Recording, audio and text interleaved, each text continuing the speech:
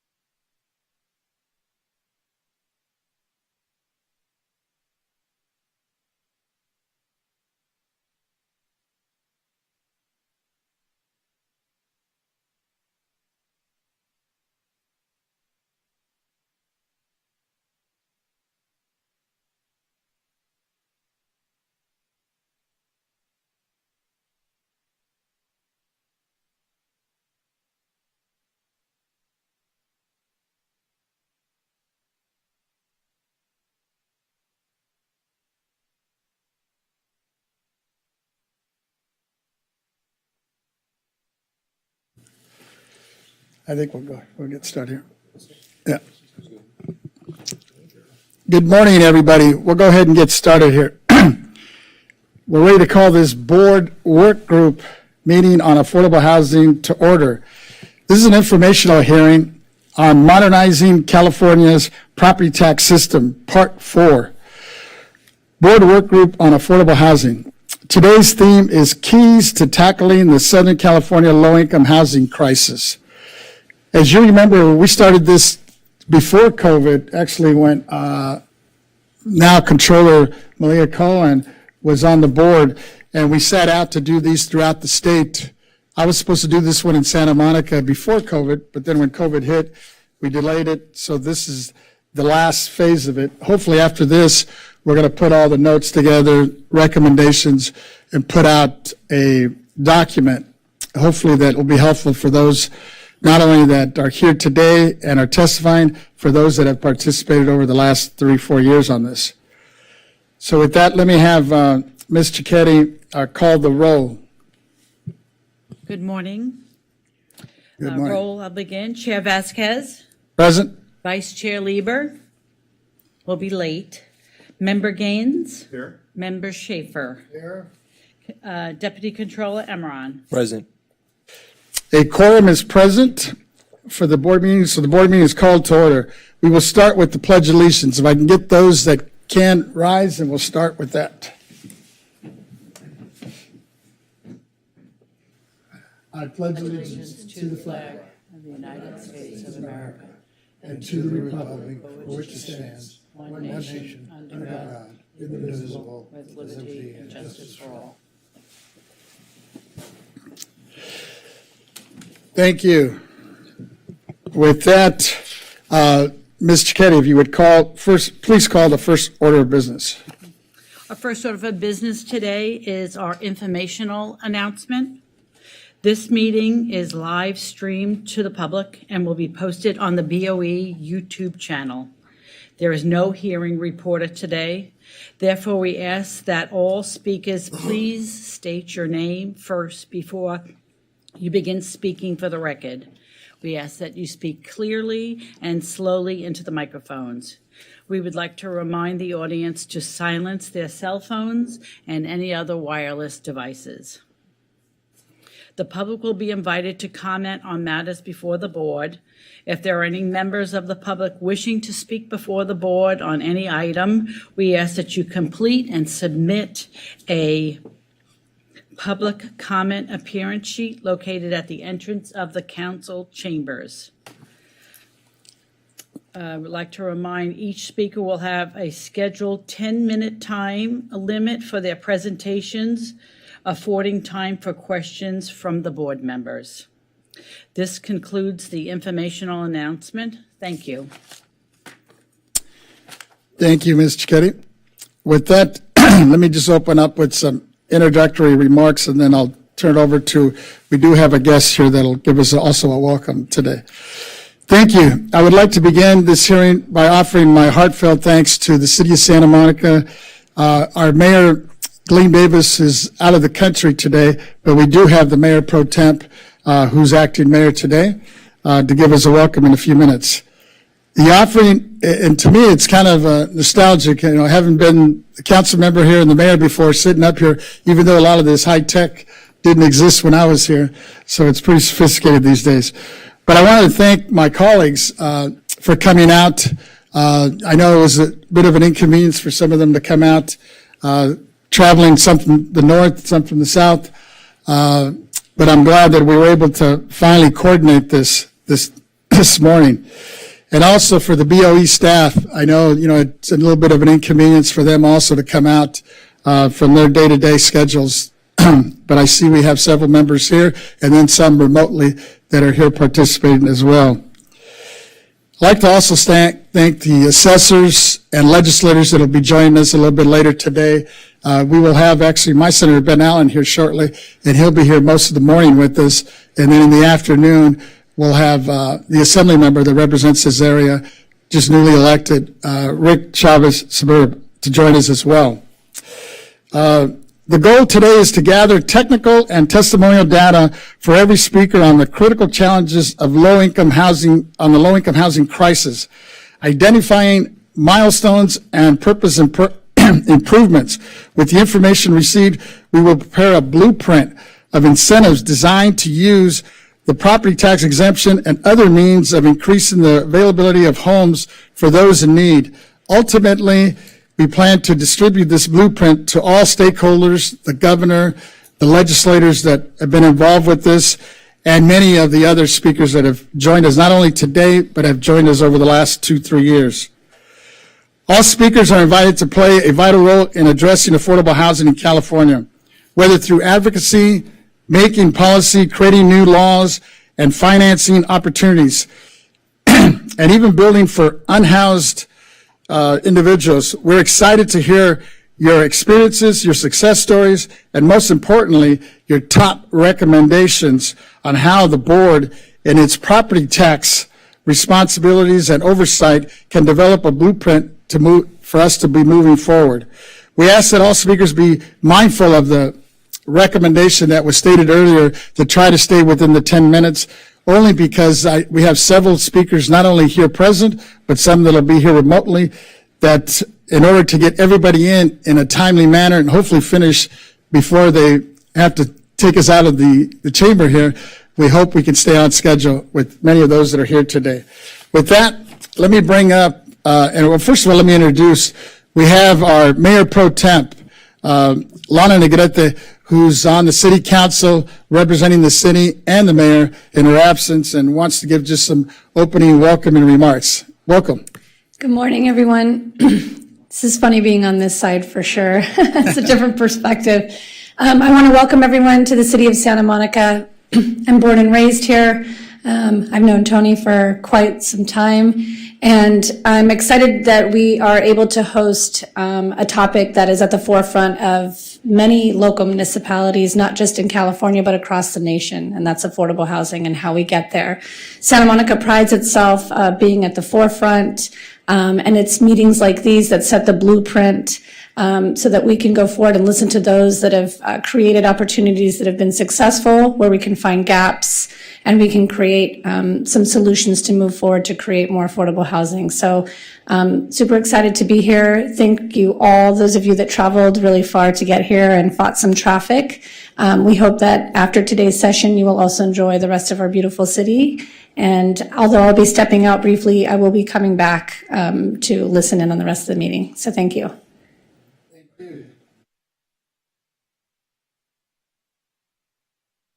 Forget you got to turn on this mic. With that, let me turn to my colleagues and see if they have any opening remarks. I'll start with Member Gaines.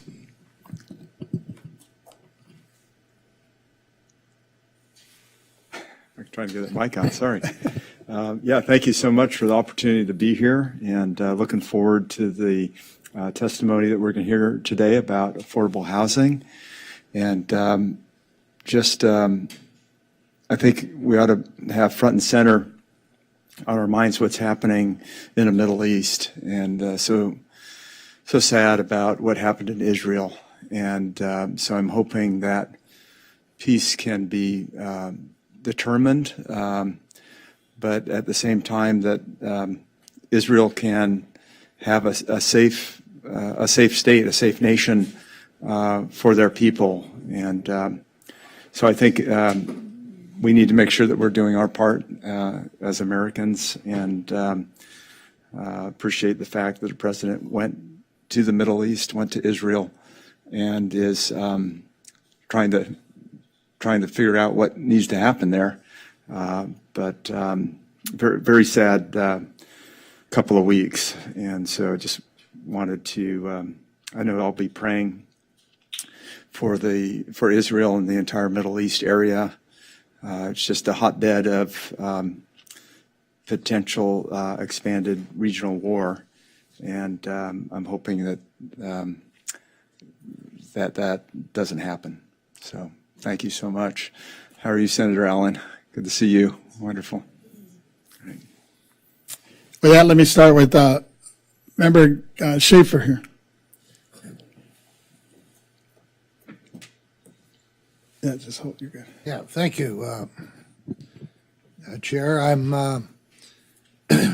This San Diegan is 100 miles away. I have to get a little traveling to come to work. I'm just appalled at how much human life is spent on the freeways of 405 getting to and from LA. It's really, it's getting worse as time goes by.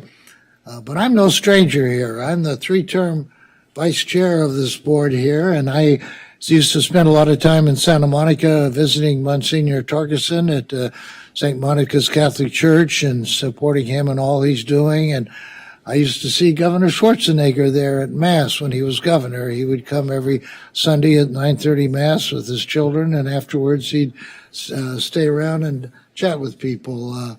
That was always something. I used to go to his restaurant, Schatzi's, down the street here, and in fact, I lived across the street from Schatzi's and worked on his Schwarzenegger for governor campaign. So I had a lot of fun times and going to his cigar nights.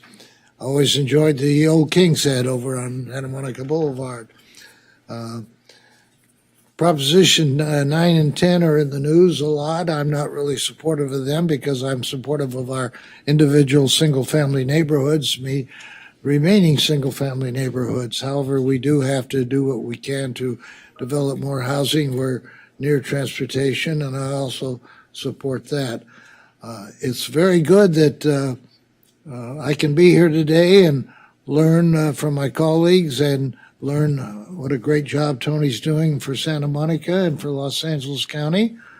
And it's also good that you're here, and I want to thank each of you who've come with us today. Thank you. Thank you. Let me turn to my deputy controller, or I think I also have some comments here virtually or on a recording here from our controller, Malia Cohen, who used to sit on the board and now is our controller. Thank you, Chairman. I see her on the screen. Everyone, as you know, I am Malia Cohen, your state controller, and I am very pleased that the California State Board of Equalization is holding part 4 of its statewide hearings on modernizing California's property tax system, with a specific focus today on the keys to tackling the Southern California low-income housing crisis. Thank you, Mr. Chair, and thank you to the Vice Chair and as well as my board colleagues for holding this hearing in Santa Monica. Quite frankly, I see today's discussion as a continuation of the important work that we started back in 2019. Although I'm unable to join you in person today, my Deputy Controller, Hasib Imran, will be representing on my behalf. I want to frame why we're gathered here today. The data shows that in Los Angeles, the median home value is near $1 million, and that these values have increased more than 30% in just 5 years. There are other Southern California cities that are close behind. You've got San Diego, Oxnard, San Luis Obispo. All of them are experiencing sharp increases in their home values. Today, there is not one metropolitan area in the state where a family can afford to buy a home making minimum wage. Frankly, we are in a crisis. California has laid out an ambitious housing goal calling for the creation of 2.5 new homes by 2030. So this hearing provides us a real opportunity to listen and to learn from those who are on the front lines doing the heavy lift. So your comments are welcome. Thank you very much for being here, and I appreciate your participation.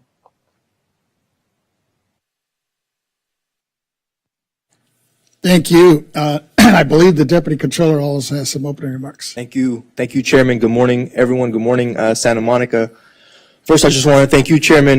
You put this together in record speed because you understand that the crisis is growing and that there needs to be urgent action now. Last night, I was able to take a walk and I got to see the iconic Santa Monica Pier, the waves of the blue ocean and the bristling of the palm trees. And in my mind, this was the California dream that we're all in. And the beauty and the vibrancy of this community is something that's world class. And people come from all over the world to visit such a location. And California, even in a time of economic growth and record employment, too many Californians are threatened with high housing costs, a housing crisis, a half century in the making. The bottom line, the supply has not kept up with demand. And to put it in the most simplest of terms, too many Californians are just one housing payment away from losing their home, or they live in conditions that are overcrowded to make ends meet, that are often unsafe and unsanitary. But yet, Californians have shown their resilience time and time again. I am joined here, and we'll hear from some of the best and brightest minds the Golden State has to offer, because we all have a unique opportunity here today to form bold, short, and long-term strategies to address this crisis. The status quo of bureaucratic delays, outdated building practices, and hollow attempts is a thing of the past. We must produce new age housing in areas with high access to opportunities and services while keeping existing residents in their homes, invest in climate efficient homes, provide housing units that are affordable for all Californians, lower housing development costs, and work with local governments to set attainable housing goals. I believe this Board of Equalization is in a unique position here to confront this crisis as the administrators of California's $85 billion property tax system and the only elected tax board in the country. We have a duty to those that are relying on us, our working families, our aging seniors, persons with disability, our children, our immigrant families are all relying on us to get this done. And I believe here today is a start to solving this crisis. Thank you, Chairman. I yield back. Thank you. With that, let me turn to my senator. He'll be speaking a little bit later, more at length, on some of the bills that we've helped and supported. But let me ask him to give us some opening remarks. He's a senator that represents Santa Monica and a little bit greater area than pretty much the west side here. Senator Ben Allen, welcome. Well, thank you so much, Mr. Chair. It's a pleasure to be here with you, and I just want to thank you for bringing this hearing to Santa Monica, our hometown. I want to welcome our great guests from the Board of Equalization, especially my dear friend and former colleague, Senator, now board member Gaines, and also thank you for your heartfelt words about the situation in the Middle East, which I think is weighing on everybody's minds right now. It's a really atrocious situation. We're all very hopeful that the president's trip there will help to lead to some peaceful outcomes that make the whole region safer. So I'm looking forward to this hearing very much. I mean, this is a subject that we've been grappling with a great deal in the legislature right now, and we've got some great people who are lined up to speak. And once again, thank you for bringing the board here to Santa Monica. Thank you. And we're looking forward to your presentation a little bit later. With that, let me turn it back, excuse me, to Ms. Cicchetti. First of all, I want to thank the members for their opening remarks, but also to the speakers who have accommodated their schedules to speak to us today and give their testimony.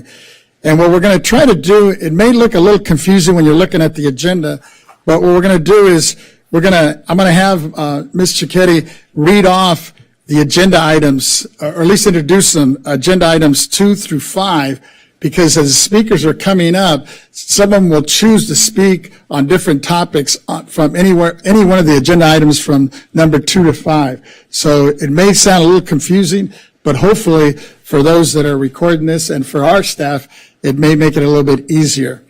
So with that, let me turn it over to Ms. Cicchetti, and so she could officially announce the items, and then we'll start with our first presentation. Ms. Cicchetti. Thank you, Chair Vasquez. Alrighty. Agenda item 2, housing production and streamlining. This item will consider input on laws, policies, best practices, and property tax incentives for increasing housing production and streamlining by entitling project development, improving the review of applications for building permits, ensuring methods for project funding, reducing the cost and time required, and other opportunities. Agenda item 3, lessons learned, what works and what hinders projects. This item will consider laws, policies, procedures, and practices, including property tax processes and program, reflect and meet population needs in terms of affordability, product type, and location, and when to revise or realign. Agenda item 4, incentives, tax credits, property tax exemptions, financing. This item will consider input on public and private investments, state and local bond measures, financial subsidies, land donations, grants, and loans, inclusory zoning policies, density bonus ordinances, property tax exemptions, low-income housing tax credits, and other methods to make low-income housing economically possible. Agenda item 5, new initiatives, models, and active solutions that work. This item will consider housing innovations, effective initiatives for the homeless, permanent supportive housing, faith-based, veterans, senior, and other focused housing projects and initiatives that reduce the risk of homelessness and promote stability. Thank you, Ms. Cicchetti. Now that she's officially announced and introduced all the agenda items, will you please introduce our first speaker? Our first speaker today is Christopher Kuntz, Community Development Director of the City of Long Beach on behalf of the Long Beach Mayor, Rex Richardson. Mr. Kuntz, please come forward. Yes. Good morning. Good morning. Thank you so much for having me here today, Chairman, members of the board, and honored guests. The City of Long Beach is the other big city in Los Angeles County, and it's my pleasure to talk to you from the perspective of what is a city that really is leading on housing, how in partnership with the state could we do better. The legislature has invested a lot of time and legislation in how we get underperforming cities to perform better, but we're really interested in how we can perform much better going forward. So I've got a few slides and really look forward to your questions. All right, next. We could advance.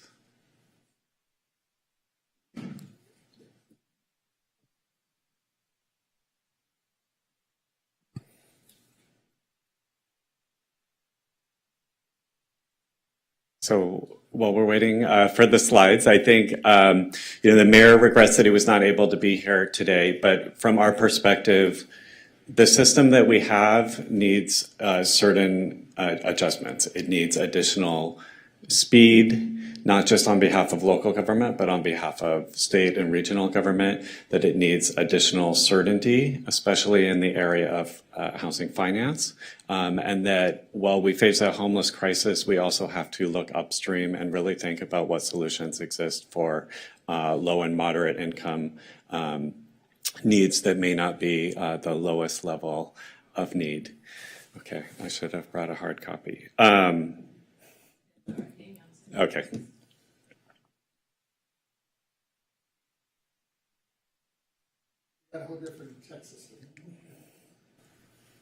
It looks like, there it goes. Okay, so we're all focused on the mayor's initiative of Grow Long Beach. So we're trying to grow 5 key sectors, one of which includes growing our housing stock. And we have what we refer to as an all of the above housing strategy. So we're looking at market rate housing, affordable housing, multifamily, single family, ADUs, large apartment buildings. Next.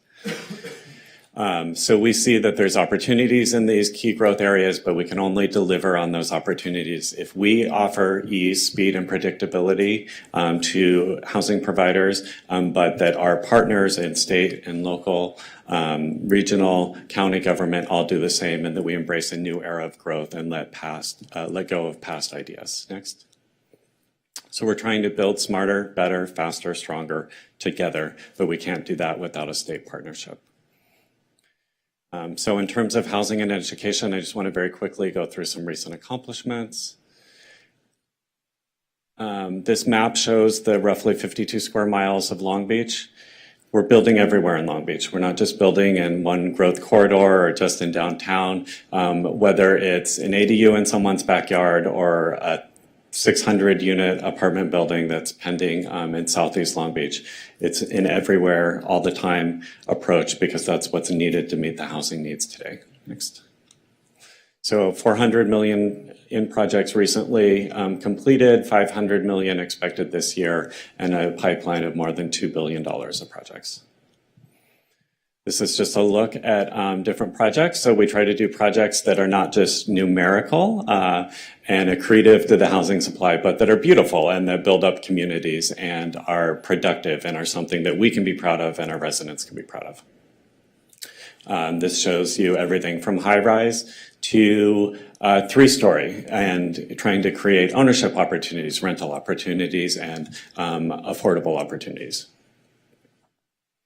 And we're not afraid of height where it's appropriate. So this is a modular, affordable project in our downtown on the left-hand side, 2 interconnected towers.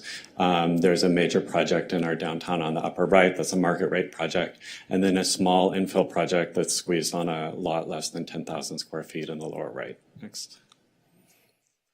We're trying to build in what are referred to as high resource areas, so giving people opportunity to have the best parks, the best schools, the best that the city has to offer in areas that have traditionally been redlined, traditionally not been available. We're trying to do our part to further those state goals.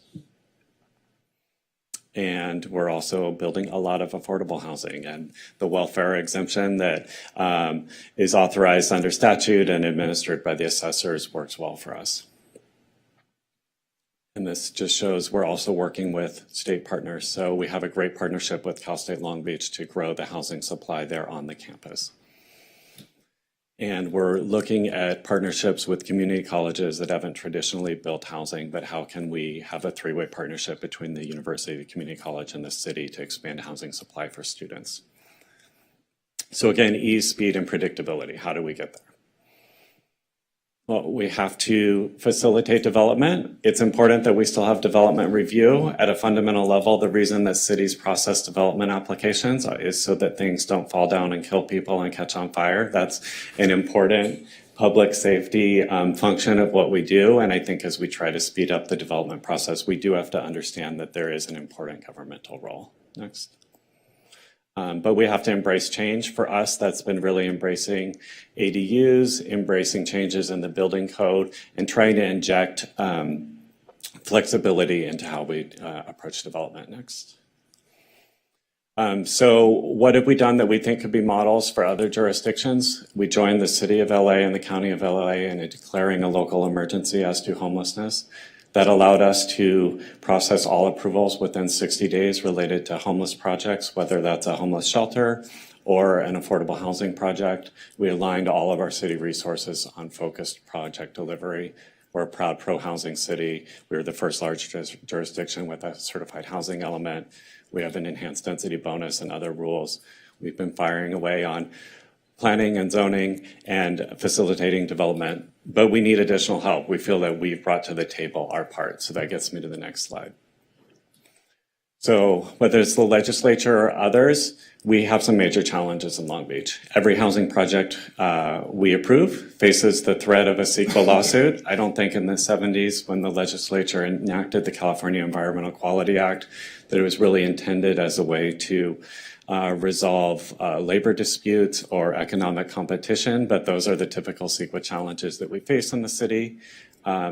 It's one state. I believe the state has a goal of increasing housing supply, but we as a coastal city often encounter contradictory advice, contradictory direction from the California Coastal Commission and from the State Department of Housing and Community Development.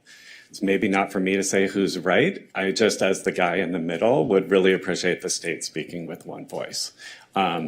We also think that Good luck with that. the board and the legislature should really think about funding great projects. And I think that is the goal. I think that's everyone's goal, but not everything turns out to meet the goal. So to give you one very concrete example, we have a project at 9th and Linden along a light rail line, along major bus corridor, applied under a state program called AHSC, which funds affordable housing using cap and trade money. We scored poorly because there was too much existing transit in our TOD site. Therefore, we couldn't show numerically that we were adding enough new transit to get points under that program. I don't think that was ever the legislature's intent, but those are 100 large family affordable units that will not be funded as a result. So I think the state has to really look at how they fund great projects and then really look at how they fund ADUs. So per capita, we're a leader in ADU production. Those are garage conversions or backyard homes. We've tried to use a state program called Cal Home. We can't use that program. The limits on that program are too low. You'd be amazed what it costs to build an ADU, and you can't do a freestanding ADU under the cost in that program. And then, in our opinion, the state has it backwards. To use Cal Home, we would have to find low-income homeowners that are low-income yet willing to take the risk to construct a very expensive ADU on their property. And we would give them a loan through Cal Home, and then they would rent the ADU at market rate. We've asked and asked and asked the state to authorize us to use funds to loan to whoever owns a property to build an ADU and then rent it out with a restrictive covenant at an affordable rate. We can't use Cal Home to do that. There also, by the way, isn't a way to apply the welfare exemption to ADUs very easily, and every assessor gives you a different answer about how to do that. So there's some room for improvement with ADUs. I think we have to focus on results and accountability. The city's not afraid of accountability. We just think that it should be applied evenly and not just to larger cities, and that there should be rewards as well for those of us that are doing a great job and are trying to excel. We think the state has to decide. So we've been told that we need to further fair housing, which we've embraced, put housing in high resource areas. But we've also been told we got to stick with TOD. In Long Beach, the TOD areas are disadvantaged areas that are not high resource under TCAC criteria. So we have two rules from the state. They contradict each other and no one can resolve them. We also have to understand the operating cost of permanent supportive housing. So we're creating a lot of homeless housing. We don't know how the operating costs are going to be covered in year 15. So that's just a finance issue we need to resolve. And we think we should believe in low and moderate projects, not just permanent supportive housing for the homeless. So I think I'm out of time, but glad to answer any questions that you may have. Thank you, Mr. Coons. Do you have any questions? Oh, wait, let me start with Member Gaines. I have a few, but I'll wait. Go ahead. Is that all right? Go Okay, ahead. great. Thank you. I appreciate it. I was just curious about your comments on ADU units. Can you tell me a little bit more in terms of how many have been built in Long Beach? I'm just curious because it seems to be there's a lot of talk going on. I mean, I've got son-in-laws that are talking about ADUs in their homes, and it just seems to be very popular, at least in Northern California, and I'm curious as to what's happening here. Yeah, so we've built more than 1,000 ADUs total last year. We were at about 400. We've permitted more than 500 this calendar year, and the year is not over. So we expect that trend line to continue, and we'd like to make them better and make them more affordable and build on that success. Sure. Wow. How much of that is happening without any subsidization? I mean, There's a no lot of them getting built just because Yeah, people want to. There's no subsidy right now. So there's no subsidy right now. So they're primarily, though, being built by folks who either have a ton of equity in their property and can Yes. borrow against the property directly, or are investors. I think for the average homeowner, the lending markets haven't really developed a good product for building an ADU. You can't get a construction loan to build one unit. So there's some challenges there, and there's also no subsidy available today. Yeah, okay. But 1,000 units for the city of Long Beach is a lot. Yeah. That's encouraging. Yeah, thank you. Appreciate it. Deputy Controller, Enron, go ahead. Thank you, Chairman. Really appreciate your presentation. It's a very, very nice slide. So California's goal is to build 2.5 million new housing units by 2030. That averages out to about 300,000 per year. But in 2022, California just built 116,000 units. So as a state, we must double, almost triple its housing production. Now, the city of Long Beach last year, I believe, was designated as a pro-housing city, if I'm not mistaken. So can you kind of explain the significance of this designation and how the state has helped resource you into reaching your housing goals? Yeah, so it was important for our mayor and council to become a pro-housing city. Regardless, it's a statement of values for them. But the program is intended to provide us additional points and incentives for competitive grant programs throughout the state.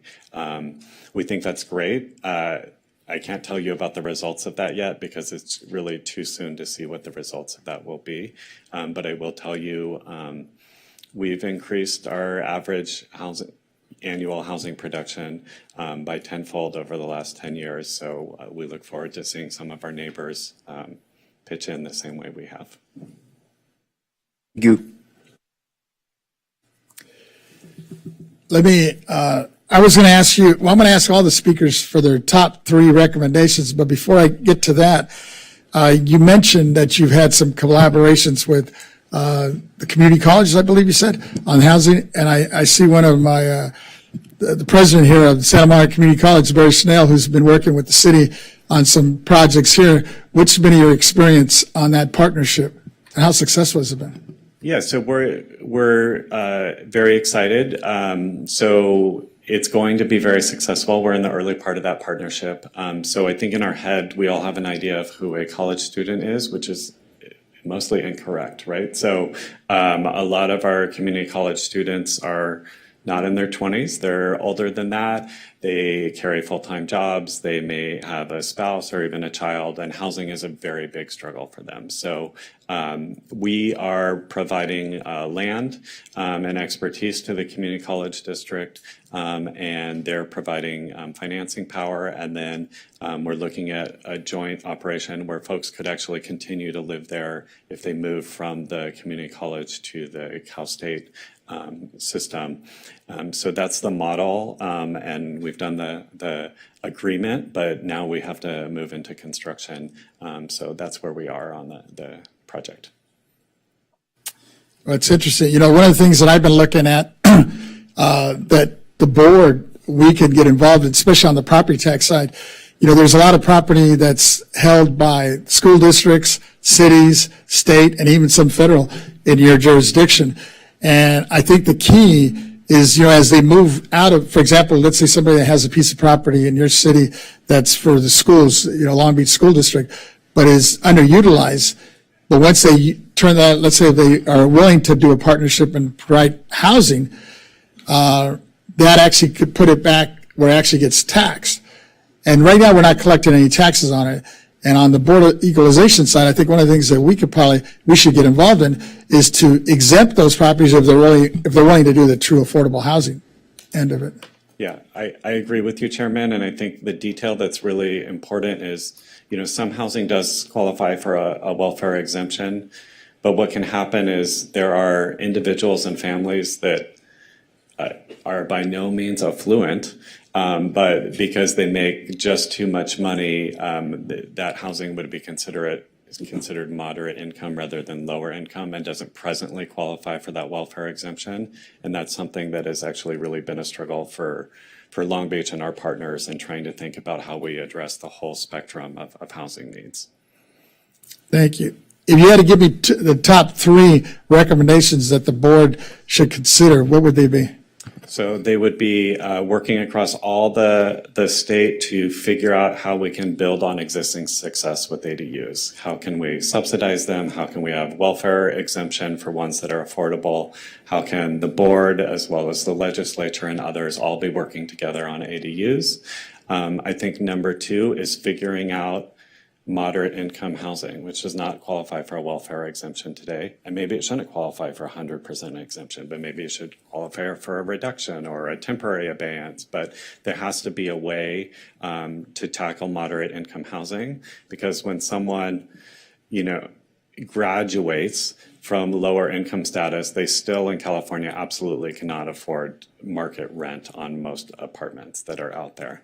And then I think number 3 is more squarely in the legislature's court, but it's providing greater stability and certainty as to sort of the funding of affordable housing and making sure that that's done on a timely basis. If cities act in 60 days, applicants shouldn't be waiting a year to resolve their funding request with the state. Thank you. Senator Ben Allen, I believe, has a question for you. Yeah, I want to follow up on that. I want to follow up on your comments on the HCD response to your CalHome concerns. So, are you saying is this a lack of resources question? The last point you brought up, or is it a bureaucracy issue where they're not? Because at the very end you mentioned how much time it takes. So we could better understand. I'm not on the housing committee. I haven't gone deep into this, but I'm certainly very concerned about some of the concerns you've raised. So CalHome, I think it's a policy call, and it's a matter of letting go of what was done in the past and dealing with the situation that we are in today. The agency has trouble spending CalHome money, but they have restricted it in a way that it's hard to spend. And that's an HCD call? Or who's made those restrictions? So the legislature appropriates the money, but the HCD sets the criteria for how the funds are dispersed. And are they making that decision because of budgetary constraints, or is it a? Yeah, let me ask you that. So we understand it to be a policy call, that they're trying to assist low-income homeowners, which is a noble thing, but I think not the most effective approach, especially if those folks don't exist. But presumably the concern is that if they expand it out to middle income folks, it'll dry the fund so as to not have enough money for the low income Correct. homeowners. Yes. And you feel they're fully aware of this? So, I mean, I think they're aware of the tension as well, and we just haven't been able to resolve it. So that's Cal Home specifically. And then there's other funding they administer that there just isn't enough funding, and it's oversubscribed by threefold or fourfold. So that's a resource issue to answer your question. But we have a great relationship with HCD. I don't want to miscolor my comments. There's wonderful civil servants and leadership working there. We just have some differences. The last comment you made, though, in response to Chair Vasquez's question about the time it's taken to get approvals, can you flesh that a little bit more so that we'll better understand? Yeah, so HCD makes funding available through what's called a supernova, and they do that 1 to 2 times a year. And you have to get all of your local approvals done in order to apply. But then it can take 4 to 6 months to get an initial score on your application from HCD, and then a couple more months for them to finish the adjudicative process and actually make the awards. So all of that is just wait time for the affordable housing developer. If they were a market rate developer, they would be paying carrying costs that whole time. Oftentimes they're not, because the city's paying the carrying costs because we bought down the land. But the taxpayer, someone is still paying for all of that time. And is that, have you seen other funding mechanisms from the state that have been that successfully worked on a rolling basis as opposed to these annual or biannual deadlines? So the state has a different program, PLHA, which is a replacement for funding that was available during redevelopment, and it's given to most jurisdictions almost like a block grant, but it's used to fund housing projects, and then those dollars are available whenever they're needed. And that is an HCD program also, and it's a great program, and we work with them, and it has a lot more flexibility about the time of expenditure. Okay, this is helpful. I mean, look, HCD is, ideologically very aligned with, housing construction. I mean, they're very supportive. They're very supportive of SB 9 and 10, and were mentioned by Board Member Schaefer. And I mean, if anything, they're oftentimes under attack from other cities, not yours, for being so aggressive. So it's interesting to hear. I guess we ought to have conversations with them to see how we can, for those cities that are looking to build new housing, want to do it, embrace it, encourage, we got to figure out a way to make sure that money gets out the door faster so as to make sure that, you're not getting bogged down. The projects aren't getting bogged down, and you're also not, losing resources through holding costs. And so I'd love to work with you on that. I'm sure Senator Gonzalez would be happy to as well. Absolutely. Yeah. Thank you. Thank you. Oh, did you? Oh, I'm sorry. I think we had a couple of comments here from Member Schaefer.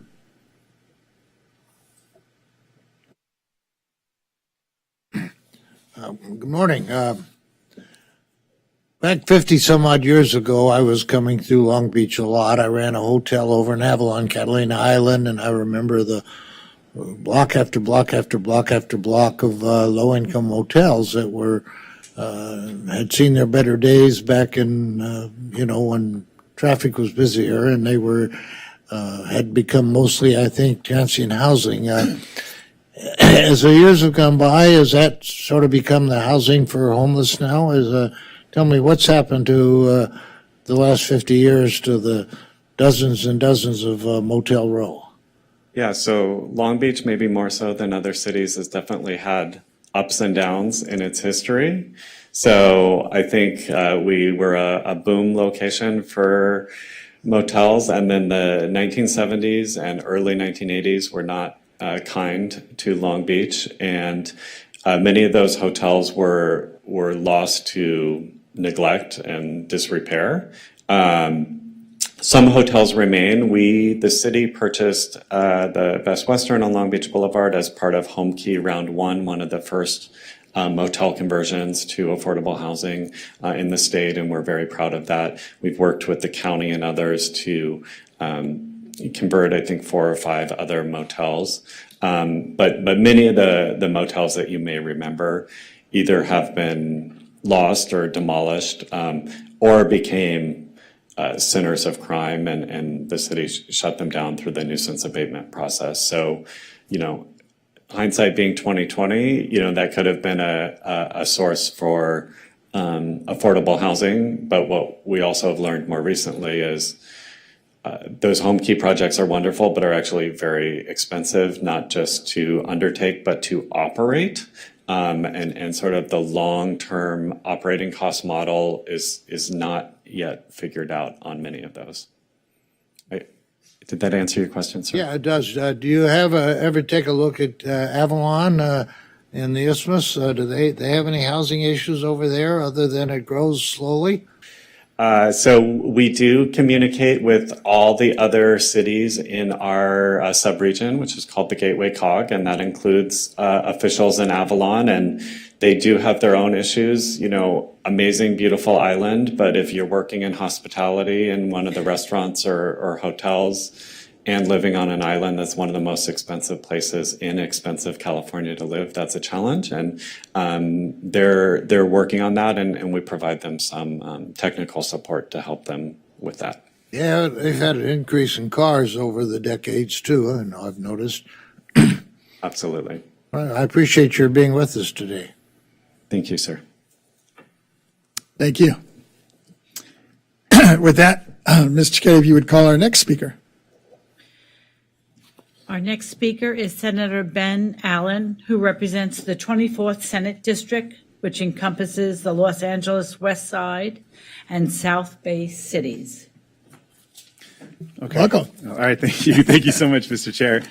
And I want to thank you, Mr. Chair, especially for your attention to this issue and our ongoing partnership on several bills on this and many issues from long before we were in these state positions. So, we all know that we're facing a major housing challenge here as a state. I think it undergirds so much of the discussion today.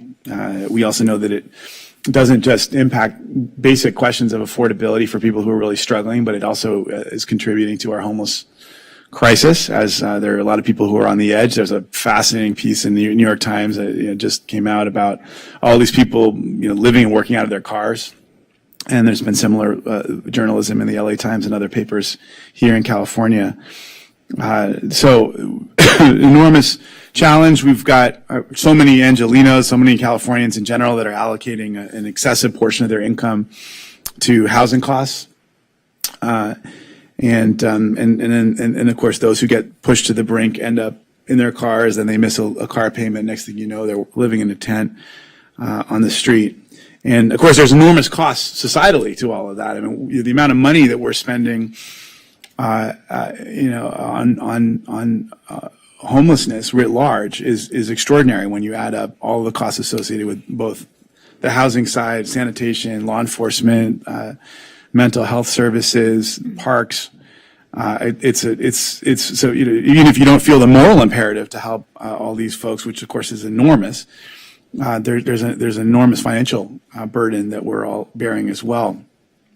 One thing we've seen over and over and over again, Californians have time and time again made it clear that they want their leaders to do better by those who are unhoused or struggling to find or afford housing. We've seen state and local ballot measures win that dedicate hundreds of millions of dollars in taxpayer dollars tackling our housing and homelessness crisis. We've seen HHH and H here in LA. We've seen statewide measures. We've seen local measures up and down the state. People are willing to raise their own taxes to address this issue because they see the problem every single day, and they're deeply concerned about it. It's my strong feeling that the state owes it to taxpayers to use funds from those measures in addition to allocations from the state budget, which have been really considerable. I mean, the last few years we've, dedicated something about $13-14 billion to this issue particularly. We need to use that money as intentionally and as efficiently as possible. I think if you look writ large, if you combine the housing dollars, the budget allocations are above $20 billion actually over the last couple of years. So it's really been a major push from the state, and I think it's reflective of how much we know we need to act. So lots of money going out to local governments to address homelessness, lots of housing money, new funding on top of what was already allocated in 21-22 in the 23 budget. We're tens and tens of billions. So it's a big deal. So a couple things to mention that have been funded.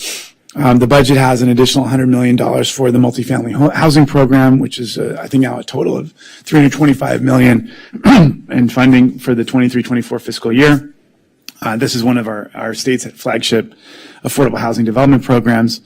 And that's a program that offers low interest, long-term loans for new construction, rehabilitation, preservation of permanent transitional affordable housing projects to help spur the timely development of much needed housing stock for lower and middle income families. And something like half of the funds have to be for projects right here in Southern California, which is something important to mention. As part of the year's budget correction to match the state's financial reality, there were some funding commitments to CalHome that were reduced. There was, I think, $50 million of last year's $100 million commitment was withdrawn, and that might reflect some of Mr. Coons's experiences with CalHome as they've been trying to stretch their budget. But nevertheless, we've got to figure out a way to get them some resources so that they can be more robust in addressing the housing needs that they've been tasked with. I know the program still has about $300 million in funding allocated over the past 2 budget years, and that money's still there.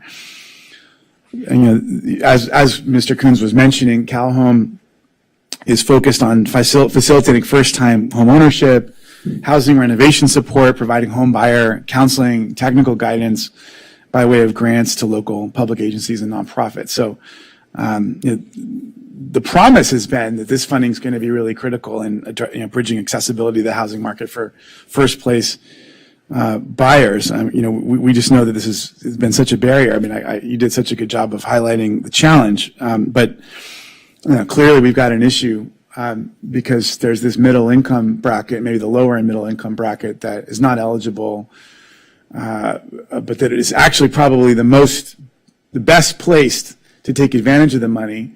And yet we know there's so many people in that category that are so stretched and unable to take advantage of some of the laws that have been passed that seek to spur more housing. So a couple other budget allocations to mention that I think folks, I'm sure we'll be talking about as we go. There's the Dream for All program, which allocated $500 million in last year's budget to provide preferred loans to assist low and moderate income first-time homeowners reach home ownership. And I don't know how much that's helping the work you're doing, Mr. Coons, but love to get people's comments on how that's playing out on the ground.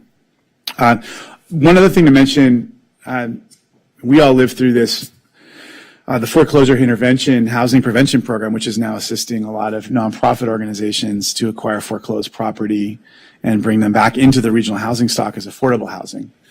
That's really important. And then, of course, I would be remiss not to mention the homeless housing assistance and prevention program, which I think there's now $1 billion in this year's budget to allocate for new ongoing funding to support local efforts under that program in tackling the homelessness crisis by establishing and funding now a 5th round to this program. And I know a lot of that money's gone out and is helping to fund good projects.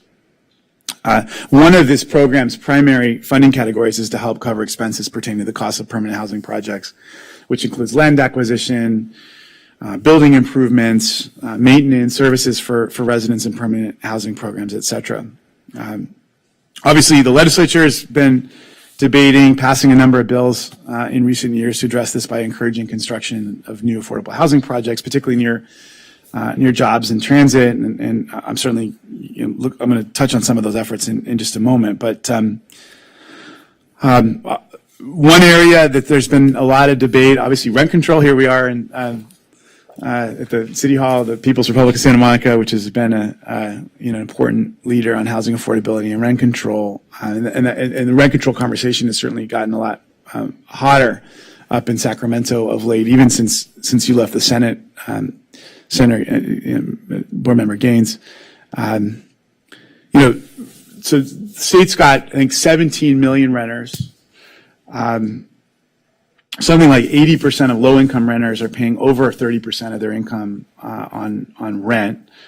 I don't know exactly how much the data is, but there's a certain percentage of that, a large percentage of that I saw in recent data that was over 50%, which is just wild, especially when you think of a low-income person who's got so little money to spend on all sorts of necessities: food, healthcare, transportation, education. I was listening to a very powerful piece this morning on NPR. Folks may have heard it on their drive-in. Just talking about these folks working at Gardena, the schools there, trying to get some of the kids to show up. And we lost so many kids through absenteeism during the pandemic, and yet we know that one of the grim realities is for so many of our kids. And of course, there's a much higher percentage of our under 18 population that's in poverty than our total population. And for so many of these kids, their parents are just so stretched, and we know that housing ends up, being a real driver in their costs.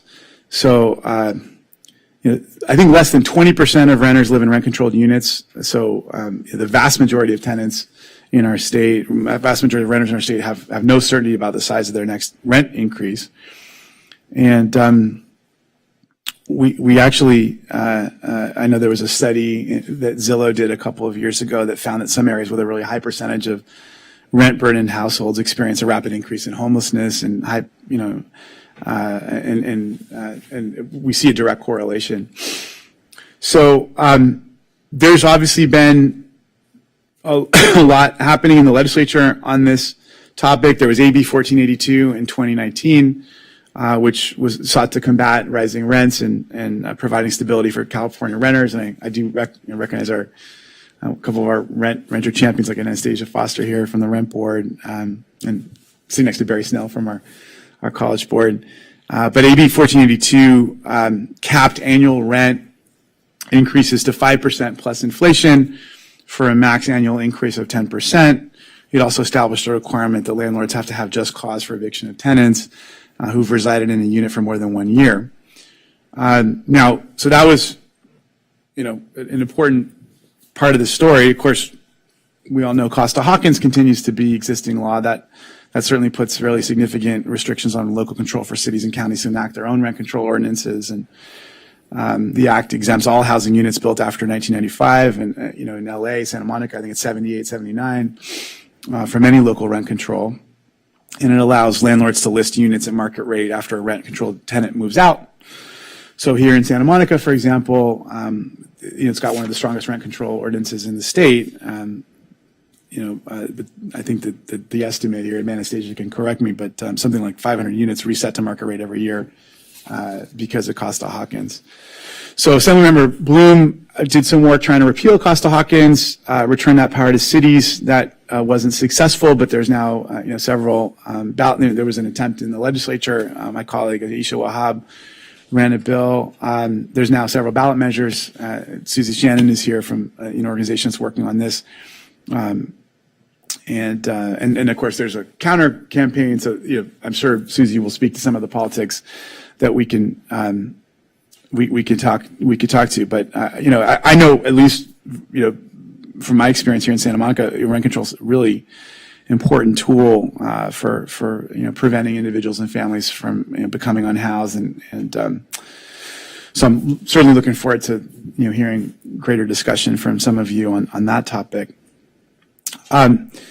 So we are seeing rents skyrocket across the state. That skyrocketing is outpacing wage growth. It's leaving many families struggling to find housing. And, the current struggle between skyrocketing rents and limited affordable housing is even connected to our state constitution. We've got Article 34 in the Constitution that has stood in the way of meaningful housing solutions by requiring majority voter approval for the development, construction, or acquisition of publicly funded low-rent housing projects.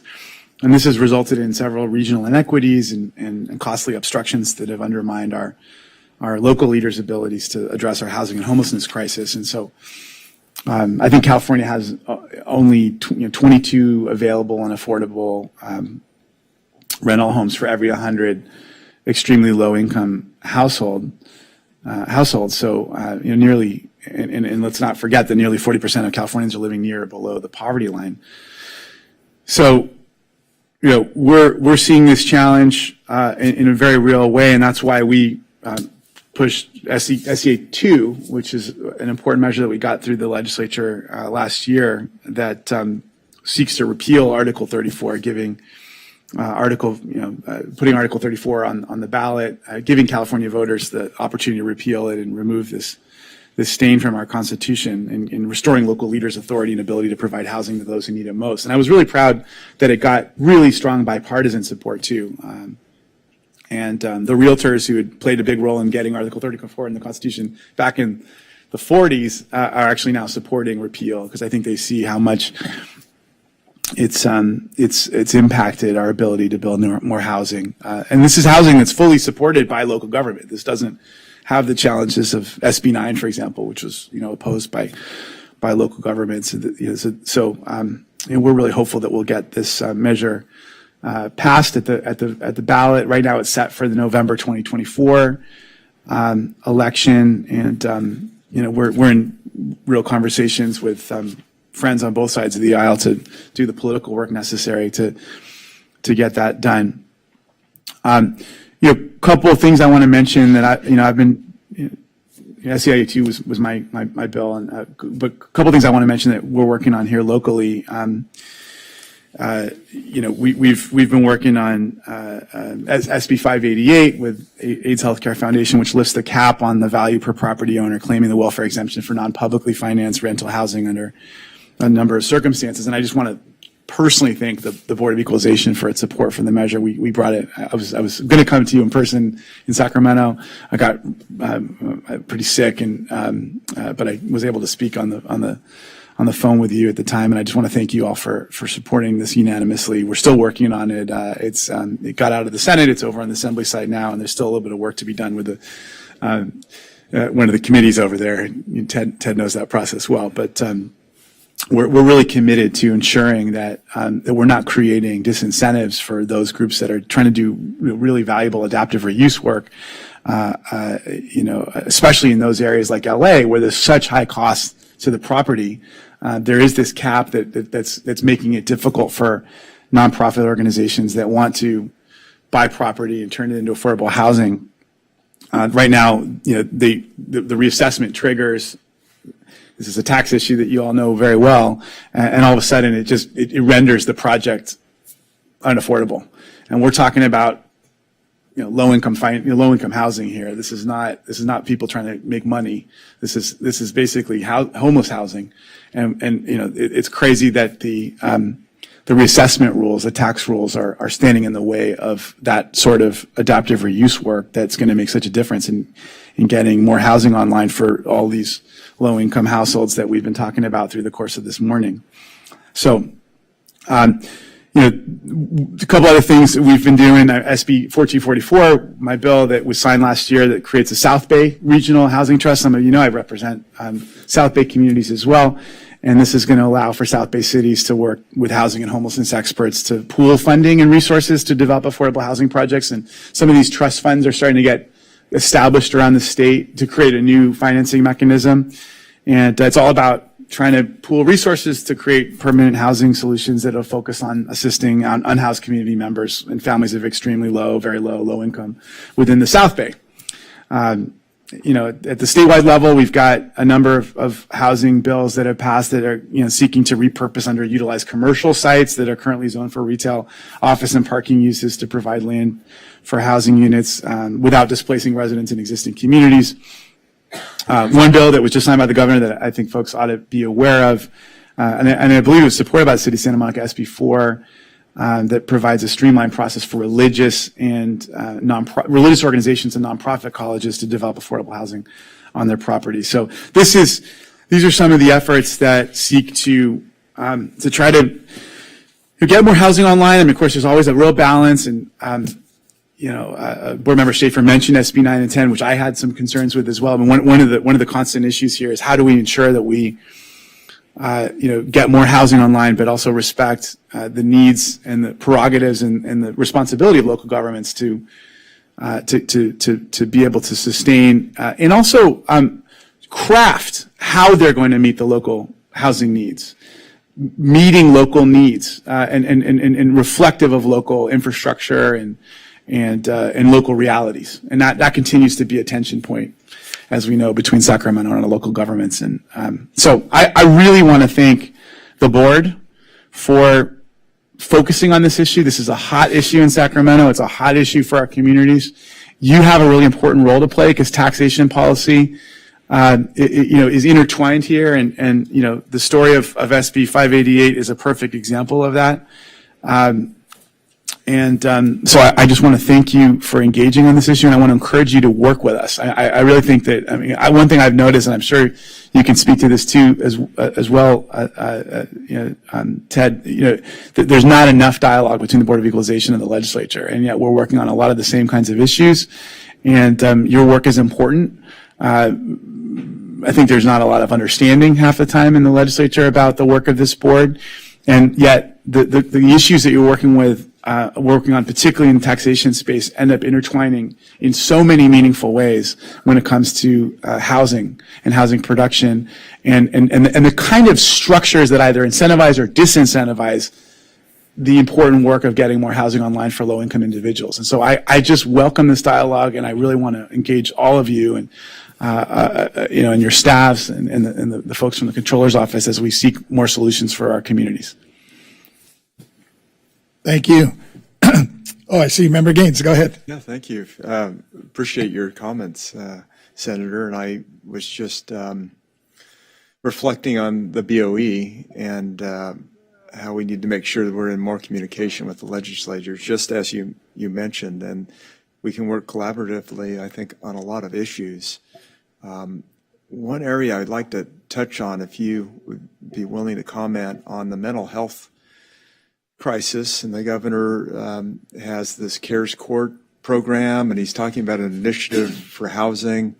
I've heard that up to, I think these are their numbers, up to a quarter of the homeless are mentally ill, and some of them severely so. Yep. Someone with schizophrenia may not have any sense of reality and even ability to make decisions.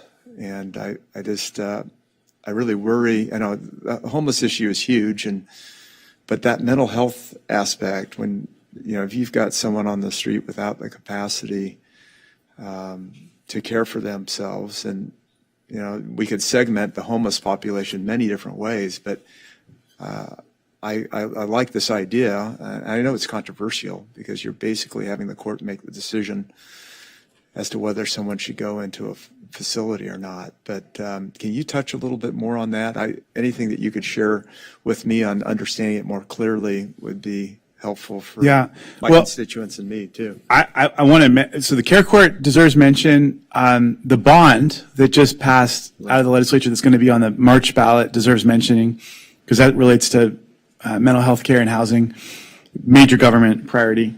And then Susan Eggman's bill on gravely disabled, which changes definition under the Lanterman Act so as to give some more tools to providers and to families. I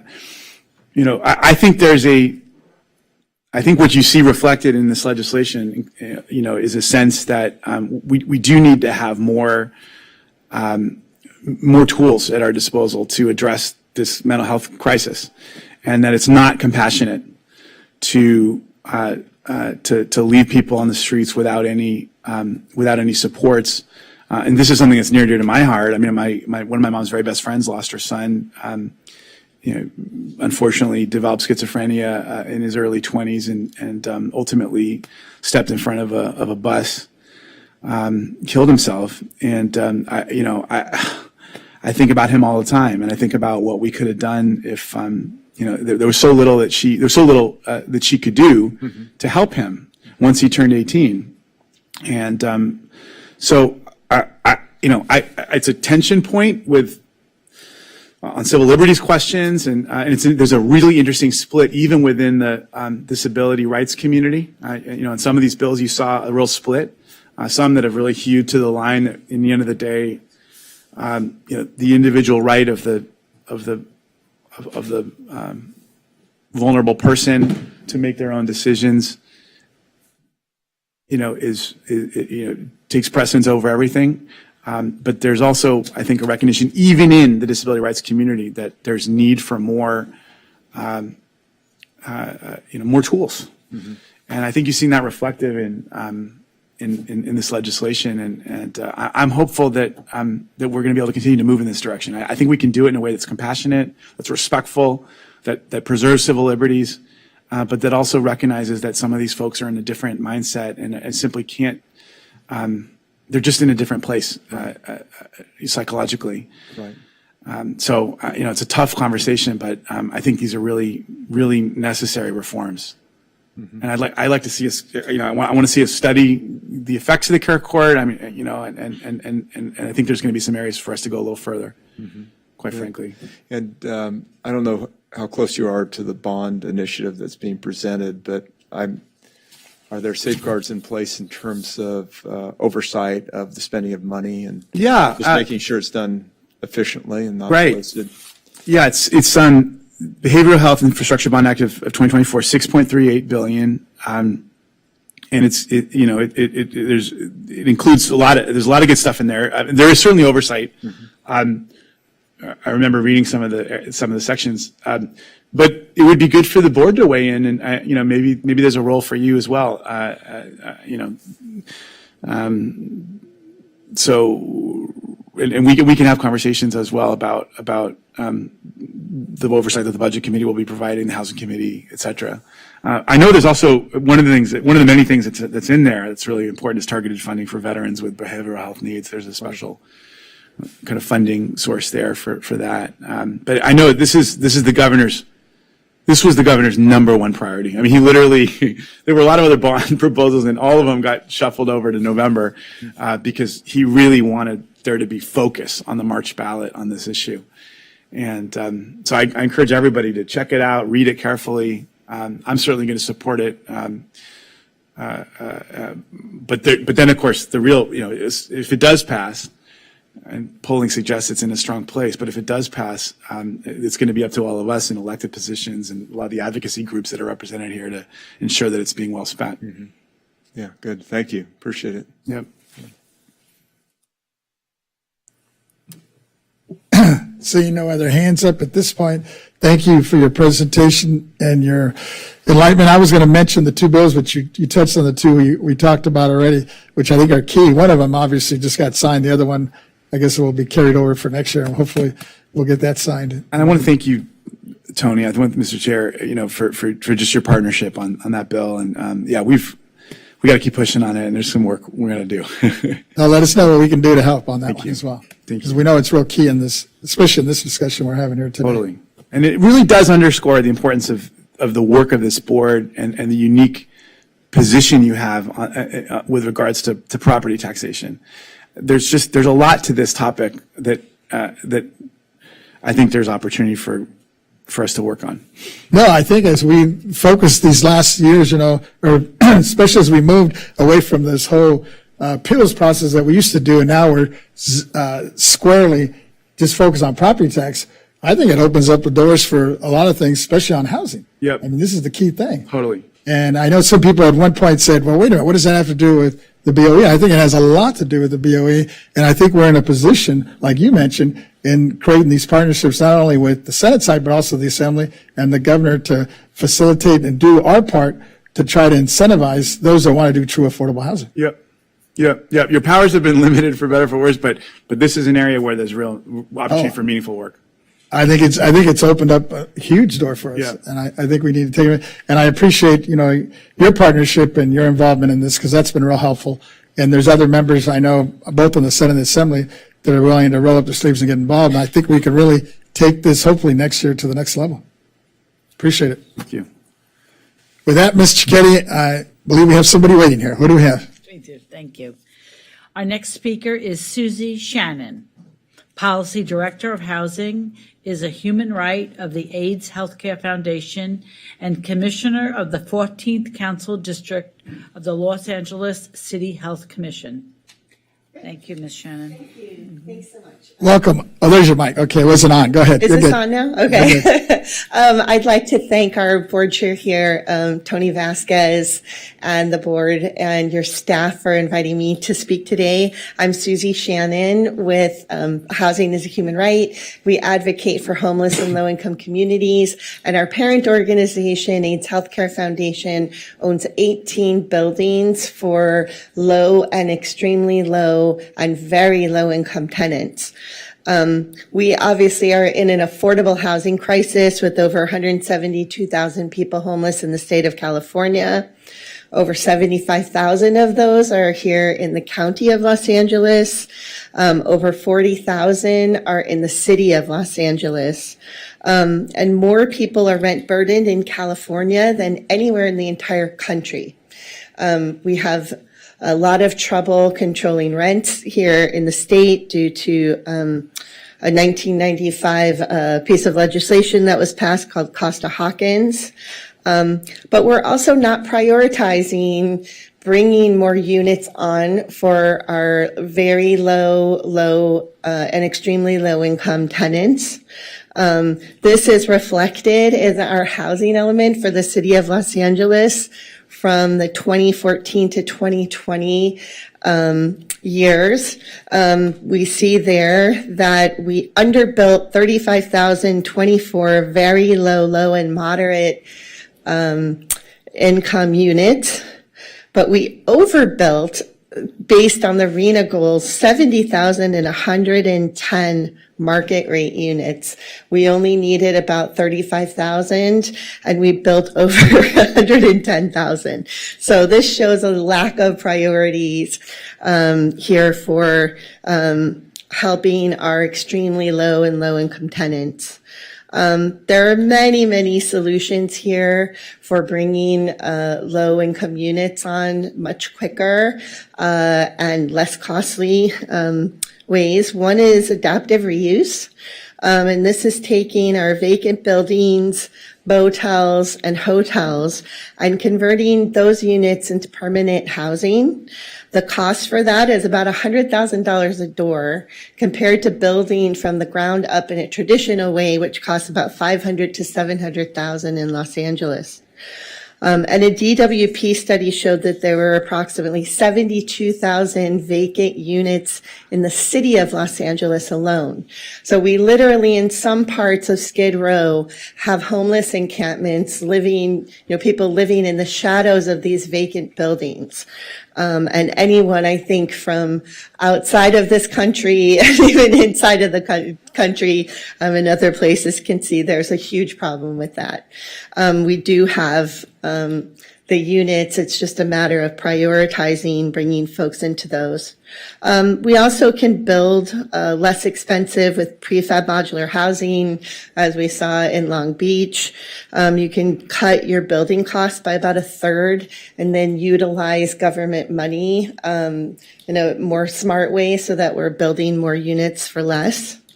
I should point out, I am the drafter of SB 1380, which is California's Housing First model, and that was authored by our now county supervisor, Holly Mitchell, who was in the Senate at the time. And the governor signed that bill, and this was Governor Jerry Brown's fiscal conservative, and he signed that because we were able to show that we actually save $45,000 to $55,000 per person that's chronically homeless in the state of California by moving them into permanent housing. So there are nonprofits like ours who do want to bring these units online, and I really believe that it's extremely important that nonprofits who are part of this solution providing affordable housing for low-income tenants should be afforded exemption for property taxes. And I thank the BOE for agreeing with that, and for Senator Allen for authoring SB 588. So we have another year now where hopefully we can lobby to get that passed. I think something that has also really helped from the BOE here was acknowledging that property taxes should be based on the rents that are collected and not on the market rate amount possible. So that has definitely lowered property taxes for 100% affordable housing. I know the rents that we charge are between $400 and $800. They're not set at market rate. And so to be assessed based on what we're charging for rents has been really, really important in terms of us being able to purchase more buildings and to bring more low-income units online. I would be remiss if I didn't mention our impending LIHTC crisis. LIHTC is the Low-Income Housing Tax Credit Program. A lot of senior citizens, particularly in Los Angeles, live in these units. One of the issues is that the rent increase is not based on an ability to pay, and it's not based on income for the tenant. It's based on the area median income. And so as we're sort of building a lot of luxury units in the neighborhood, what's happening is that rents are skyrocketing for low-income seniors, some of whom are 1 or 2 rent increases away from then being evicted. And these are seniors who some of us have saved from eviction by getting them into senior housing. And this is, you know, while we work locally, we thought this was a local issue, but there is actually now a whole national coalition around this because it's happening across the country. So we're going to need some subsidies for seniors in these LIHTC units, or we'll have to cap the rents.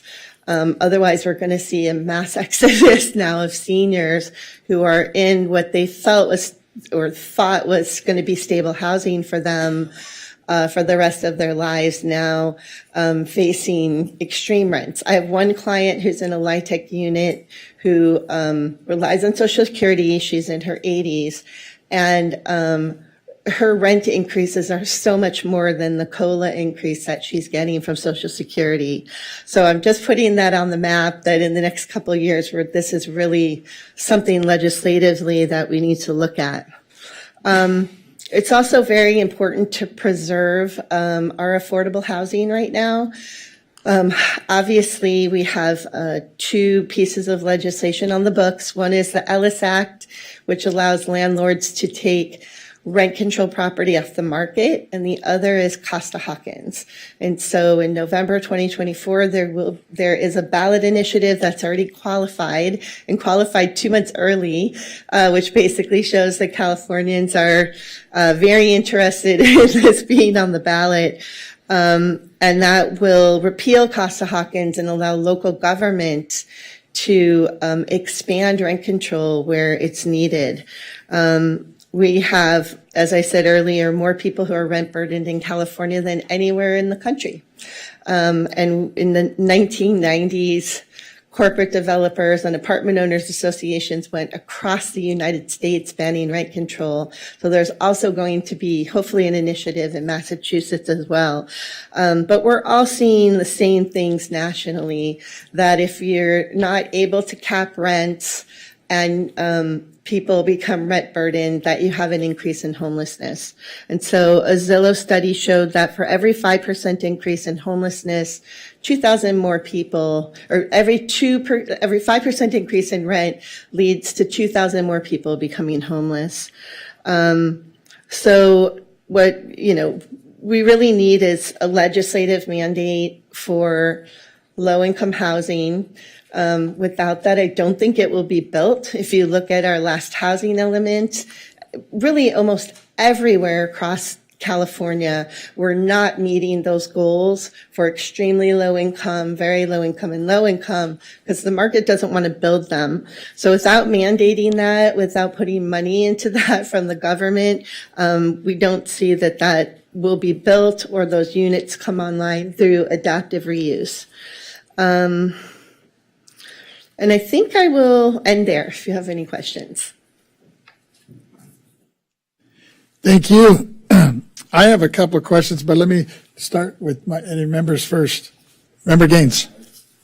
Thank you for your presentation. I appreciate it. And I was wondering if you could drill down a little bit more on these vacant housing units, because some of the criticism I've heard in terms of the housing money that's been provided is the cost per unit. And, I've heard up to $500,000 per unit, and we're not going to solve, in my opinion, the housing challenges that we have at that cost. We've got to bring the cost structure down. And you presented an option that I don't know how prevalent it is in the state of California, but if you can do it at $100,000 a unit for a vacant building, it seems like a good pathway to go down. Yeah, we agree. So the governor did just sign legislation to make adaptive reuse much easier to promote within our local government and to fast track the permitting process, because that permitting process takes a really long time at the local level. And so there has been acknowledgement from the governor's office and from the state legislature that we do need to look at these models.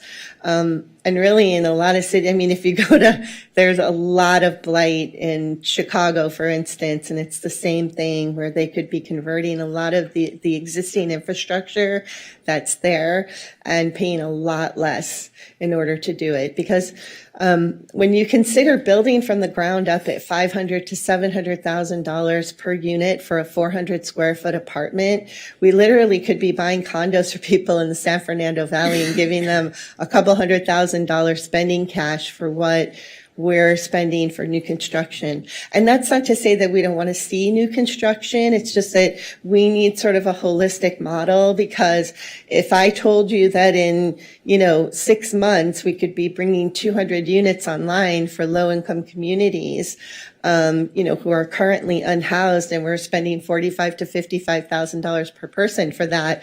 We're saving money, both in utilizing adaptive reuse at $100,000 a door, but also moving people out of those very, very expensive homeless services that we're providing. So it's a win-win situation, right? Yeah, well, thank you. Appreciate that. Thank you. I don't know if my deputy controller has anything, but I see the senator does. Well, I want to thank you, Susie, for our partnership, and hopefully we'll get some of these things through. You've also been such a great champion for housing affordability on poverty issues throughout your career, and really love the fact that you're working so closely with the board and with so many of us to make things better. So there's a lot more to do. And I just want to thank you for all the work you do. Thank you. And I've been asking all the speakers, and I'll ask you as well. If you had to give us 3 top recommendations, what would they be? I think obviously exempting property tax for extremely low and very low income units for tenants is really important, because otherwise you're asking a nonprofit developer to take a huge cut, or not even a cut. I mean, you're basically asking them to operate in the red when they're actually saving money for the state of California and cities and counties by moving people, who are homeless into housing, or preventing homelessness as well. So that's one. I think it is really important now to focus on the LIHTC crisis before seniors get evicted en masse. And so I think that's something I'm happy to work with the board on, to try to figure out how we can keep particularly seniors who are in these units in their homes. And I think, supporting the repeal of Costa-Hawkins so that our local government can actually help get control of rents and keep people from being evicted. Because as we're moving people out of homelessness, as you know, because I'm sure you hear this from every city, there are more people becoming homeless than they're able to move off the streets and into housing right now.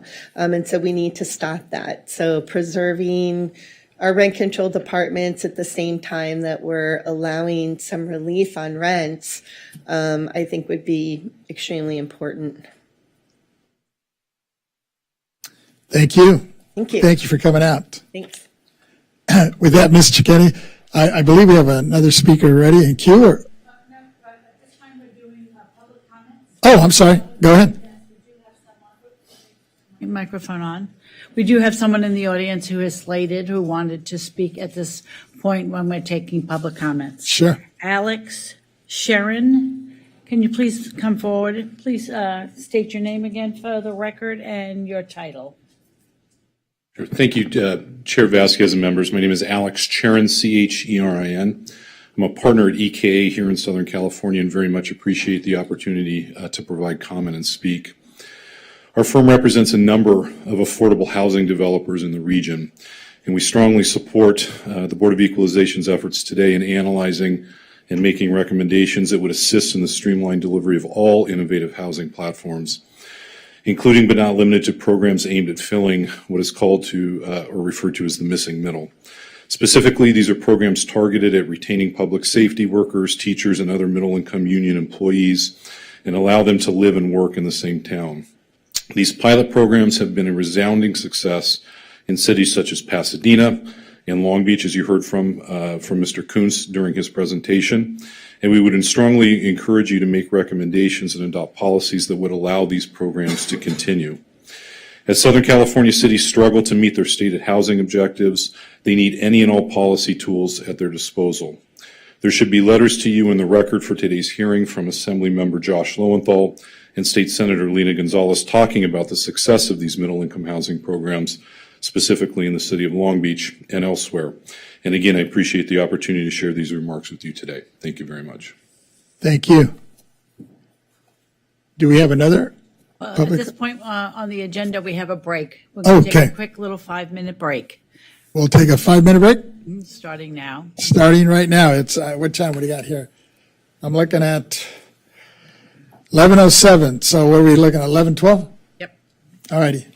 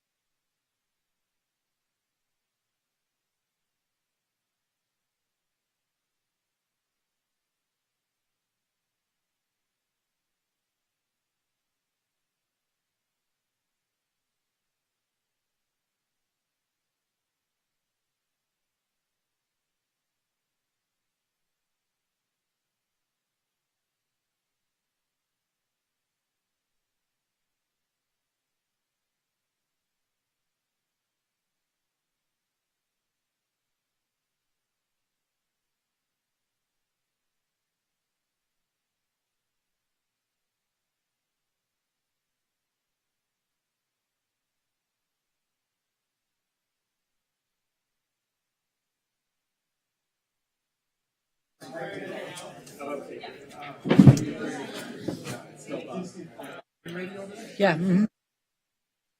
If everyone could be seated so we could begin again. Did you say Deborah and DK were providing lunch? For all of us?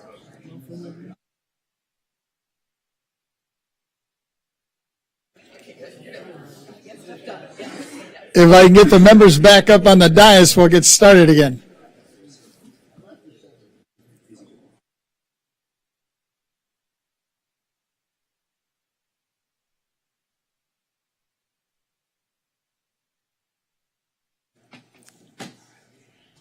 Because I see our next speaker, so I want to be respectful of their time as well.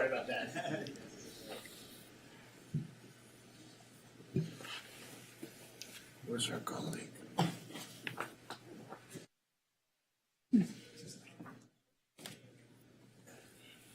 Okay, with that, Ms. Cicchetti, if you would please call our next speaker who's standing at the podium already. Yes, she's here already. Yes, thank you. Our next speaker is Tara Barakas, Executive Director of Community Corporation of Santa Monica. Ms. Baracus, thank you. Welcome. Good morning, Chair Vasquez and members of the State Board of Equalization. My name is Tara Barascas, as was mentioned.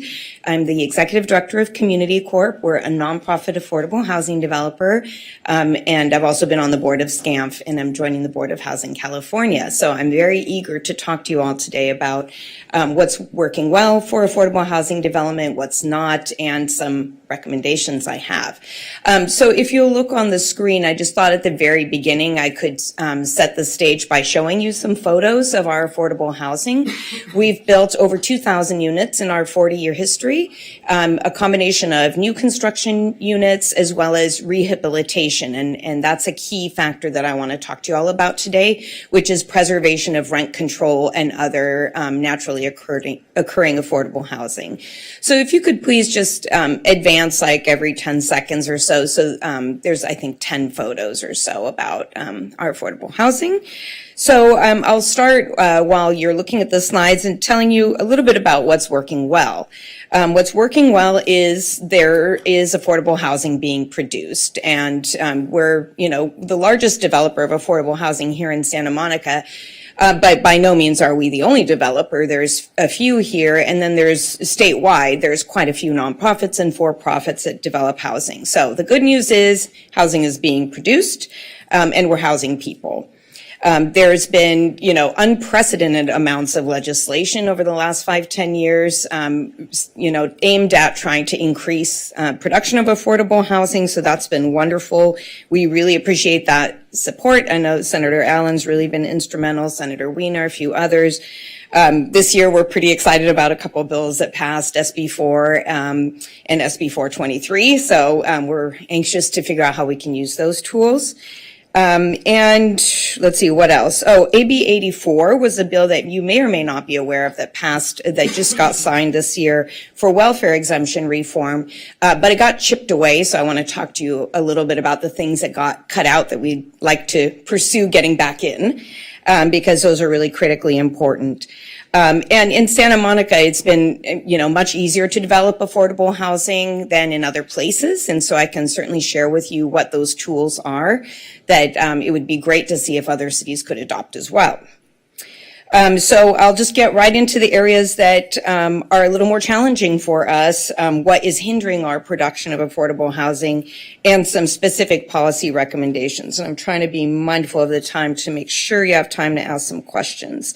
So one area of challenge for us is that due to the increased RHNA numbers, many cities are now doing quite a bit of significant upzoning, which has been triggering sort of a resurgence of NIMBYism. I'm seeing some of that in Santa Monica, certainly, but much more so in other parts of, like the city of LA, for example. We're working mostly in high resource neighborhoods, serving some of the people you'll see up here on the screen, which is providing access to affordable housing in high resource neighborhoods.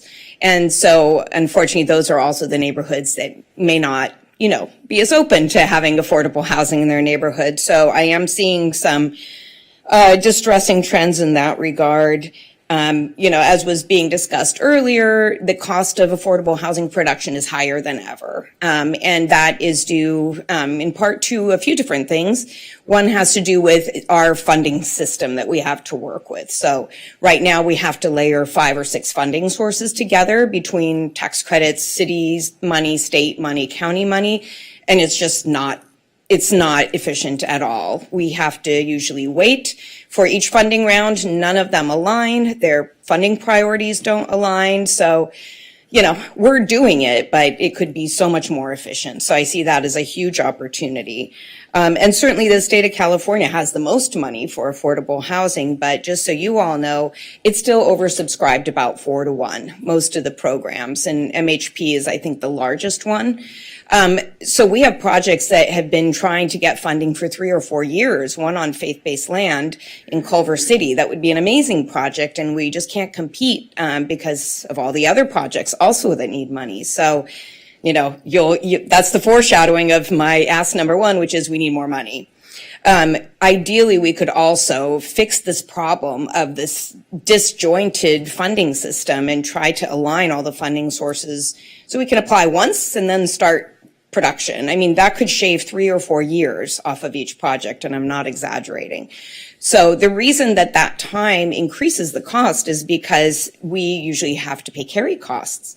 So those carry costs, particularly in high resource neighborhoods, really add up. You're talking at least $1 million per project. So that is a direct cost. Okay, so I'm going to try to keep this moving. What else is driving high cost? Construction costs have gone through the roof. We're not able to get any relief from contractors. Certainly the war in Ukraine has actually impacted our production. I found out there's some part of switchgear that is manufactured there that now is a 1-year lead time. So we literally have a project here in Santa Monica that we want to build, and it's on hold for a year because of this switchgear problem.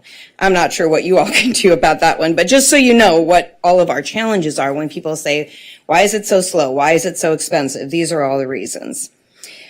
So a couple of things, continuing to move through my comments. One is we really need more help from the state to enforce RENA. It is slowing projects down. We're seeing that all over, not so much here in Santa Monica, but in other places. The new kind of thing that I'm seeing is that cities are saying, okay, well, great, there's all this RENA, but it's just a planning thing. We don't actually have to build these units. So I'd love to bridge that divide somehow. And I see this actually in every city I work in, that there's sort of this philosophy that, oh, we just have to plan for it. It's an unfunded mandate from the state. We don't really need to build it. So, and I've heard that multiple times. So there are some bills that passed this year that just keep getting more carve-outs, and I'm going to talk to you specifically about AB 84. So AB 84 is a welfare tax exemption reform bill, and I know I've spoken with Chairman Vasquez a little bit about why welfare exemptions are important for us.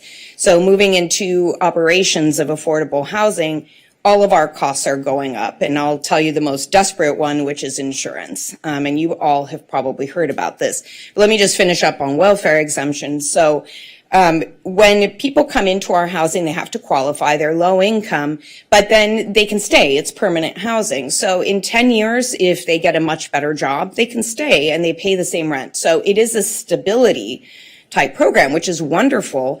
But we lose the tax exemption after they hit a certain income, but we still can only charge the low rent. So right away, you see the problem. Not getting any more income, but all of a sudden our expenses go up because of property taxes that are now being lost by no fault of our own. So this year, AB 84 was able to increase that to 100% of area median income, which is a good start. But like for tax credit units, right now it goes up to 140. Non-tax credit units is now capped at 100. And so the photos you saw of all our rent control buildings, non-tax credit buildings, those are the ones that are being impacted. And rent control rents sometimes are even lower than tax credit rents. So my second recommendation is we need to solve that problem. We need to increase the cap on non-tax credit projects being able to claim a welfare tax exemption. And I'm happy to provide these recommendations to someone in writing if that's helpful. So the last thing I'll say is about insurance, and then I want to leave time for questions. As you all know, some of the major carriers have left California, and just so you know the impact of that, we are seeing our renewal policies coming in 300% higher. So, and I'm not exaggerating, those are actual numbers. For us, we have 2,000 units. That's translating into about $3 million next year more. It's catastrophic. We can't increase our rents at all. We have reserves at many of our properties, so we will probably have to dig into reserves to cover this, but we desperately need the state of California to help with this problem. It's a statewide problem. So, some ideas that I asked our insurance broker, Arthur Gallagher, what would they recommend? And they said increasing the rate cap that insurance companies can charge would be a good place to start because that's what's driven them out of California. So I think that could be something maybe that you could pursue that would entice them to come back because projects are riskier now. Insurance is riskier, and when they have too much risk, they just leave. They don't want to cover those risks, right? So that's a very serious problem. So that's my third recommendation is please help us fix this problem with insurance because it will impact all affordable housing statewide. So I will open it up to your questions. Thank you. Thank you for your comments and especially your, some of your projects and experiences. And I was going to ask you about your 3 top, and you already mentioned them. But I know I have a staffer in the back that'll probably come up to you and just make sure we have those clearly listed, because we're hoping to come out with, at the end of this, some kind of blueprint that we could share with the stakeholders and many of you that have spoken today. But let me open it up for questions from the members, and I see Member Gaines is Oh, thank you very much. I really appreciate your presentation, and I'm focused on this insurance crisis issue, partially because it's my profession. Oh, okay. And we've really struggled as an agency to provide coverage for our clients. A lot of the homeowners markets have shut down.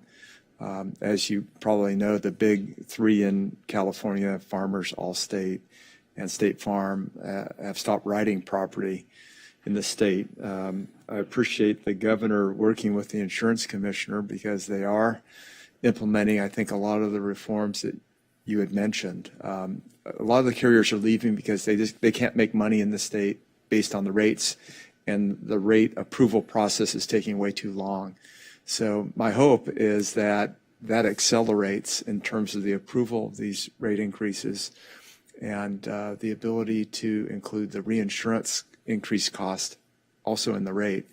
And it's kind of bittersweet, because do you want to tell everybody that rates are going up, but that would stabilize the market to the point where I think actually there'd be more competition within the marketplace. So Right. If we could take a 10% increase instead of 300, I think we'd be much happier. Right. And if that were happening, if that had happened historically, I don't think it would be as chronic, but there's another element is that we've had these wildfires, $40 billion in losses that was since 2017, it ate up 25 years of profit for the industry just here in California. So I think it's being addressed.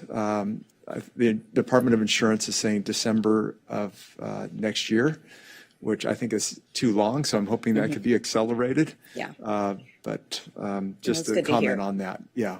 Thank you. Thank you. With that, we have my deputy controller here, has a couple of questions. Appreciate that. Thank you for your presentation. Our chairman has been a huge advocate of streamlining some public land to affordable housing developers, finding out land that's sustainable and ready for development. I think the chairman's also been saying like school land has property. We just heard about, I think it's SB4 with the religious institution lands, like churches and mosques and synagogues can build on their backyard. So do you have some suggestions on how we can, as a state, work with you to connect you to public surplus land that will be available for you to build on? Yeah, and that's definitely a great strategy. I know LA Metro's put out a bunch of sites. We've applied for some of those. City of Santa Monica has, City of LA. So we're already on those lists, so I appreciate that. But yeah, we're definitely following that as one option. So that's really great, because if we can eliminate the cost of land, that will help bring our costs down. We still need help with gap funding, though, to construct our projects. So because they will still need that funding.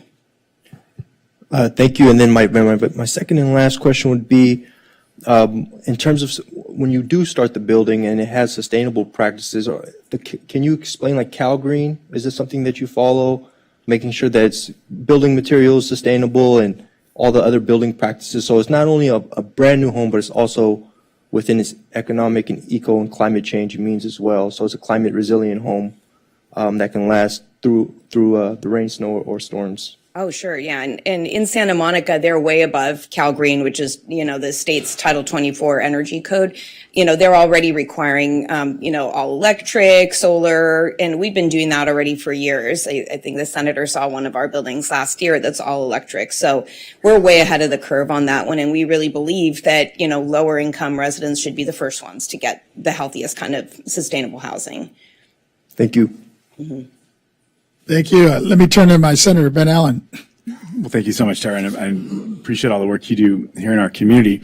I just want to follow up a little bit on Board Member Gaines's questions. Maybe you can just repeat to us what your core insurance concerns are.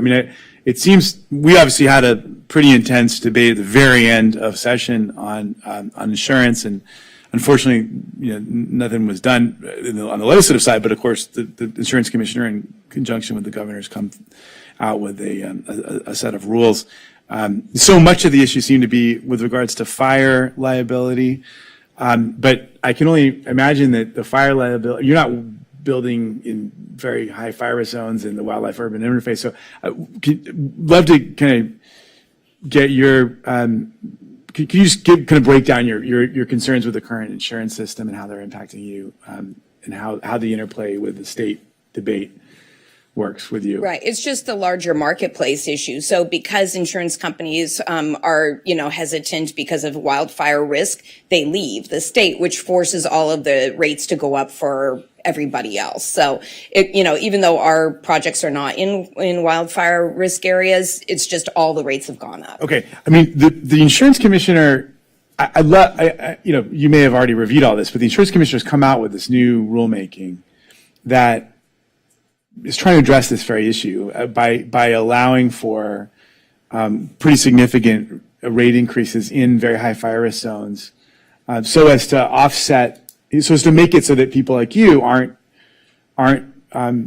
being left out to dry. You're not building in those zones. The stuff that you're building is not doesn't have that kind of liability or risk, and so you shouldn't have to pay all this extra premium because of other risk in other parts of the state. So I think it's because a lot of the carriers have left, so the ones that are remaining can charge whatever they want. Well, they're pretty committed to bringing them back, and it seems, at least I'd love, if you have a different narrative, I'd love to hear it, because we keep hearing that, that the announcement of the commissioner and the governor have been well received, and that there's a certain degree of optimism about folks like you getting the insurance you need at an affordable rate. Now, if that's not maybe it's too soon. Mm-hmm. It's only happened over the last month. So, right. It's not hit us yet. Okay. So, Okay. Yeah. So I'll Okay. talk with your staff about that. I'd appreciate that. Mm-hmm. Thank you. Could I just comment on that? Because one element that I think is really important is that we have the California Fair Plan, and it's been taking on a lot more risk because the normal insurance industry doesn't want to write the insurance. So there's quite an obligation by California Fair Plan, and so they are writing coverage where the larger wildfire exposure is throughout the state, and they are undercapitalized. So I heard the president of California Fair Plan speak about 4 or 5 months ago, and she said that we have a little bit more than $1 billion in capital, but if we have like an average sized wildfire, it'll be more like a $7 billion exposure. And so I think the other thing that's happening is that a lot of the insurance companies know that they're obligated in the event that the Fair Plan has a large, there's another wildfire, there could be a $6 billion obligation on other insurers, because if there's not enough money in the Fair Plan, the way that law was written is that there's an obligation by all insurers based on how much coverage they write in the state of California to pick up that exposure up to 2 years after they even leave the state. So we've had some large, we had CSE, which, we have 207 policyholders that are being non-renewed because they can't handle, I think they've been losing money. And I think there's also concern about this exposure with the California Fair Plan for all insurers in the state. So it's just a component that I think sometimes people overlook, but the Fair Plan is underfunded. And if they have a big one, it's going to fall on everybody. I know this was part of the commissioner's announcement, though. Is there a sense that what's your sense of the commissioner's announcement? And I think everything he's described are the right things that need to happen. My hope would be they would happen faster than he's projecting, because the crisis is now, and it will continue until all aspects of that plan are implemented. The inclusion of reinsurance will help. If you can rate for that, right, then the reinsurers will come in at a bigger level. The companies will be able to afford to buy the reinsurance, that would open up the market. Another one was forecasting for future wildfire exposure. That's allowed in most other states. It wasn't allowed in California, and they're going to allow that now so that the insurance companies can project what a future loss may be. Exactly. So, Yeah. yeah. That was one of their big concerns. Yeah, I think it's well laid out. It's a timing issue, in my opinion, is how much pain is there going to be before all those are implemented. And then I think a lot of pressure ought to be applied on the insurance industry to make sure they follow through and actually provide the coverage. And I think that was part of it too, was that if you have a hardened home or a hardened structure in terms of fire exposure, that the insurance industry, the companies are obligated to insure it. Yeah. Thank you. Thank you. Thank you. Thank you. Ms. Cicchetti, I believe we have another speaker that kind of ties into this. Yes, we do. Our next speaker is Renee Buchanan, Resident Council, Leader of Community Corporation of Santa Monica. Welcome. Thank you. Chairman Vasquez, honorable BOE members, Senator Allen, and distinguished guests. Good morning, and thank you for listening to me today. My name is Renee Buchanan, and I am a Community Corps resident and a member of its resident council. I began living in Santa Monica in December 2001 when a prominent hospital just discharged me to the streets. I have advocated both nationally and internationally for affordable housing, solutions to homelessness, and I served 10 years on the Santa Monica Housing Commission. As I thought about what I wanted to say today, I kept coming back to some questions which I hope will continue this conversation beyond this room. Do you ever consider what it is about your house that makes it your home? When you walk through your front door, do you re-enter the story, the love, and the memories you created? Or do you cross the threshold, kick off your shoes, throw your bags on a chair without even realizing that you're actually home? Are your walls filled with photos of people you love and the places you've been? Or are they adorned with beautiful artwork that pleases the eye but holds no real personal meaning? Is your furniture comfortable and inviting? Or is it reminiscent of that infamous plastic of yesteryear? Do you have treasures with nothing more than sentimental value, but without which your life would have been far less rich? Finally, do you let in the light each day? Or do you hold not only the light at bay, but also a connection to the community just outside your windows? Well, what makes my house my home is not how expansive or how expensive or how exclusive it is or could be. No, my house is my home because of what it gives me and what it offers anyone who visits. My house is my home because it is the foundation of my ever-evolving story and the caretaker of my memories, both new and old. It is the keeper of my treasures and a place for comfy, well-used furniture. My home is a space, my space, into which I can invite not only the light, but my family, my friends, and my community. When Community Corporation builds affordable housing, it doesn't just erect walls with roofs, windows, and doors divided into spaces void of unity. From the initial vision behind each building to the day of that building's grand opening, everyone involved, the executive director, the architects, the landscapers, the financiers, the staff, the construction crew, and the residents, absolutely everyone knows that the final project won't be just another multifamily building. Everyone knows that they are creating a community where its residents will write their own stories and share them for generations to come. Each decision about materials, types of gardens, locations of laundry rooms, access to units, egresses and ingresses, open spaces, and much more is made because thriving communities are essential to the health and well-being of not only their residents, but each and every one of us. Why is that? Because relationships formed in healthy communities ripple out into surrounding neighborhoods, cities, and beyond. These affordable relationship-centered communities also give their residents staying power. We are no longer at the mercy of an economy ill-equipped to stop the ever-worsening humanitarian crisis overrunning LA County's streets, alleyways, doorways, freeway overpasses, sidewalks, parks, and beaches. Now, once upon a time, I stood at a crossroads, facing a decision that honestly didn't feel like it was mine to make.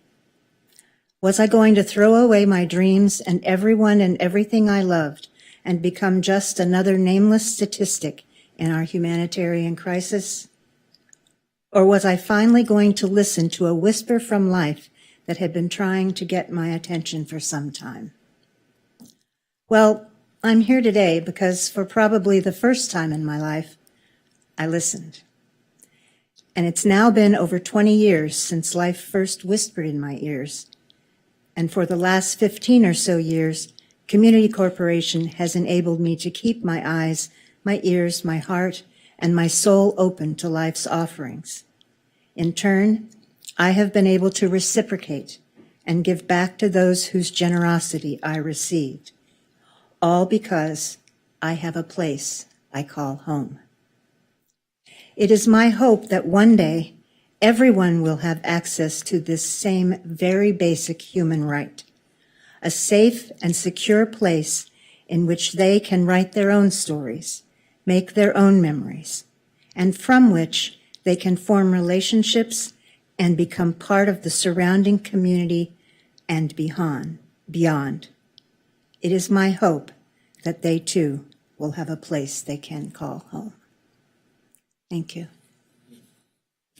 Thank you. As as I'm listening to your experience, you formerly being an unhoused person and now being housed in a place where you can call home. And I know a lot of it had to do with Community Corps here. What are some of the impediments you think are out there keeping people to come in and take advantage and be able to get placed like you did? I think that one of the biggest impediments is just availability, quantity.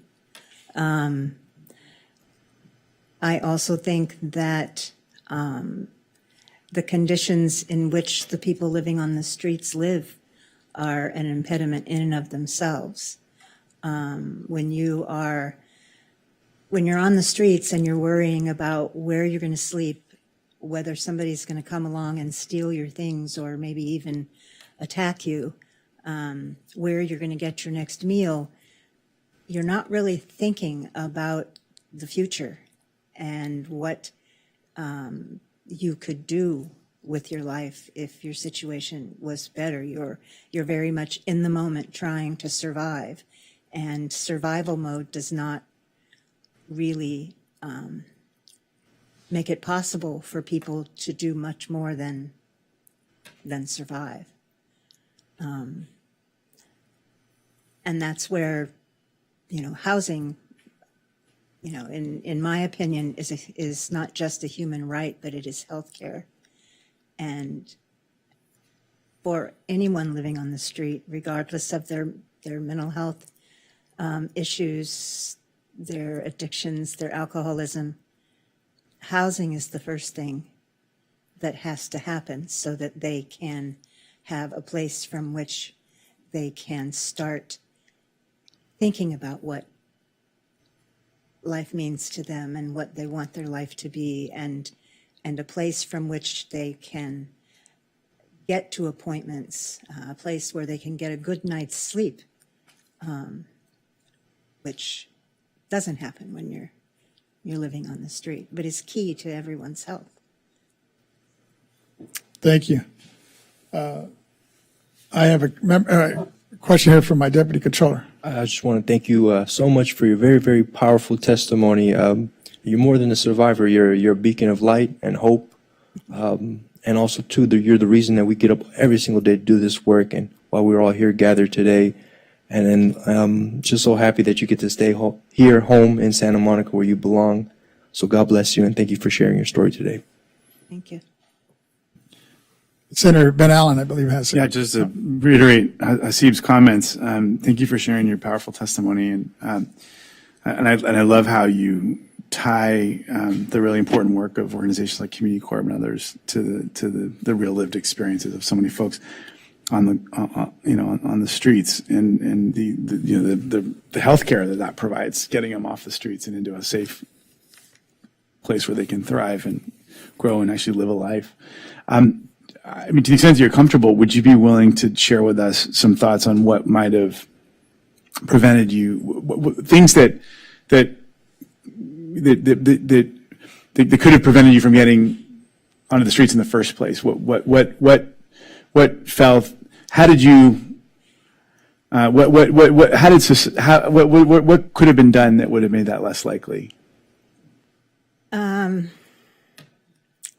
I think the single most important thing that I was lacking was a mental health system that wasn't broken. The mental health system in California does not at all really serve the needs of everyone that it should be serving. There are pockets where people are seen as individuals, and the help that they needed is tailored to their needs. And then there are large pockets where everyone's treatment is tailored to what it says in a book. The DSM now, I think it's 5. I don't know if they've come out with a 6 yet. And it's very medication based. Mm-hmm. It's very,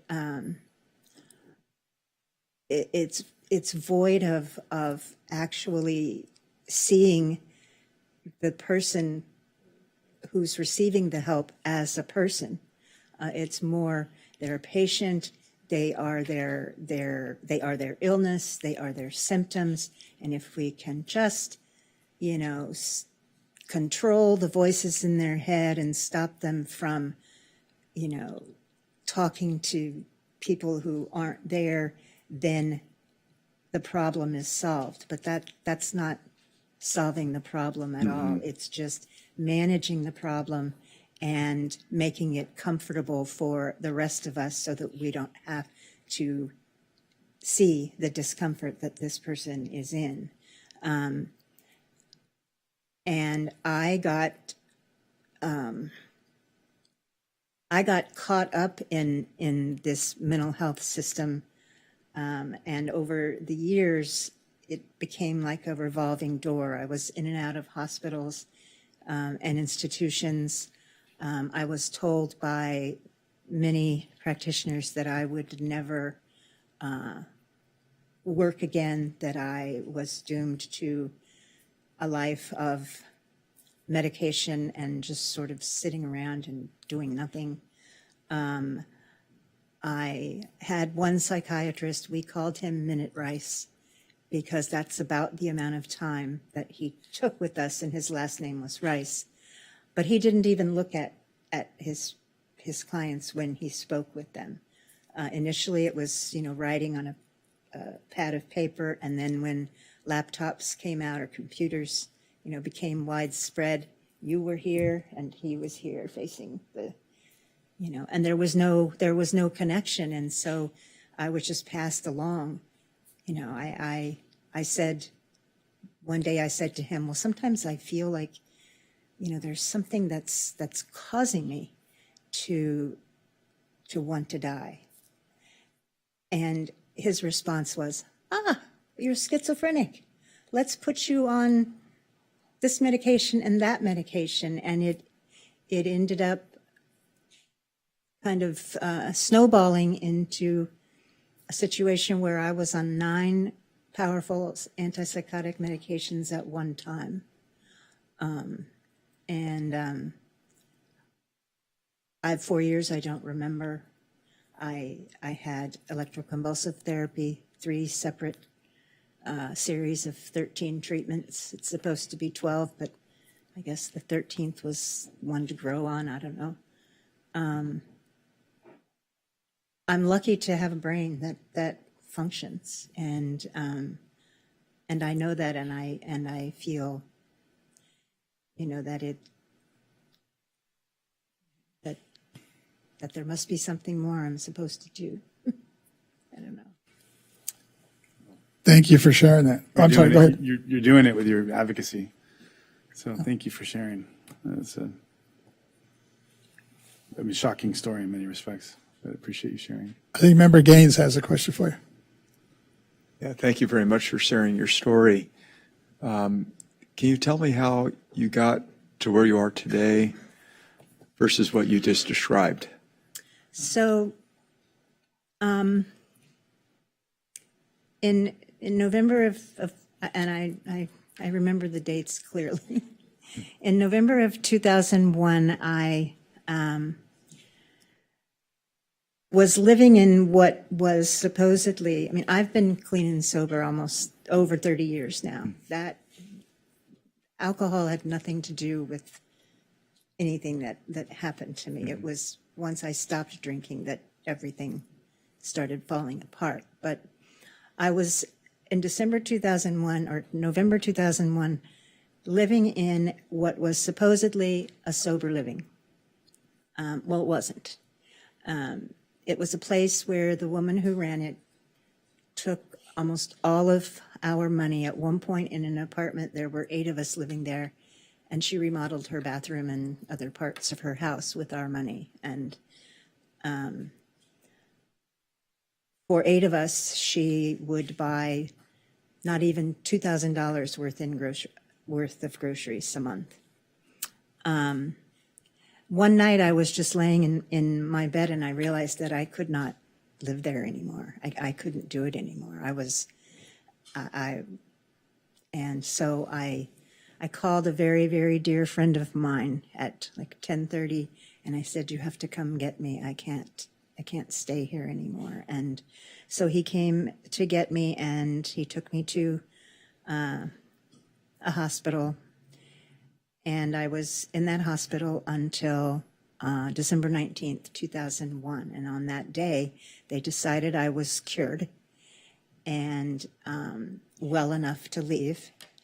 But the problem was I didn't have anywhere to go. So they said, well, we're going to put you in a taxi and we're going to send you to what was then OPCC, the Access Center, when it was on 7th Street here in Santa Monica in the old Big Blue Bus building. So they dropped me off at 9 o'clock in the morning in the parking lot, and there I was. I didn't know what I was supposed to do. I had a trash bag of my belongings, and that was it. And there were these 3 people who were there for the same reason that I was, because they had no place to live. And they must have noticed that I was scared out of my mind and completely clueless, because they came over and they sort of took me under their wing and they helped me throughout the day. And I actually was luckier than most. I got into a shelter that night because the case manager that I met basically told the director that I wouldn't survive on the streets at that point. And from there, I just started, to the best of my ability, although not always gracefully, listening, continuing to listen to people as they tried to guide me and help me put my life, not really put my life back together, but build a life that I hadn't had. I was in the mental health system for years. And I went through the shelter system for about 13 or 14 months, I moved into an apartment in Santa Monica with probably the worst landlord I've ever met in my entire life. But it was a rent that accepted my voucher. I mean, it was a place that accepted my voucher. And some years later, and I like to think that the city forced her to sell, Community Corporation bought the building. And that's when things really drastically changed. I had been working for the agency that helped me, but now I was going to have the opportunity to move into an apartment that I would never have even dreamed of. And so when they asked if everybody there, because it was going to be a massive rehab, if there was anybody who wanted to move, I said, I do. And they sent me to one apartment on 4th Street between Pacific and Strand. And I walked in and I said to the person who was there, I said, are you kidding me? Is this the apartment that you want me to look at? And they said, yes. They said, do you like it? I said, my goodness, I love it. And they said it was yours. And I was floored. I couldn't believe it. And I have just, with the foundation that the shelter system started to help me build, and the one that Community Corps continues to help me, build and improve, along with my therapist and the volunteer activities that I do. I help with rescuing and placing homeless dogs, among other things. It's just all sort of, I don't want to say if it's fallen into place, because I know that I've played a role in it, but it's just been, there's been a lot that has gone into the making of my life. Thank you so much. Very much appreciate it, Renee. Thank you. Thank you. With that, Ms. Cicchetti, maybe we need to do a little check. How are we doing here? Pretty good. We're moving along Okay. nicely. Our next speaker is Noah Marty, Senior Legislative Aide for Assemblymember Jesse Gabriel, who represents the 46th District, which includes much of eastern San Fernando Valley, including Encino, Tarzana, Reseda, and Van Nuys. Thank you. Welcome. Thank you for having me. Thank you all so much. My name is Noah Marty. I am a senior staffer with Assemblymember Jesse Gabriel's office, who has been a member of the Assembly Committee on Housing and Community Development for a number of years now, and I'll be providing remarks on the Assembly member's behalf today. First, I'd just like to thank the board for providing us this opportunity to discuss the observations that our office has had working on affordable housing policy in this very important issue, and to continue to contribute to the work that we hope to continue to do and to partner with you all on in the future.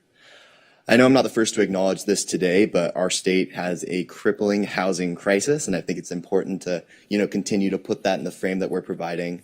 Commenting on the number that Controller Cohen mentioned during the introductory remarks that she shared, the Regional Housing Needs Assessment had assessed that California needs 2.5 million new units of housing over the next 8 years, which is a goal that we are currently on track far short of reaching.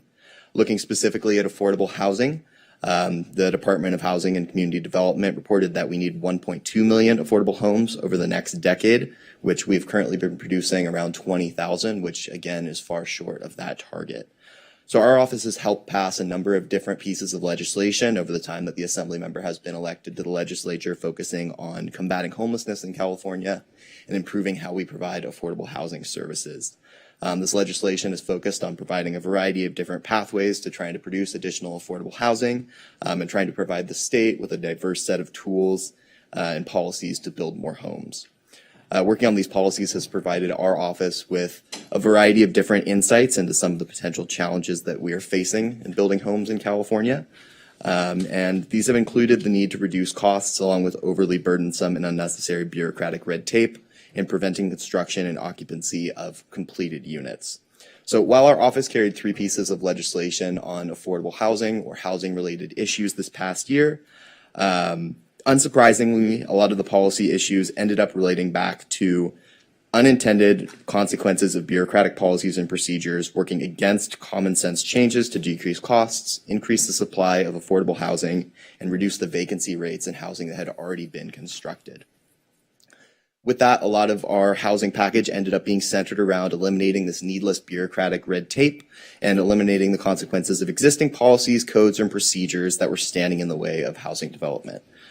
With that, so I'd just like to discuss some of the policies that we introduced this past year and just provide kind of our insights and observations that are probably going to shape the work that we do as we look at our housing package for next year, future legislative actions in the space, and could be of value to the board as it considers its legislative priorities for the upcoming year. So one thing that was priorly discussed was adaptive reuse. We had a piece of legislation in that space, which is the conversion of commercial buildings to residential homes. It's one area that we see a lot of potential for future growth. Following the pandemic and a lot of shifts to hybrid and work from home employment, we've seen an increase in the amount of empty or underutilized office spaces. In the city of Los Angeles alone, earlier this year, they released a number that 26% of their office spaces were vacant, which is a staggering number, but also presents a very unique opportunity for potentially converting these spaces into housing and trying to help combat this housing shortage. Encouraging the creation of residential homes and commercial properties through adaptive reuse accomplishes several of California's policy goals, so that's why we felt it was something that was worth looking further into. This type of development helps to contribute both to reducing our housing shortage, but also accomplishing our environmental goals. It brings residents closer to jobs, amenities, public transportation, and overall just reduces the state's per capita greenhouse gas emissions by reducing the need for personal vehicle use. Unfortunately, both a lack of incentives adopted by local governments and onerous building standards have created challenges for developers seeking to make these conversions possible. As was highlighted in a recent report by the UC Berkeley Turner Center for Housing and Innovation, significant differences exist between the standards for residential and commercial properties. This has led the report to recommend that revisions be made to the standards to better facilitate the use of adaptive reuse. So our legislation that was signed by Governor Newsom this past year, AB 529, both encouraged local jurisdictions to provide incentives for adaptive reuse housing, but also for the state to convene a working group to examine what barriers and opportunities exist for increased adaptive reuse conversion, examining the standards for potential revisions of what could be made to things like the Building Standards Code. While we're hopeful that this will assist the state in removing unnecessary barriers that are holding back this use of this innovative new tool, we expect that adaptive reuse is not the only type of housing that is seeing these difficulties. And so our office feels strongly that there is a lot more work that can be done to examine our state's policies, procedures, and codes to ensure that we're not stifling innovation with housing development at a time when we should really be laying all of our cards on the table to try to see what we can do to rapidly increase our housing supply. Another area that we worked extensively on was housing for veterans, specifically looking at supportive housing for low-income veterans. Well, the state has made significant investments in supportive housing services for homeless veterans. Across the state, we have seen reported high vacancy rates in certain units that are supposed to be provided for homeless veterans.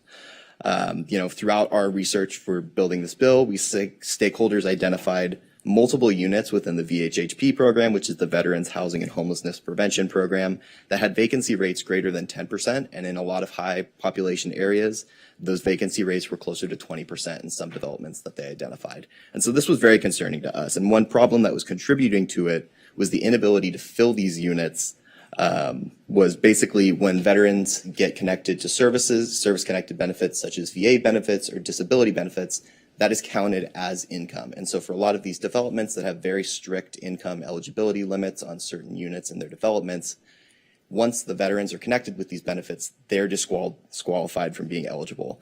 And to us, the idea that these service-connected benefits would disqualify veterans from being eligible was simply absurd.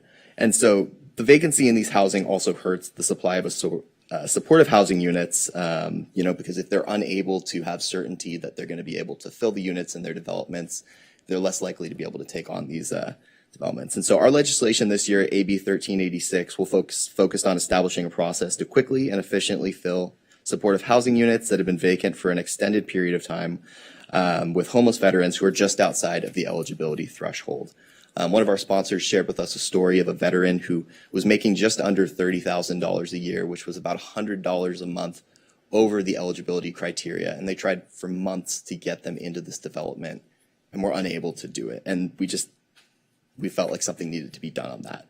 And so while we understand that existing eligibility criteria are well-intentioned and ensure that, we're prioritizing those with the greatest housing needs, in the face of the housing crisis that we're witnessing, there simply is no excuse for supportive and affordable housing units to sit vacant for months on end. Because bureaucratic red tape should not stand in the way of individuals receiving housing or for developers to be taking on common sense projects. We look forward to working with stakeholders to explore what other barriers exist that can be addressed to more quickly and efficiently use the resources that the state has already allocated. And we would advise the state to do the same in terms of evaluating their processes and procedures for that. The last bill that we introduced this session focused on affordable housing financing. AB 1053 would allow developers to use affordable housing loans during the construction period of projects, which under current law, they're only able to do after the projects finish construction.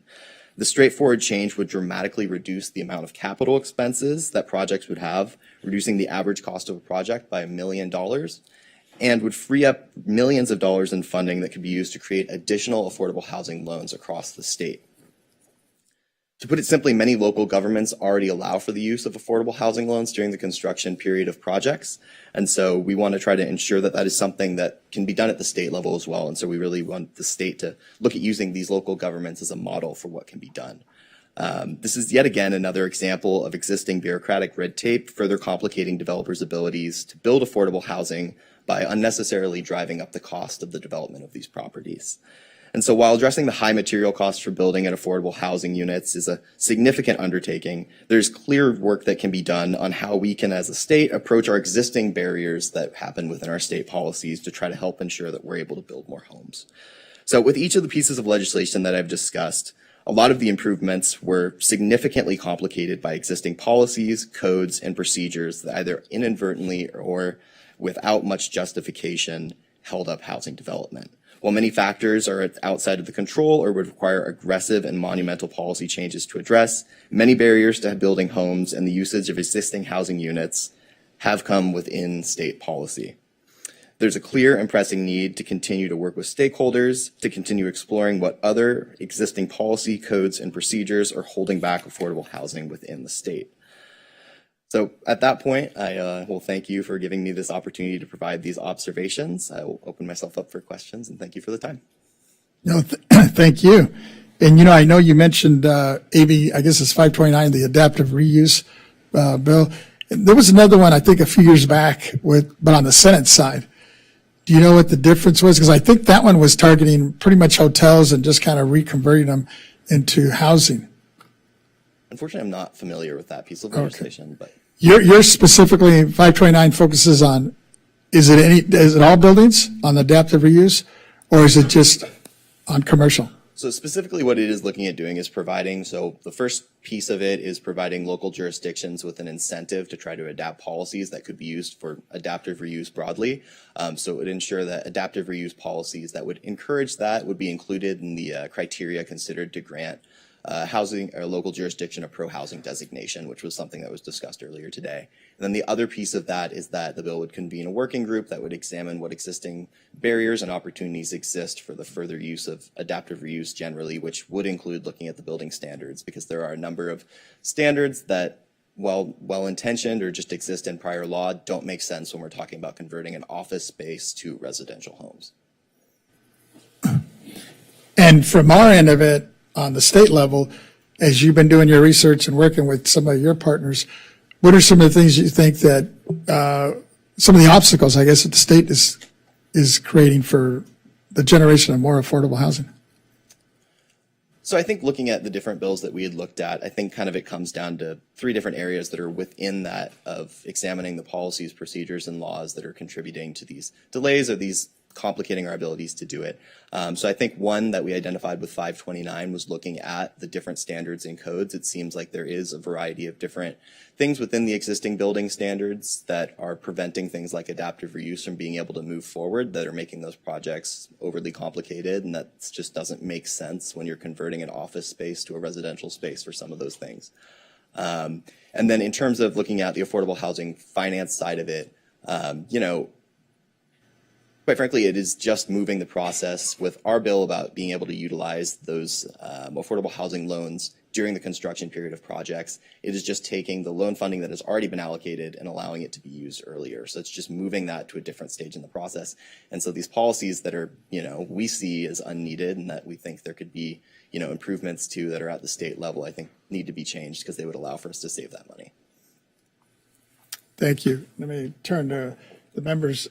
My deputy controller, I think, has a question for you. Thank you. I really appreciate your presentation and you representing on behalf of your assembly member. You mentioned the vacant homes and your push to fill those homes that have been sitting vacant. So, for example, I hail from San Francisco, much like the controller, and in 2022, there's an empty homes tax ballot that was approved by 55% of the voters. It applies to 3 units or more, and it targets homes that have been sitting vacant for 6 months or more. And it's a push either, number one, to either fill the home with tenants or somebody that's going to live there, or number two, put the house on the market. And so, for example, the numbers read that 61,000 homes in San Francisco were vacant. That's about 15% of total homes. If that's something that's on your radar, maybe not necessarily a tax, but how can you push for vacant homes to be utilized and people moving into those?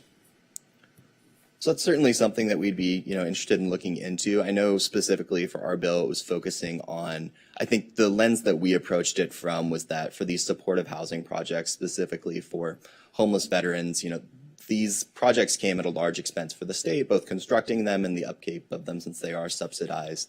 And so we felt like them sitting vacant both was an injustice while we had veterans sleeping on the streets when they could be connected with these services and be receiving this critical supportive housing services. But also that, since this had come at such a state expense, that it was not a good use of taxpayer dollars if these units are sitting empty while there are tenants that are eligible for them. And so, our office came at it from the perspective of these subsidized, affordable housing, supportive housing units, but we could definitely look into that. I appreciate it. Thank you. Thank you. I guess the only thing I would leave you with is, I don't know if you or your member has talked about what possible 3 recommendations you would make to the board that maybe could help facilitate from our end of it on the tax credit side. We can definitely revisit that. I'd be happy to follow up with the assembly member. I think in terms of the 3 recommendations that I would come here with today would be, revisiting our existing processes, laws, and procedures to kind of identify what barriers to housing construction and development would exist, doing a deeper dive into kind of the different policies around housing finance to try to see if there are other barriers like what we'd identified with 1053 that are unnecessarily inflating the costs at a time when, as it was mentioned with construction costs, it's very difficult to build housing as is, and then looking at the building standards. So those were the ones that we came prepared to bring, but I'd be happy to look at, bringing it within that scope as well. Appreciate it. Thank you. Thank you. Ms. Cicchetti. Our next speaker is Maya Douglas, District Director for the Assembly Member Mike Gibson, who represents the 65th Assembly District, which encompasses portions of the Los Angeles County South Bay, including Compton, Carson, Willowbrook, and the Watts neighborhood of Los Angeles. Thank you. Thank you. Hello, everyone, and good afternoon. First, I'd like to say thank you for having me to be here to speak on behalf of Assemblymember Mike Gibson. As she mentioned, my name is Maya Douglas. I am the District Director for Assemblymember Mike Gibson's 65th Assembly District, which encompasses Compton, Carson, Watts, Willowbrook, San Pedro, Harbor Gateway North and South, Harbor City, San Pedro, Wilmington, and Long Beach. It's an honor to be here today with all of the speakers as we examine how to approve, produce, and fund affordable housing in California. In the 65th district specifically, We have been on the front lines of the fight for affordable housing, as recent reports have shown that nearly half of all of our constituents are considered highly burdened with housing costs. Constituents in our district, like many across the state, are struggling to buy homes amid soaring prices and are stuck in a perpetual cycle of renting. Assemblymember Mike Gibson, along with the rest of the legislature, have made it an absolute priority to find creative and unique solutions to alleviate the housing crisis. Many of these solutions have been or will be examined today. But I first wanted to showcase some of the excellent work the member and our office have been working hard on this particular issue. Since the legislative year just ended, the first policy I'd like to discuss is AB 1528, a bill that was just signed by the governor this past week and will go into effect this coming January. AB 1528 is a bill that our office worked on in collaboration with HACLA, the Housing Authority of the City of Los Angeles, which would establish that property held by a nonprofit public benefit corporation that is controlled by a housing authority is exempt from taxation. The bill would require any outstanding ad valorem tax, interest, or penalty that was levied on the property of a housing authority to be canceled, and any tax, interest, or penalty levied that was paid prior to January 1st, 2024 to be refunded. This bill was a priority to the office because our housing agency was going to be put in a really difficult situation where they were not going to be able to sufficiently service our communities. If we do not prioritize affordable housing in low-income communities, we will see homelessness go up, we'll see crime go up, and we will see more suffering from our residents. Our office fights for housing because the people that rely on public housing in our district and across the states are some of the most vulnerable populations. These people desperately need help, and we are going to continue fighting for them because it is the responsibility of the legislature to embolden the voices that are often left out. In 2021, our office attempted to pass AB 1199, which sought to create opportunities for first-time home buyers and working families to own homes and build generational wealth. Specifically, it sought to correct the excessive practice of large corporations buying up foreclosed or under market value homes to make profits from increasingly inflated rents. We have seen this problem time and time again. Large corporations buying properties in low-income neighborhoods, gentrification taking place, and natives being driven out of their neighborhoods. This is completely unacceptable to the Assemblyman, and while that bill did not make it to the governor's desk, it proliferated the conversation around this issue, and we hope to work on similar legislation in the coming years. Another project that the Assemblyman is incredibly proud of is our revitalization of Jordan Downs, another project that we have partnered with HACLA on. This is a housing development within our district, specifically the community of Watts. This project came with a substantial $1 billion investment that included over 1,500 units of affordable housing.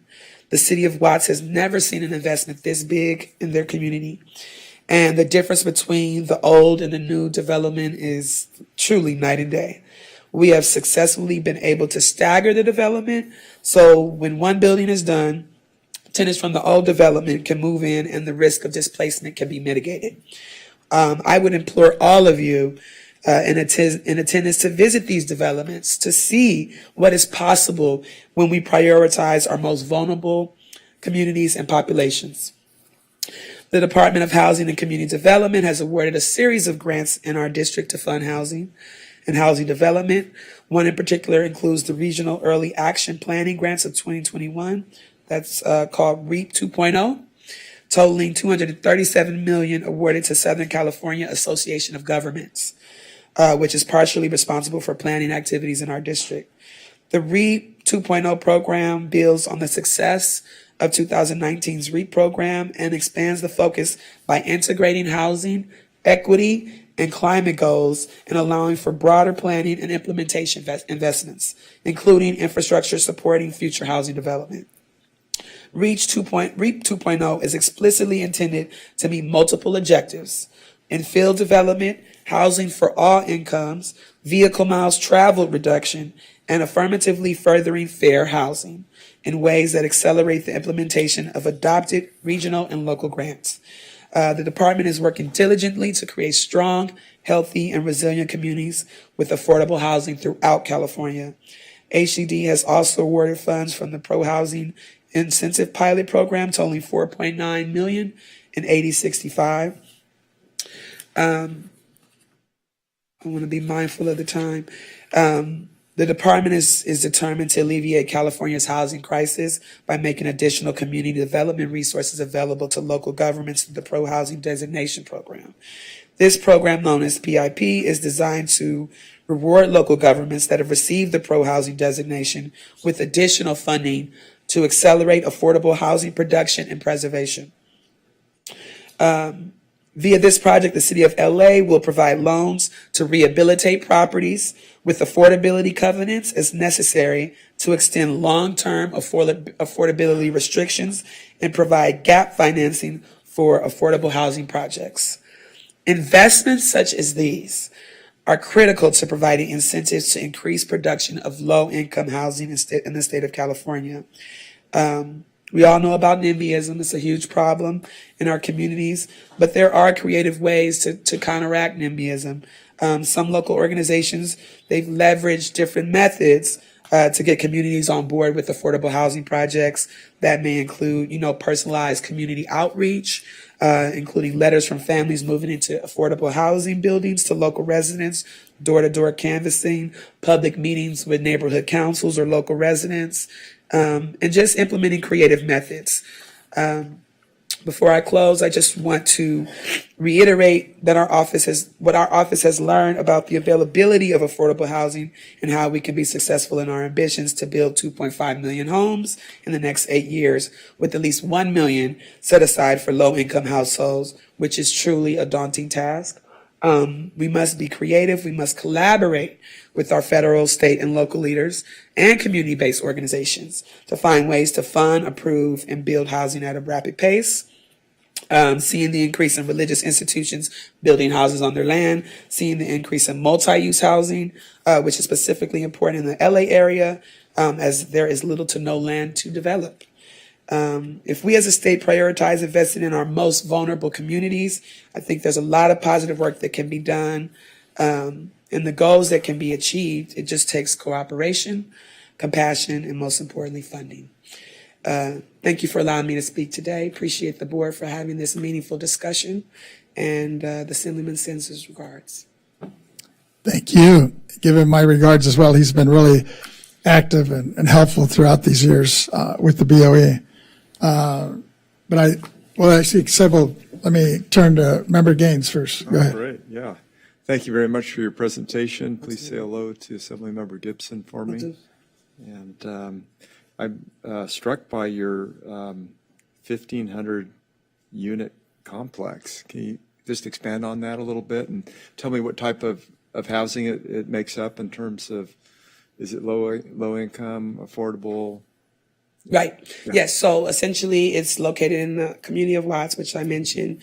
Watts is a 2.5-mile radius community with 5 housing developments, essentially projects, within that 2.5-mile radius. So a very dense, highly dense urban area with some of our most vulnerable residents within particularly our district and even the state of California. So Jordan Jones is one of those housing developments. Very old, dilapidated residences, but through that funding, they essentially did the housing development in phases. So they tore down one building, and then as they were building one building, they had those folks that were in that building, and they would transition them to the new building, and then essentially go on forward like that. But it's completely low income housing, folks that are on the the very low rung of the poverty line. Okay, so it was an existing one that Yes. they did in phases and actually rebuilt or Correct. started over Yes, on the existing land correct. in phases. Absolutely. Yeah, okay. Thank you very much. No Appreciate problem. it. Yeah. We're very excited about it. The residents love it. They're taking care of it. It's a lot of eco-friendly, sustainable technology as well. So feel free to come by Watts. Let us know if you that want would to be tour. interesting. Biggest project ever in Watts, you mentioned. Absolutely. Yeah. And we're hoping to very soon go into the other housing developments, such as Imperial Courts, Gonzague Village, and Nickerson Gardens. Great. Thank you. My deputy controller, I think, has a question for you. Thank you. I really, really appreciate your presentation. I think you bring a very unique perspective to the affordable housing crisis, how we can solve it. You mentioned a little bit in your presentation, across this country, 1.7 million families live in public housing units. And unfortunately, there's a huge backlog in repairs. And so much so that a lot of these homes become uninhabitable after so much time. And things like mold and asbestos and other types of things that over time can make a house uninhabitable. So you've already spoken to a little bit, but can you speak to the importance of addressing those backlogs and how we as a state can work also with the federal government in making sure that we invest in these homes, and that includes inspections as well, either annual or biannual, somebody coming to the home and making sure that it's up to par. And then can you also speak to the importance of preserving public housing to protect the lowest income families? That includes people with disabilities or seniors, families of color as well. Absolutely. Thank you for that question. If you drive through Watts, it's very clear that these housing developments are in poor repair. The governor actually came to Watts recently, and we were across the street getting a hamburger, and he looked across the street and saw that there weren't any. There was a swing set, but there were no swings. He darted across the street. His security detail was kind of losing their minds, but he said, "I want those kids to have swings." And then he saw the assemblyman the following week, and he said, "Did the kids get their swings?" Those are the things, grass growing up and blight that impact the Watts community and other communities throughout California. And it hurts the overall well-being of the communities. Just having pride in where you live. Watts sees a lot of illegal dumping and trash and blight. And I believe a large part of that is due to the disrepair that the residents live in. As far as HACLA, they are responsible for a great deal of residential units. They definitely probably could use more staff, right, to do those annual and biannual reviews or of those units.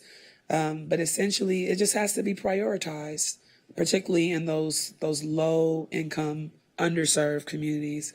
I see a lot of communities receiving funding and support, but sometimes often the ones that need the most are overlooked. So the Assemblyman definitely wants to shine a light on that and want to focus on those communities that need it the most. Thank you. I think this board is in a very unique position to also focus on it. And if I may, if we can reach out to your office and maybe set up a tour of the Watts of housing projects, and maybe us as a board come and see the conditions and see how we can also improve it. I just had really one quick last question, just in terms of predatory lending. Yes. It imposes unfair and abusive loan terms on borrowers, including high interest rates, high fees, and terms that strip the borrower of equity. So how can we as a state work with the assembly member and your district to make sure that we're rooting out predatory lending in our communities that often target the most vulnerable and the most low income? It's a great question. I think there's definitely an opportunity to explore legislation. The Assemblyman is very keen on, entities taking advantage, using their power, their influence, their money to take advantage of, some of our most vulnerable populations. I think it would be great to talk to the Capitol team to explore potential legislation that could target that. The Assemblyman, we just had a situation where I'm sure you guys have heard of zombie loans. a lady, a resident, a family within our district, within the city of Carson. Her loan was forgiven by the previous mortgage company, and then a new mortgage company bank got it, and they reinstituted her loan, which is known as a zombie loan. Our office is currently working with that resident as we speak, potentially about to do a press conference to shed light on that. But these things happen all the times, again, like I said, to some of our most vulnerable. So putting legislation and protections in place so that doesn't happen is really important. Yeah, I agree too, and increasing access to legal representation as well. So before these powerful companies get somebody of low on the lower income threshold to sign a document that is completely vetted and they know what they're signing as well. But unfortunately, we have such a few legal representation, the California State Bar, and I think we can work with them to make sure that there's an increased access to legal representation, especially when it comes to home lending. Thank you. Thank you so much. Appreciate that. Thank you. Thank you, Chairman. Thank you, Board. Ms. Cicchetti, how are we doing on time? We're okay. We're going to go to our public comments before we break for lunch. Okay. We have one person who's in the audience, Reuben W. Ford. Can you please come forward?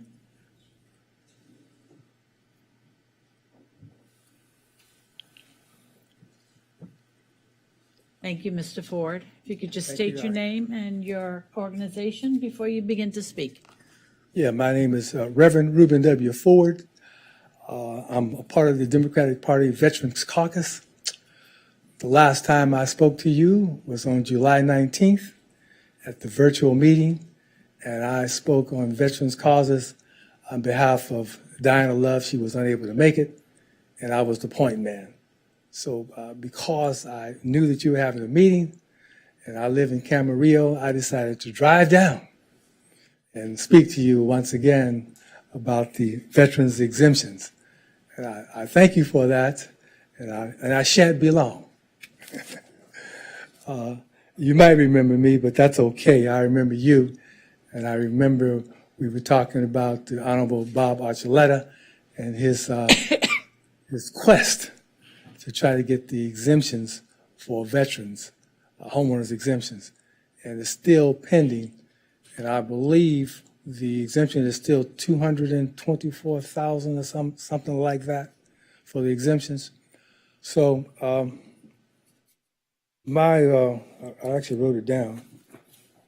My proposal today to the board is that it appears that that's not going to fly, the $750,000 for disabled veterans throughout the state. So I'm proposing to you that we divide it in 3 tiers. We take the $750,000 and we put that in the highest tier, Marin County, Santa Monica, etc., San Diego. And then we take $550,000 and we put it in a middle tier, it's Inland Empire. I'm just giving an example. And then we take the bottom tier, which would be $350,000, and we will look at counties, say, in the San Joaquin Valley, where the property value is lower, and the $350,000 would still have impact on the property tax. And so that's what I'm proposing, and that's what I came here to drive. I remember Chairman Vasquez because he said that I can't believe it, they haven't gotten it done yet. And you were going to speak with the Honorable Bob Archuleta. So anyway, I want to come down. Of course, as you know, as I mentioned, that I am a Vietnam veteran, an in-country Vietnam veteran. I was there with the 20th helicopter. And so we had duties to carry out. But I don't want to mix that up with what I'm here today. But I wanted to continue to fight for our veterans, the disabled veterans, and the caveat, we would make anybody that's disabled from 20% to 100%, they would be able to take advantage of the homeowners exemptions. And I believe you could do the math. Thank you. Thank you. And we are in communication with the senator, and we're hoping he's going to be able to do something about this real soon, because I know it's affecting a lot of the veterans. Well, the problem, it looks like this latest legislation is going to ultimately go to the voters. And so I'm concerned. It's only about 400,000 nationwide and about 1,200 a year passing on. We want something left for those that are still standing. The youngest one ought to be about 71 years old, Vietnam vet. That'd be the youngest. So help us out if you can. We'll keep working with it. And thanks for coming out. Well, I give you the 3 tiers. It's just something to munch on. Sometimes it looks like it might make sense, but I'm looking at the numbers and looking at the impact just like you. And I'm sure that some of the counties could see the benefit of that, and they would give them more skin in the game. They would be making decisions. I think it would have some sort of impact. Okay? Thank you. All right. Thank you so much. Was there any other public comments, Mr. Chairman? We have no other public comments at this time. We're up against our lunch break, right? Yes, we are. Thank you. So we're looking at returning, are we looking at an hour or what, how much time are we looking I at? have to cut it shorter, so. You want to do like 45 minutes? Yeah, so All somewhere right. around 45 minutes, yeah. So I'm looking at 12:30, I have 12:37. So, How about if we try to get back at 1:10, cut it a little short so we could get back onto the schedule? all righty. So we'll try to reconvene here about 1:10 after lunch. Thank you.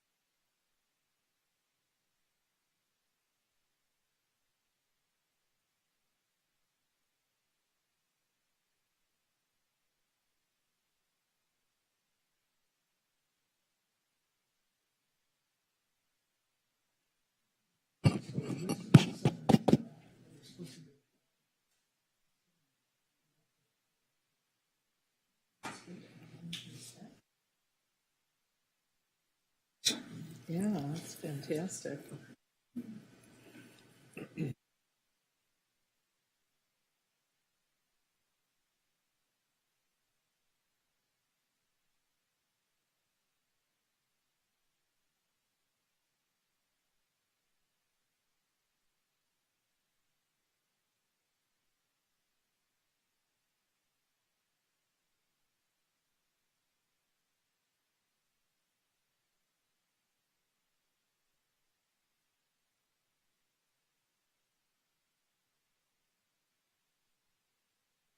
Wait a couple more minutes for me.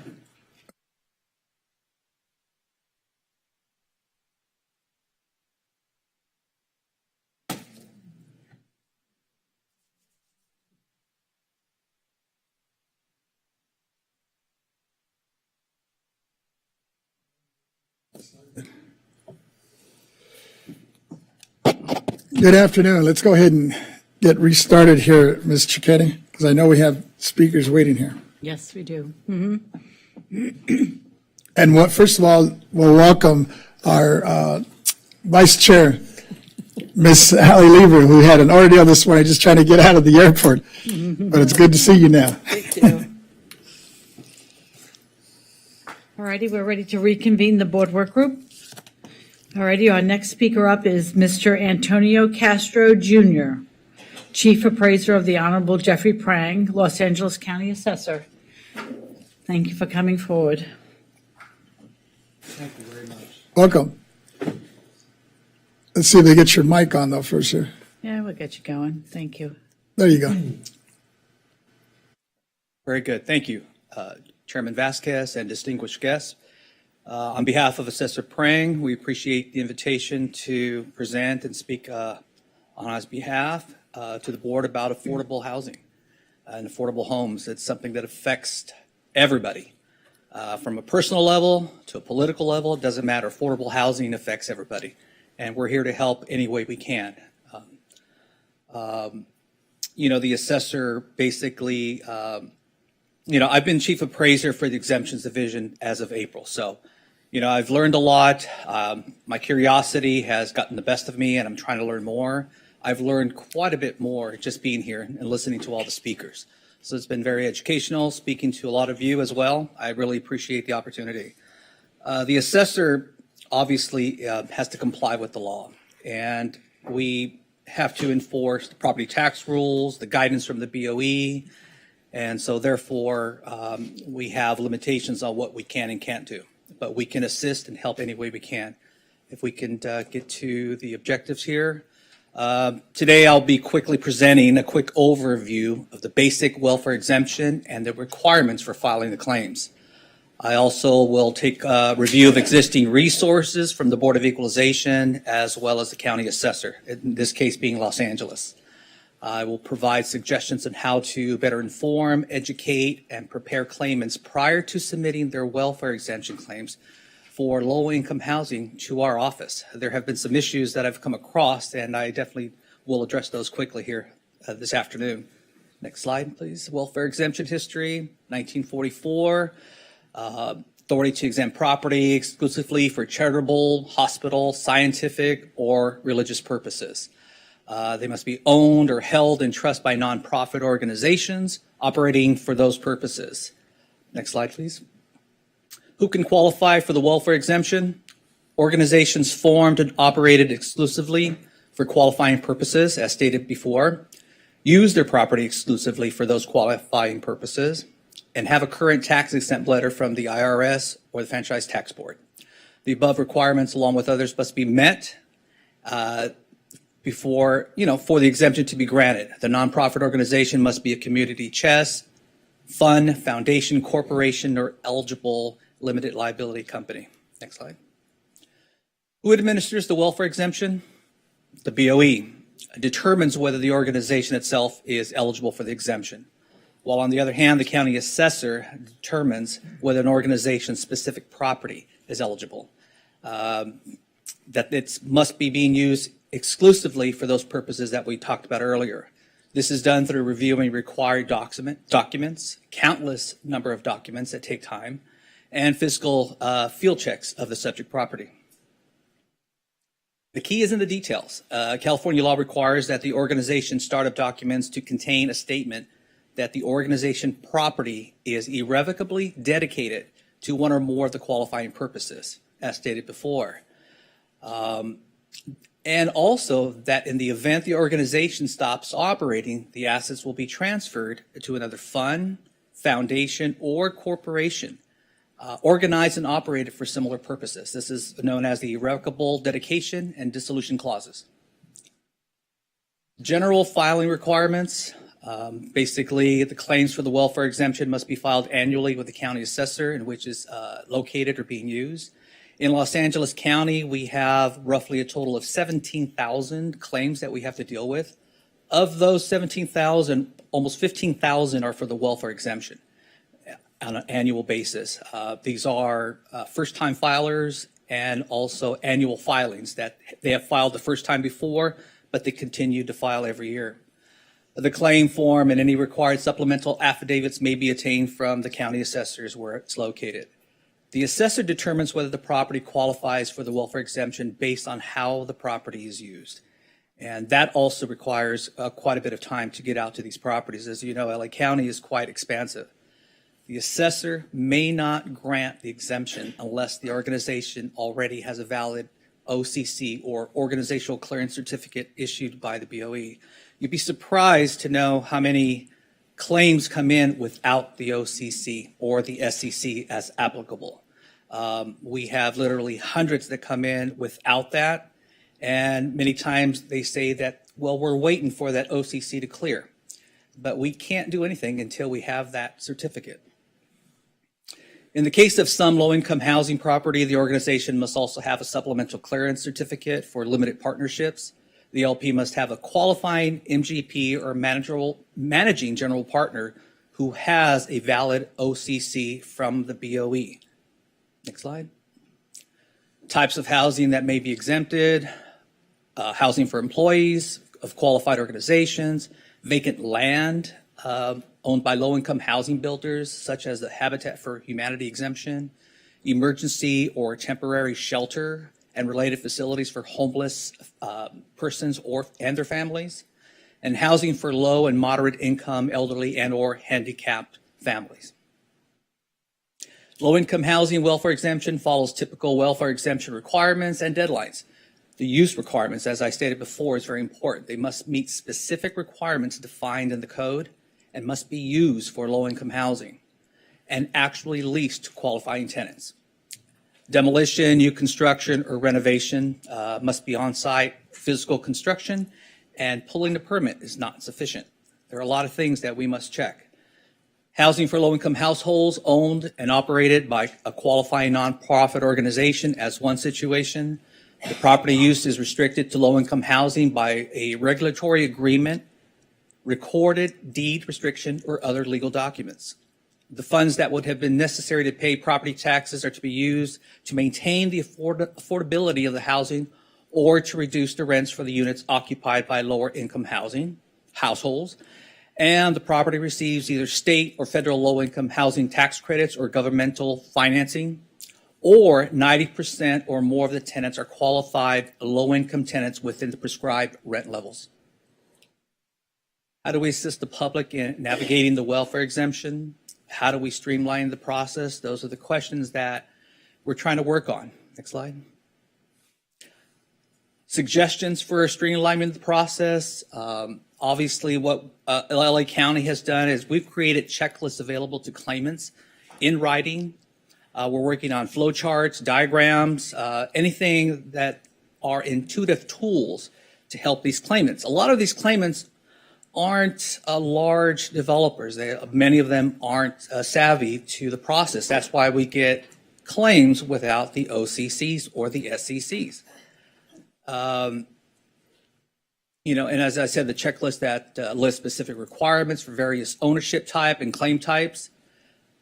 BOE workshops in partnership with local county assessors or franchise tax boards to educate claimants on the process. Education, I think, is one of the key things that we have to look at in partnership. One division or the BOE doesn't have the staff, the assessor doesn't have the staff, but in partnership, I think we could work on something.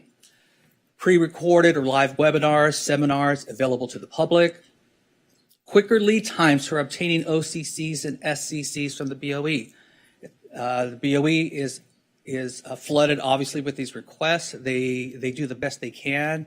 In some cases, we've had claimants come to us and say that it's taking months and I still don't have my certificate. Can you process the claim? And the answer is no. We literally formally deny claims after a certain amount of time because they don't have their certificates. Whether they've actually started or started too late or started months ago, it's a variation. Roughly 15% of these claims come without the certificate. And so we want to work on them. We have to put them on the back burner because we can't do anything until we get those certificates. It's up to the BOE to clear to make sure that those organizations qualify.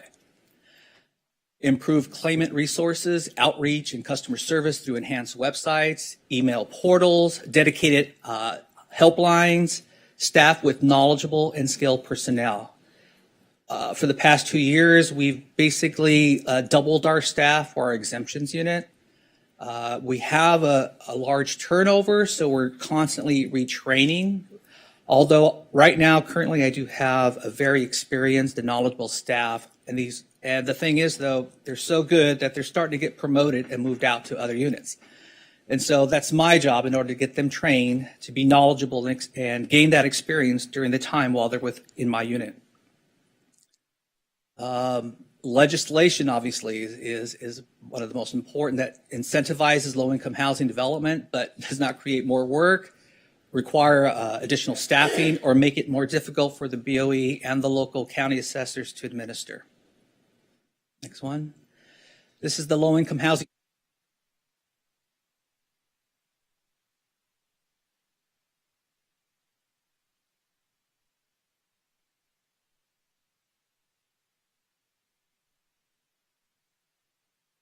Necessary, in this case, 3 situations.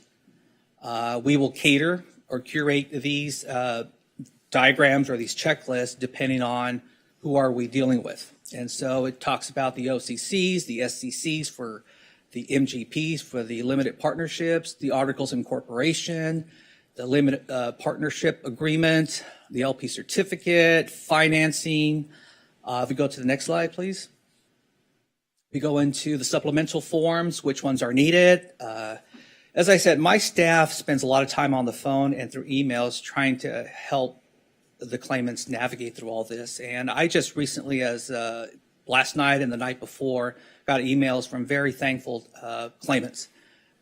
The thing is, they acknowledge that they spent hours on the phone or hours and days and through emails, but they were grateful that the assessor was there to help them navigate through that. One lady was so thankful that she had 30 properties that she said, you saved me a lot of time. And so we're trying to maintain that and improve on that. There's other things in other forms that need to be looked at, especially the one at the bottom, the rent restriction details. We do require a lot of this information, and sometimes it's slow to get that information in, but we nonetheless are successful in getting that. Next slide, please. All right, these are some of the resources that we have. I think we skipped one. Yeah, I thought I saw something. Useful information, the BOE. You skipped the BOE. Obviously, the Handbook 267 is very helpful. It's helped us train the people. It's helped claimants who come to us and they need something to read and look at. We send them to the 267. The BOE publication 149 is a good source of information related to the various forms and affidavits and with helpful definitions too as well. Main exemption telephone line. I've not called it myself. I'm sure they have. They've been very helpful in supplying a dedicated line for exemptions, not just the general BOE telephone. Next line. LA County website has similar. We have the forms available. We don't have the information on our website as the BOE does. We don't have the handbooks. We send that after the fact once they get a hold of us, or we refer them directly to the BOE website. We have a dedicated email address that's really just, it's just so full. At any given time, there are 50 at a time, and I have to increase staff in order to try to respond to those emails within 24 hours. It's not always easy to do, but we at least acknowledge the email and tell them that we will get back to them as soon as possible. But it's been very helpful to the claimants. And we do have a dedicated telephone line for exemptions as well as the BOE. Skip one. There we go. I read this earlier this week. Governor Newsom signed 2 laws on Wednesday, October 11th, to fast track low-income housing on surplus and owned by nonprofit colleges, religious institutions, and to streamline the housing permitting process. Religious institutions and nonprofit colleges in California will be allowed to turn their parking lots and other properties into low-income housing under a new law aimed at combating the ongoing homeless crisis. The law signed by the governor rezones land owned by nonprofit colleges and religious institutions such as churches, mosques, and synagogues to allow for affordable housing. Starting in 2024, they can bypass most local permitting and environmental review rules that can be costly and lengthy. The law is set to sunset in 2036. Now, not all laws can accomplish this, obviously, but there's got to be a way to create a new law that is a win-win situation for everybody. And the assessor's office is always here to assist. We're not legislators. You know, we have advocates on our staff, but we're here to help you to try to find legislation that makes sense. Thank you very much. Appreciate the time. Yeah, appreciate your comments and especially this whole background was real helpful in terms of some of the things you're doing in-house.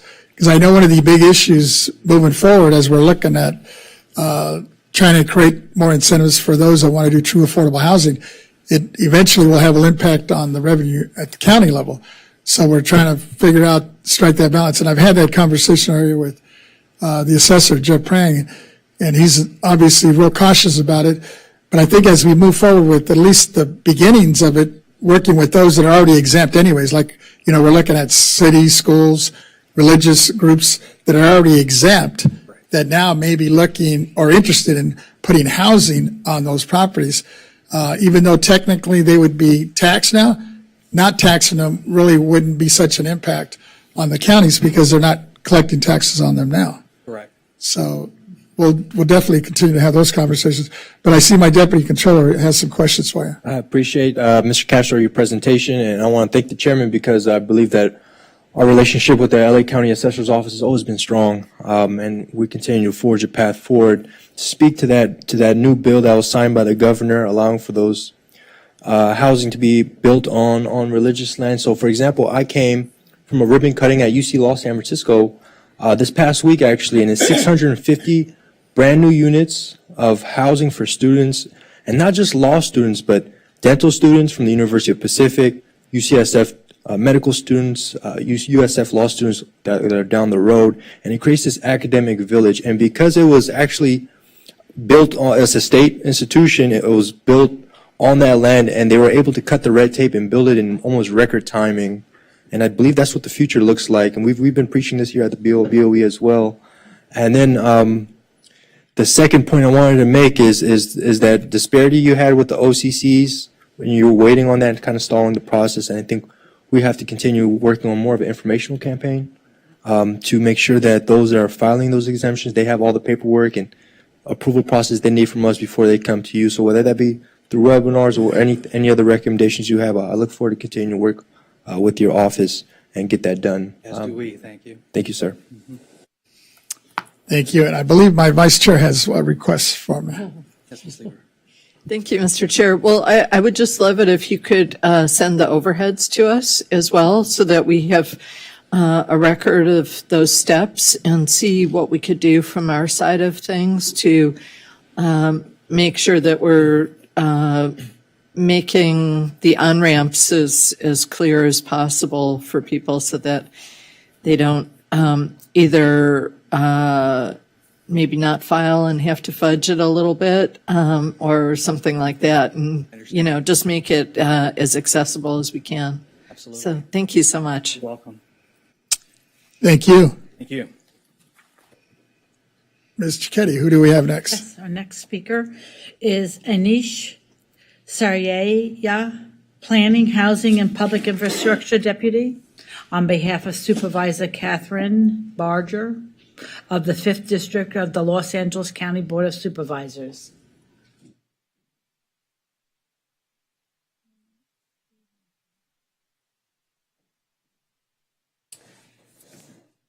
If we have them as assigned in. Let's see.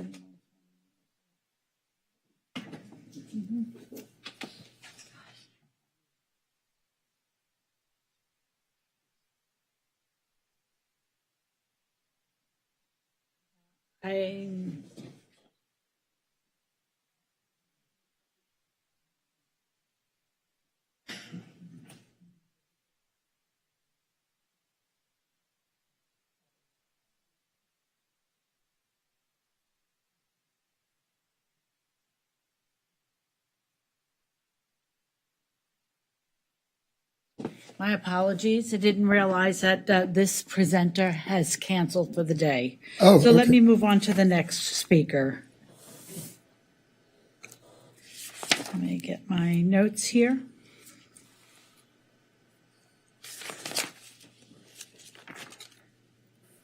So we're up to then speaker number 10, which is Shane Phillips, Housing Initiative Project Manager for the Lewis Center for Regional Policy Studies of the University of California, Los Angeles. Thank you for coming forward. Thank you. I apologize. I'm going to have to read off of my phone because I didn't know I wouldn't even have Wi-Fi here. No problem. But I'm not just texting people or something here. And yeah, I will say kind of upfront that what I have to say here is going to be more sort of focused on themes or priorities as opposed to very specific recommendations. I have a few things on that subject specifically, but I imagine a lot of people who work in affordable housing development or on the public side are already going to share kind of the challenges with financing, with the taxes, with just the process generally. And so I'm going to kind of focus on something that maybe others have not talked as much about. And so the first thing I want to say on there is that I think any focus on affordable housing should start with the understanding that we will not meet our affordability goals, either for the market as a whole or for lower income or unhoused individuals, specifically if we do not have a strategy for building more unsubsidized market rate housing as well. You will not find anywhere on the planet that has maintained affordability in the midst of a growing population, but a relatively stagnant stock of housing. And our housing supply will not keep up with demand if our sole focus is subsidized below market housing. And I'll say I'm coming at this from a few different perspectives. I work as a researcher at UCLA. I host a podcast on housing research where we talk about emerging research every couple weeks and try to communicate these things to a non-academic audience. And I've also written a book called The Affordable City, which is sort of making some of the points I'll make here today, but also gets into specific policies on how we can improve affordability. So to be clear about what I just said about market rate housing, this is not an argument against subsidized below market housing. We currently do not and have never invested enough or nearly enough in it, even accounting for the recent surges in spending by the state in recent years. Really, this is an argument that we can't pit one housing type against another, as is often done, where it is framed as we have the way to promote or increase affordable housing is by making it harder to build market rate housing, and that has never worked anywhere. There are a few reasons that I say this, or actually quite a few reasons, so I have 4 or 5 here. One is that there is just no way to meet the need for deed-restricted below-market affordable housing through subsidies alone. There are about 3 million households in California out of 13 million who earn less than $40,000 per year, which in most places qualifies you for low-income housing. In San Francisco, it almost qualifies you for extremely low-income housing. So if there are at least 3 million households who need affordable housing or are qualified for it, and I would say no more than 1 million of them either live in subsidized housing or receive housing vouchers right now, then there's demand for at least 2 million below market units. And at I think at this point, conservative cost of $500,000 per unit, we're talking about $1 trillion to build all of those homes. Most of that in grants and tax credits and forgivable loans that will not be repaid. The state certainly is not going to come up with that amount of money, and I don't think the federal government will either. Even if they were willing to, $1 trillion spent in California would mean they'd have to spend another 6 or 7 in the rest of the country, and that just doesn't sound realistic to me. Again, I'm going to have to say this multiple times. This is not to say that more investment is not warranted. It is just sort of a request that we be clear-eyed about what subsidies alone can achieve. The second reason that I say this is that building more housing helps keep rents and house prices and land prices in check, even when that housing is market rate. New market rate housing, as we all know, is rarely affordable to low-income households who are the most in need of support, but it does help keep rents across the market from going up as much. And that is important to the roughly 70 or 80% of low-income households who don't live in any kind of subsidized housing and are vulnerable to changes in the market.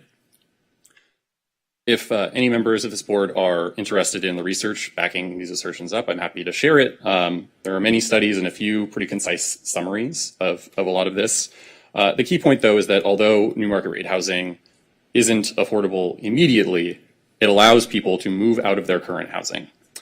The home they leave behind is usually more affordable than that new market rate home that they move into. And the person who moves into that newly vacant unit is usually coming from an even more affordable unit.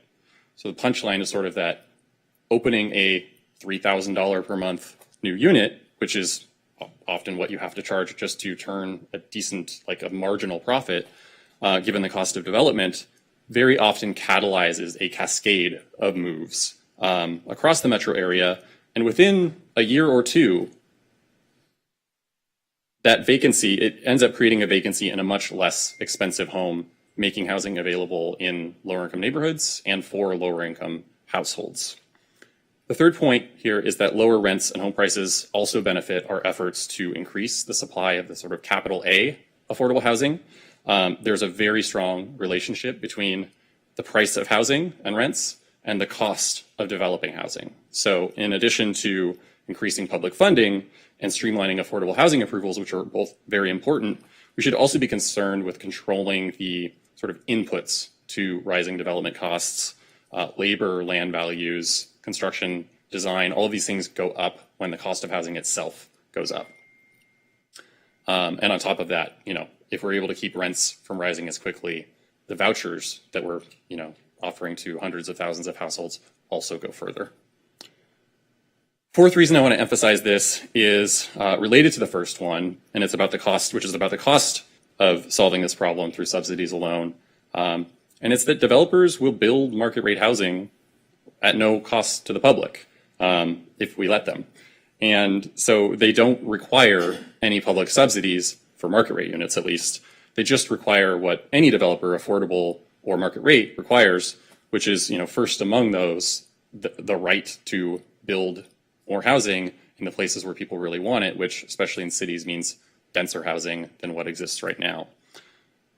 And of course, there are things like, entitlement reform, permitting reform, streamlining, reducing the strings attached to new development, and so forth. Again, I want to be clear, building more market rate housing is not a substitute for subsidized below market housing, but it is a complement. And if we look at many of the policies that have spurred additional housing production in recent years, the biggest beneficiaries are often affordable housing developers, the subsidized developers, and the affordable housing stock, even when those groups received no special preference in those policies. So in Los Angeles, we created a by right, non-discretionary process for more projects to move through, basically to skip the city planning department, go straight to the building department to apply for permits. And again, one of the biggest beneficiaries of that was not, the big for-profit market rate developers, but the affordable housing developers. Something like 30–40% of the units in that by right process were built by those developers specifically. So they're really taking advantage of it more than anyone else.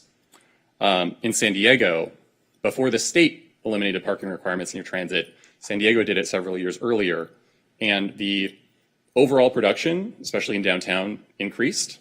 But what increased most, by about 500%, was the number of affordable, deed-restricted units being built in density bonus projects.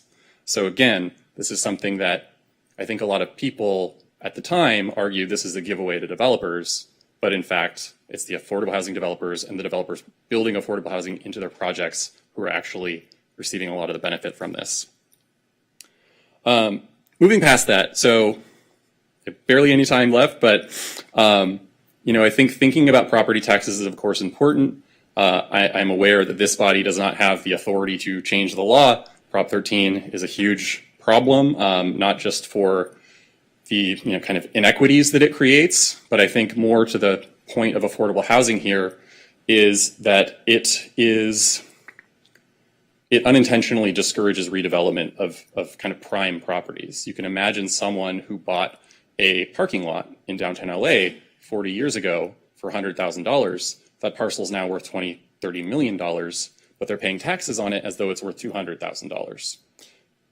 They might as well just keep waiting and watching that property appreciate by $1 million or $2 million every year rather than sell it. They're in no rush. If they were paying taxes on it as though it was worth $20 million, which it is, they'd be paying, $200,000 a year. Suddenly the incentive to do something more with that property really changes. In the city of Los Angeles, we have about 5,000 parcels that have a zoning for at least 10, 15, 20 units on like a 5,000, 7,000 square foot lot. And yet they're only improved with a single family home. These are people who just, we don't want to force people out of their homes, but it might be nice to somehow incentivize them to sell that home, let it become something more, including, because of the policies in place in Los Angeles, at least a couple deed-restricted below market homes, affordable housing. So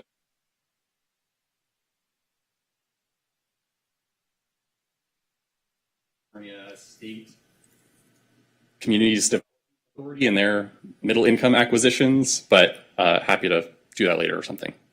Thank you. Thank you. Before I open up to questions, I just wanted to welcome my assembly member, Rick Chavez-Saburo, who just joined us. Earlier in the morning, we had our senator here, Ben Allen. He just left. So we have a tag team here. Now we have our assembly member. Welcome. With that, it looks like my deputy controller has a question for you. Thank you. I really appreciate that presentation, and it's important for UCLA to be here speaking on such an important topic. And you mentioned towards the end of your presentation about having people sell their homes, right, in order for it to be better utilized. But I wouldn't want to bring up the interest rates currently are record highs. And so have you seen a decline in the number of people willing to sell their homes because they do not want to forego the historically low interest rates on their homes that they likely refinanced years ago? Certainly that's happening for homes that don't really have any redevelopment capacity. If, it's a single family home and it's zoned for single family homes, then I think there's a real incentive to wait. I think that exists even in the circumstances I'm talking about, but maybe to a lesser extent, because these homes are worth more as land than they are as homes. So a home that, if the neighboring home was zoned for just single family homes and this one, would be strange to have them next door to each other, but if the home we're talking about was zoned R3, which say allows 15 units on that parcel, the home that's R1 is probably going to be, like if it's worth $1 million, that multifamily zone property is probably worth $1.5 million. It's usually about $100,000 per unit that you can develop. And so to some extent, the interest rates affect that too, because obviously interest rates have reduced just increased costs elsewhere. But I'm not sure it's to the same extent. Understood. Thank you. Seeing no other hands, I think we're good. Thank you. Thank you. Ms. Cicchetti, who's our next speaker? Our next speaker is Rick Chavez-Zabor, who represents the 51st Assembly District, which encompasses parts of the Western Los Angeles, as well as the cities of Beverly Hills, Santa Monica, and West Hollywood. Welcome. Thank you. Thank you, Board Member Vasquez. It's really great to be in my district here in Santa Monica, and very much am grateful for your focus on our housing crisis and affordable housing. It's really great to see the Board of Equalization focused on these really important issues. You know, it's been, when I was running and was a candidate over the course of the cycle, it was clear that the crisis of housing affordability and homelessness were probably the key issue that most members of my district were focused on, and they continue to be. And since I've been in the legislature, you know, I sat back and I said, what can a freshman legislator do to sort of focus on, you know, make some progress on some of these things.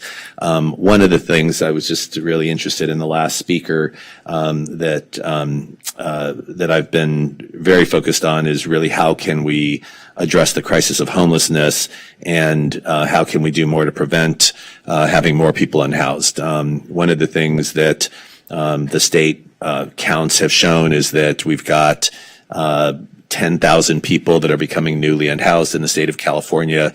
That number is larger than the number of people that we're starting to house at the other end.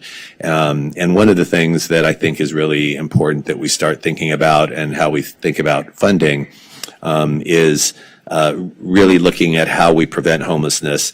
I've got a bill, the California Housing Security Act, which is a 2-year bill that we're going to be looking to build support around. Obviously, what that bill does is it would require, it would create a new rent subsidy program that would be up to 2 years of rent subsidies for up to $2,000 a month.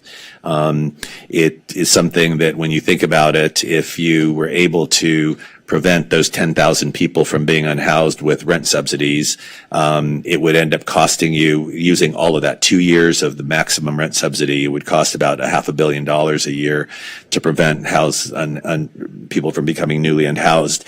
If you actually think about what you have to do on the other end, which is actually building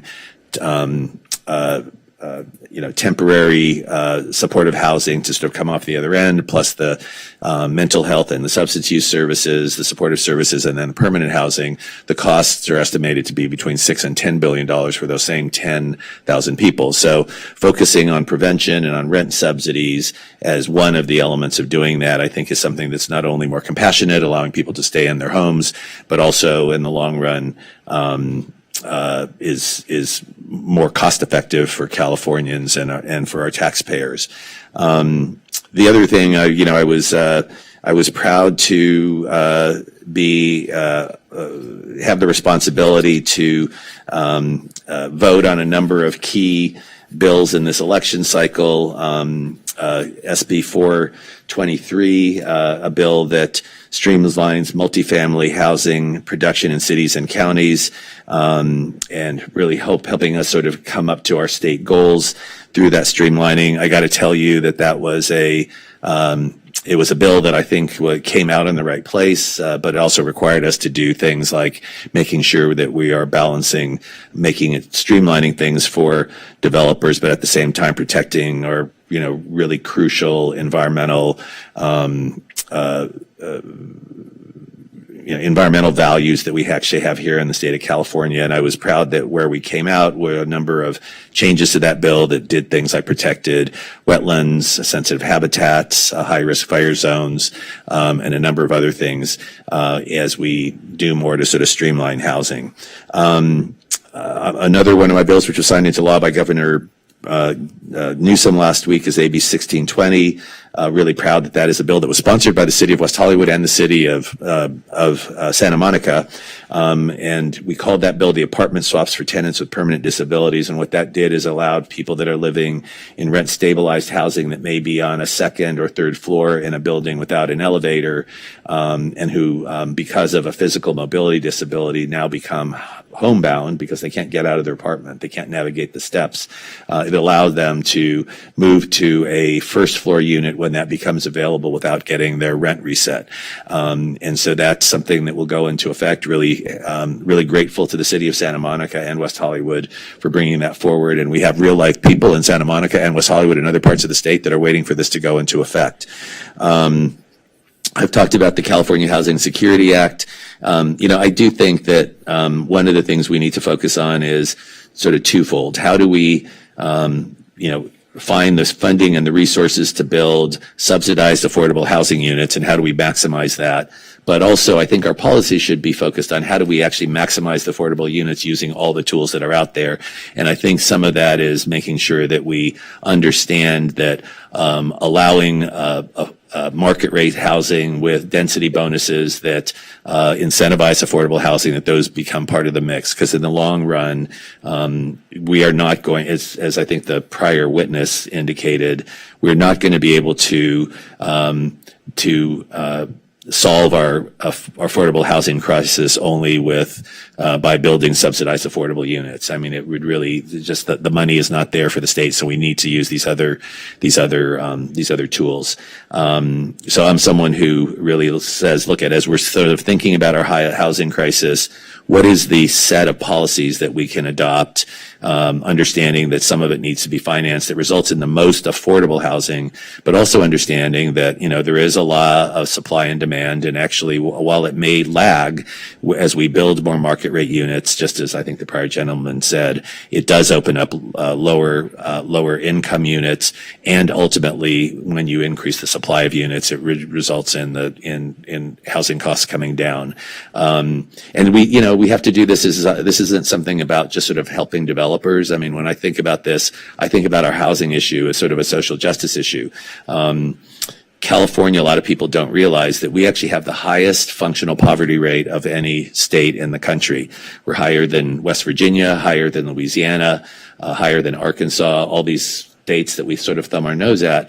Some of the reason is because we have higher energy costs, but the main reason is because our housing costs are so high. And because their housing costs are so high, it's driving people into poverty. So, basically housing is a social justice issue, and we need to figure out how to create more affordable housing using all the tools that we have. So I'm not going to take any more time than that. I really appreciate being given a little bit of time to speak, and I'll stick around here for a little bit and hear some of your other witnesses. But I want to thank you, Board Member Vasquez, and the other members of the board for having me today.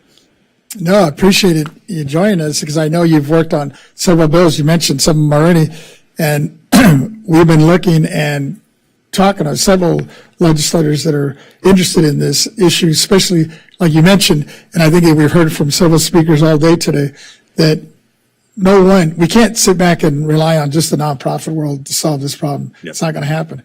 I mean, we got to do as much as we can with that.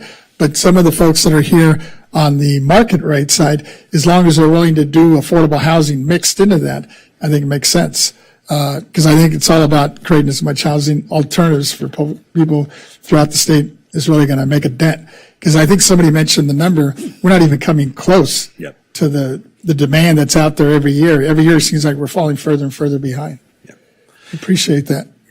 I guess the one other thing I'll sort of say is, we actually have a number of perspectives about housing in our area and in my district, running everything from folks who I think are afraid of change, obviously, and believe that, that our area is already built out and that we shouldn't be doing any more housing, and while they support housing, it should go someplace else, to folks who actually believe that we should be putting housing everywhere, including in the middle of single-family neighborhoods that actually have a certain neighborhood character. And I think solving this issue in terms of actually incentivizing housing is really making sure that we're actually building consensus around what we're doing with the public. I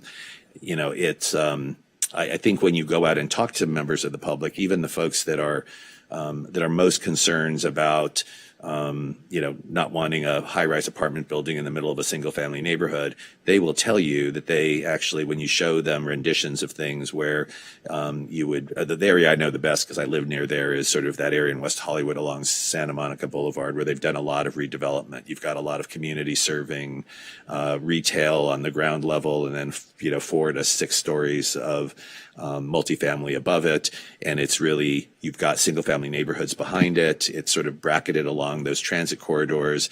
And when you show people pictures of that stuff, they basically say, I say, do you oppose this? And they say, no, I like that actually, because they know that they can walk down to a Trader Joe's or a Starbucks, and it actually makes the street more vibrant. And it makes the streets safer in that area. So I think there's a lot more consensus here than in our area than people think. And I think we need to sort of focusing on the areas where we have the most consensus. And it is really along those corridors where we've actually, where we're not sort of changing the character too much of the single family neighborhoods, which, when people buy a house in a single family neighborhood, they have a certain expectation. And I think that's a valid thing to be concerned about. But we can still create, when I like drive down La Brea Avenue or drive down Pico all the way through town, I look at a lot of those areas, and it's relatively, there's some areas that are getting near blighted, right? I mean, where we've got single story commercial buildings, some vacant. If we actually could figure out incentives for redeveloping all of that and financing for affordable housing in all those major corridors where we have bus lines now, that's a lot of housing. It really is. I mean, we don't have to create this high amount of tension with residential neighborhoods and we can still achieve our housing goals. So. No, I think that's key, and people forget that. You're right. We've looked at it in our city, even Santa Monica here, just in our little industrial areas, where it's already, in some areas, because of the change in technology. Before we used to have manufacturing here. Now it's all gone. It's all high tech. And many of it is done remotely, So you have these facilities that I think are underutilized, that could be repurposed kind of. With that, is there any other questions? I think my vice chair has a question for you. I have a couple of comments. Thank you so much for being here. And I really appreciate your efforts and the efforts of your staff to go out and educate the community about what it really looks like, because it's been hard to build the cognitive bridge between, do you want to have hospital employees be accessible to you if you need to go to the hospital, need to have those sheets changed and dishes washed and everything like that? Do you want supermarket shelves to be stocked?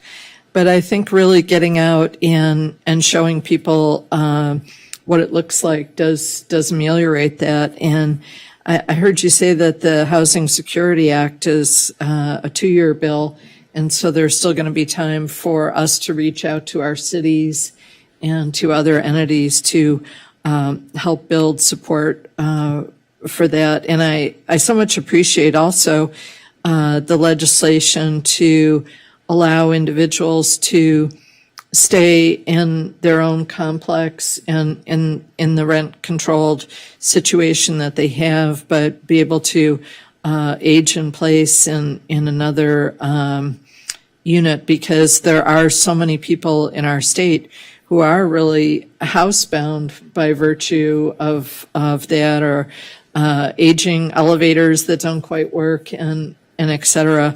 So I really appreciate your work on all of these issues. It's good to know about. Thank you. Thank you.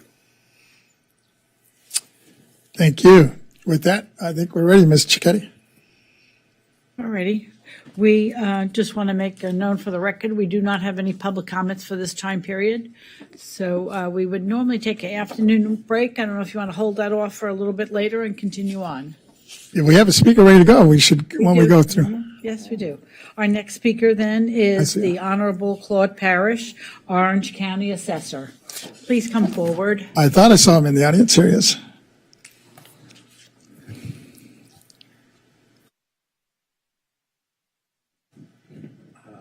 Yes, I have to bend over a little bit here to Hold on. Let me get you on me. maybe I don't want to get too. No, I think you're good. It's good. Oh, thank you. Well, honored to be here. I'm a big supporter of the State Board of Equalization. I think it was created for fairness and people being able to go to elected officials with regards to their tax problems.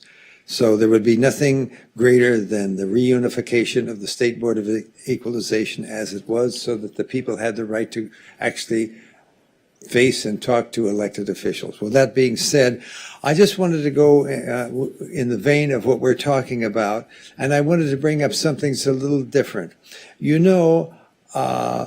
when somebody buys something, a bicycle, a house, or whatever it is, if it's free, they don't seem to have much care for it. You know, they don't take care of it. But if they have to pay for it, even a small amount, they take better care. And I want to talk about something. We have a supervisor in Orange County. Her name is Foley, Katrina Foley, a Democrat, but a very nice person to deal with. And she has a wonderful idea. I wish she was here. She's talking about an incentive program that the dynamics aren't exactly solidified, but people that were trying to get a home would be given, I may be speaking incorrectly, but $20,000, $30,000 that they would pay back without interest during the term of buying their house. It would help them with the down payment. And it would be really a great incentive for people that are trying to get a leg up in the world. Now, another thing we have for homeless crisis is the medical problems we are seeing with many of our citizens that are addicted to various substances. And this is the biggest scourge of this state. Should be addressed.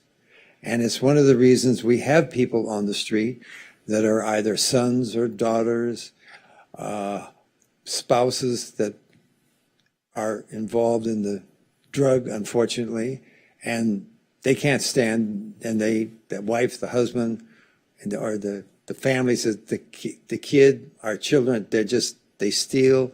They are a different person. When you take drugs, you become a different person. This should be addressed. This is one of the main reasons we have people on the street, whether you are aware of it or not.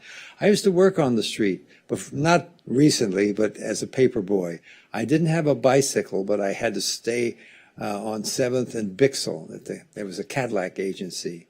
And so I made 3.5 cents a paper. And I didn't want to be on the bicycle because you go there a lot of times to get your money, and the guy or the woman, they moved out. So you don't get paid. By the way, you have to pay the Los Angeles Examiner or Herald Express. You have to pay. So at least it teaches young people to be responsible. So what the concept is, and I wish she were here, and I would like somebody to consider the concept of giving people, like, not throwing any money away, just loan people $10,000, $20,000, $30,000, $40,000 from a state program that they pay back with like maybe 1 or 2% interest. They pay it back. It doesn't cost any money. It pays for itself, and it enables people to actually have something they always wanted, to own their houses. So that's my 2 cents here. And lastly, there needs to be a state czar in charge of medication for people that are addicted. We really need that. And we just look the other way and we say, oh, and we don't address the problem, they're on drugs. And that the drug dealers, they're wicked people. The guy, the gal, whoever gets their EBT card, and I'm sure you know, the drug dealer gets it, and he gets it for 20, 30 cents on the dollar, and then he does what he wants with it. He sells it for more. This is reality. This needs to be addressed. These things should be non-transferable somehow, because the poor victim that needs a drug, that drugs are their God. And so that needs to be addressed as well. And that's one of the reasons of homelessness, because parents have kicked their sons and daughters out because the sons and daughters steal their clothing or the television or whatever. So you know all this. Anyhow, the positive thing that I want to talk about is Katrina Foley's policy. I don't think she's had it, but anybody can do this. Any assemblyman or senator can say, hey, let's give people at a certain level, let's loan them some money so they can put a down payment. They have a good credit rating. Let's not charge them 6, 7, 8. Let's charge them like 1%. Just give them a break. Just get our money back.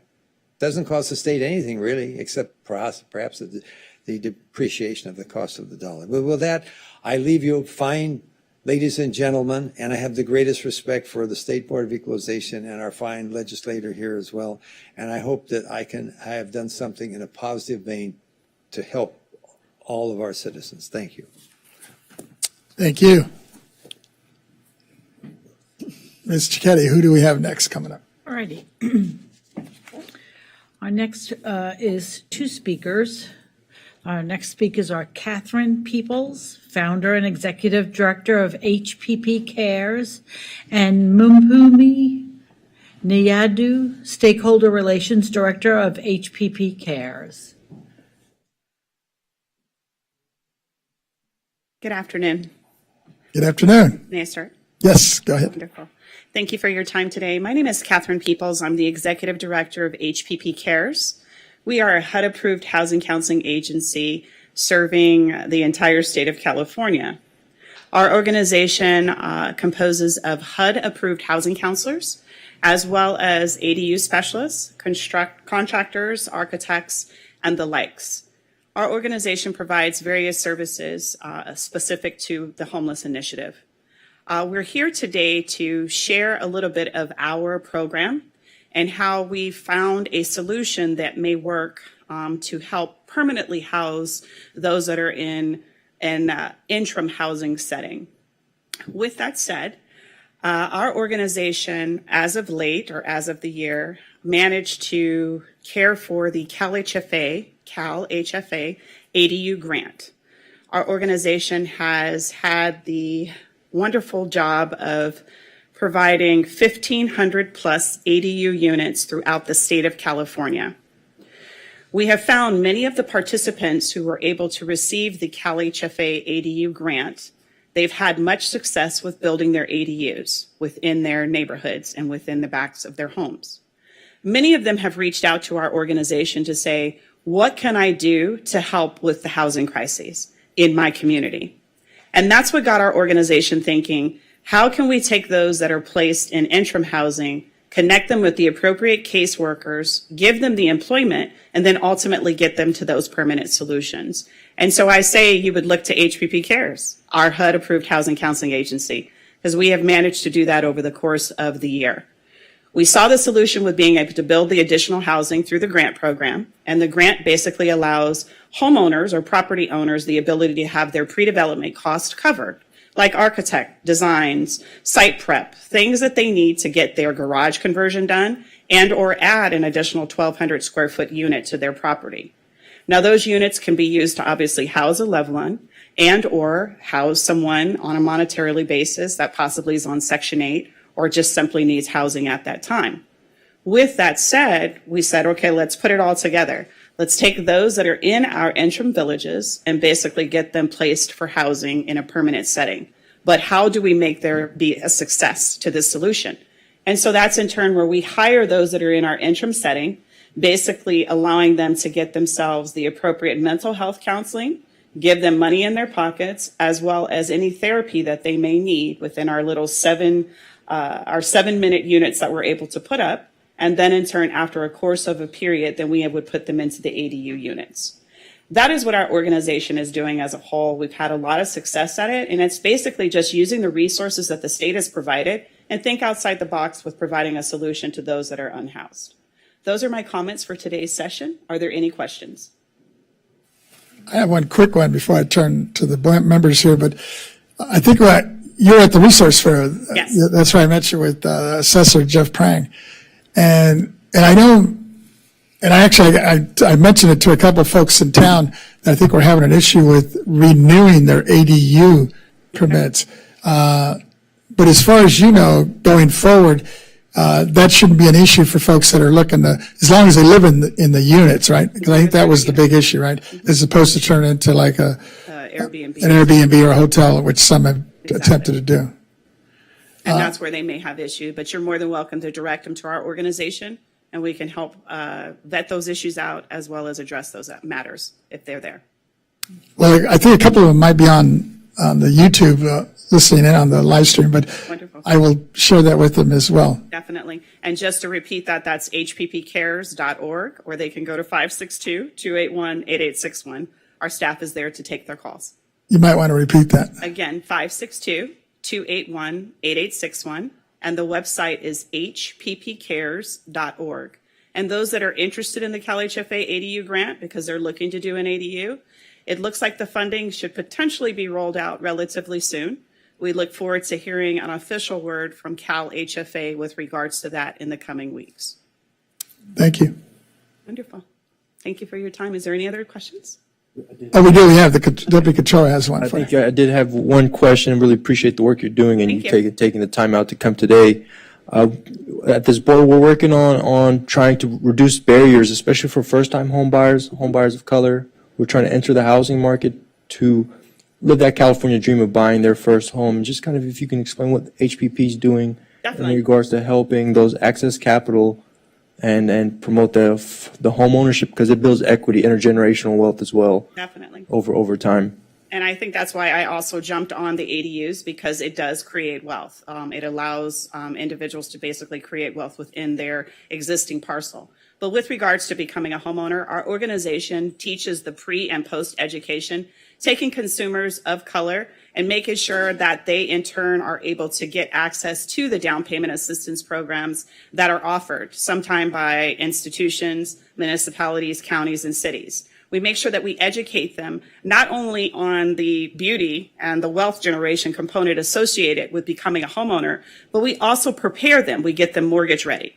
And a lot of people who look like African American, Latino, and the list go on, they just don't get that necessary education on how to put your budget together, how to make sure you have the appropriate credit together. And unfortunately, many of the institutions have not had programs that really see people of color. So our organization levels the playing field, making sure that we couple those down payment assistance programs and a layering mechanism and educate consumers to say, hey, this may not be your forever home, but this is a way to get your foot in the door to start to create that generational wealth and to build equity. Because unfortunately, as a renter, you're not building equity. You're not able to capitalize on those tax reductions that you would if you were a property owner. So our organization goes full circle. We teach the pre and post purchase education. We help those that do get into financial challenges with foreclosure or possibly evictions. Our organization can in turn do that as a HUD-approved housing counseling agency.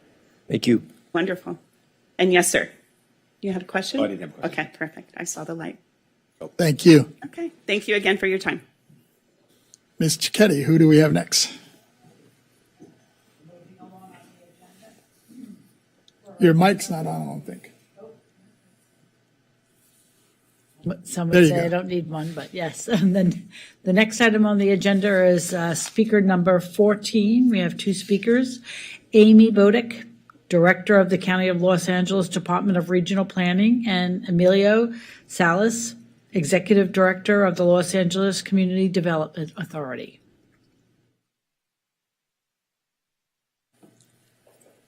Oh, no. I don't believe that they've signed in yet. So if you'd like to, we could continue. I do have a public comment. I don't know if he's in the room at this time to come forward. I have someone who completed a public comment appearance sheet, Sean Rawson. If you'd like to come forward and do a public comment at this time. The podium is over there. Thank you. If you could state your name and your company. Good afternoon, Chairman Vasquez and board members. My name is Sean Rawson, and I'm the co-founder of Waterford Property Company. We're a California-based affordable housing developer with about 6,500 units in our portfolio. I've listened to all the speakers today and just want to say, first off, thank you for the work that this board's doing.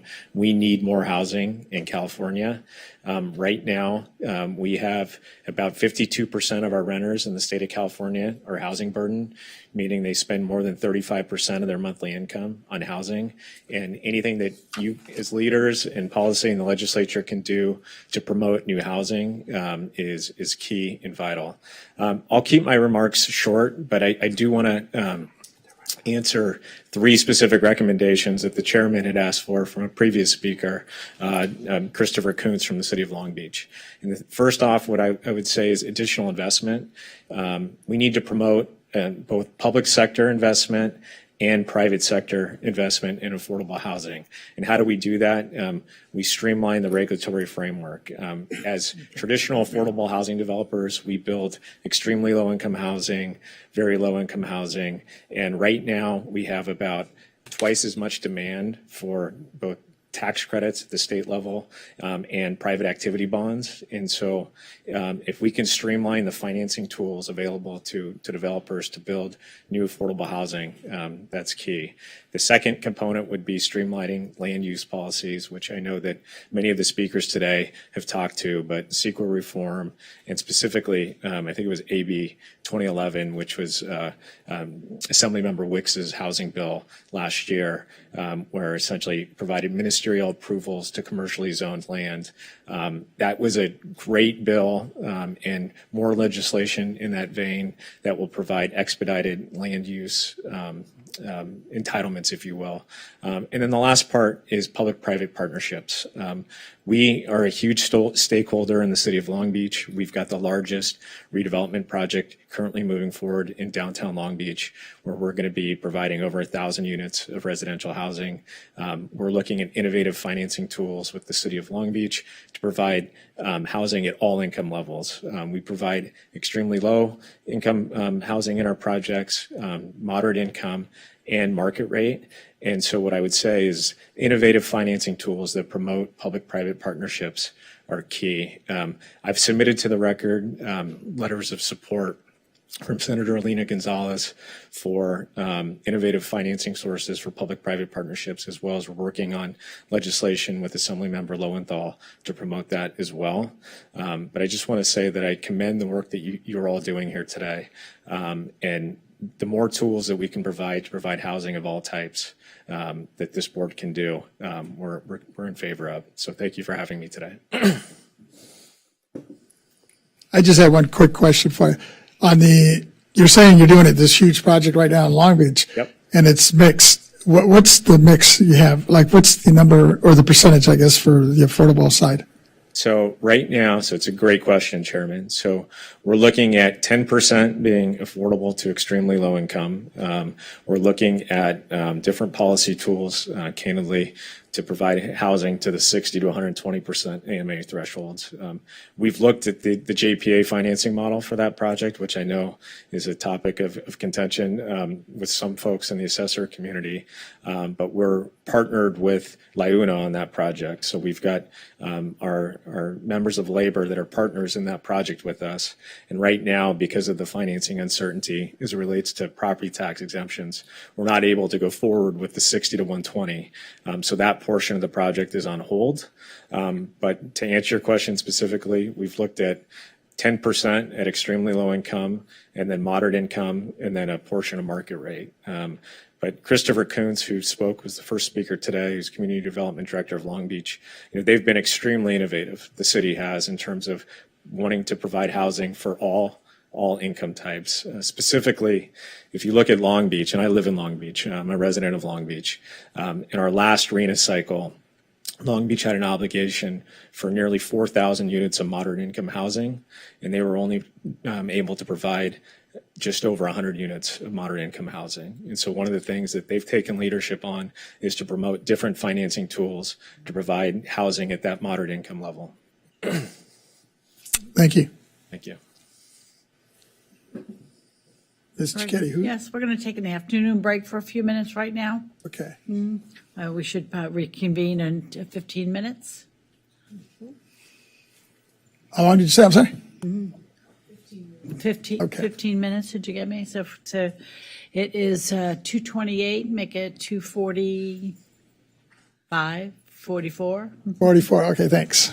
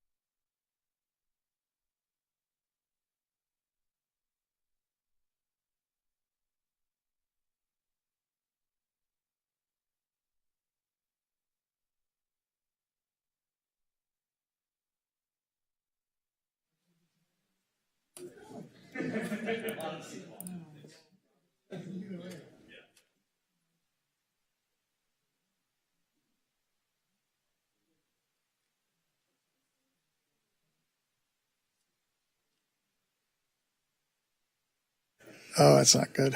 No, that's going to say, no, that's good. It's just truly good.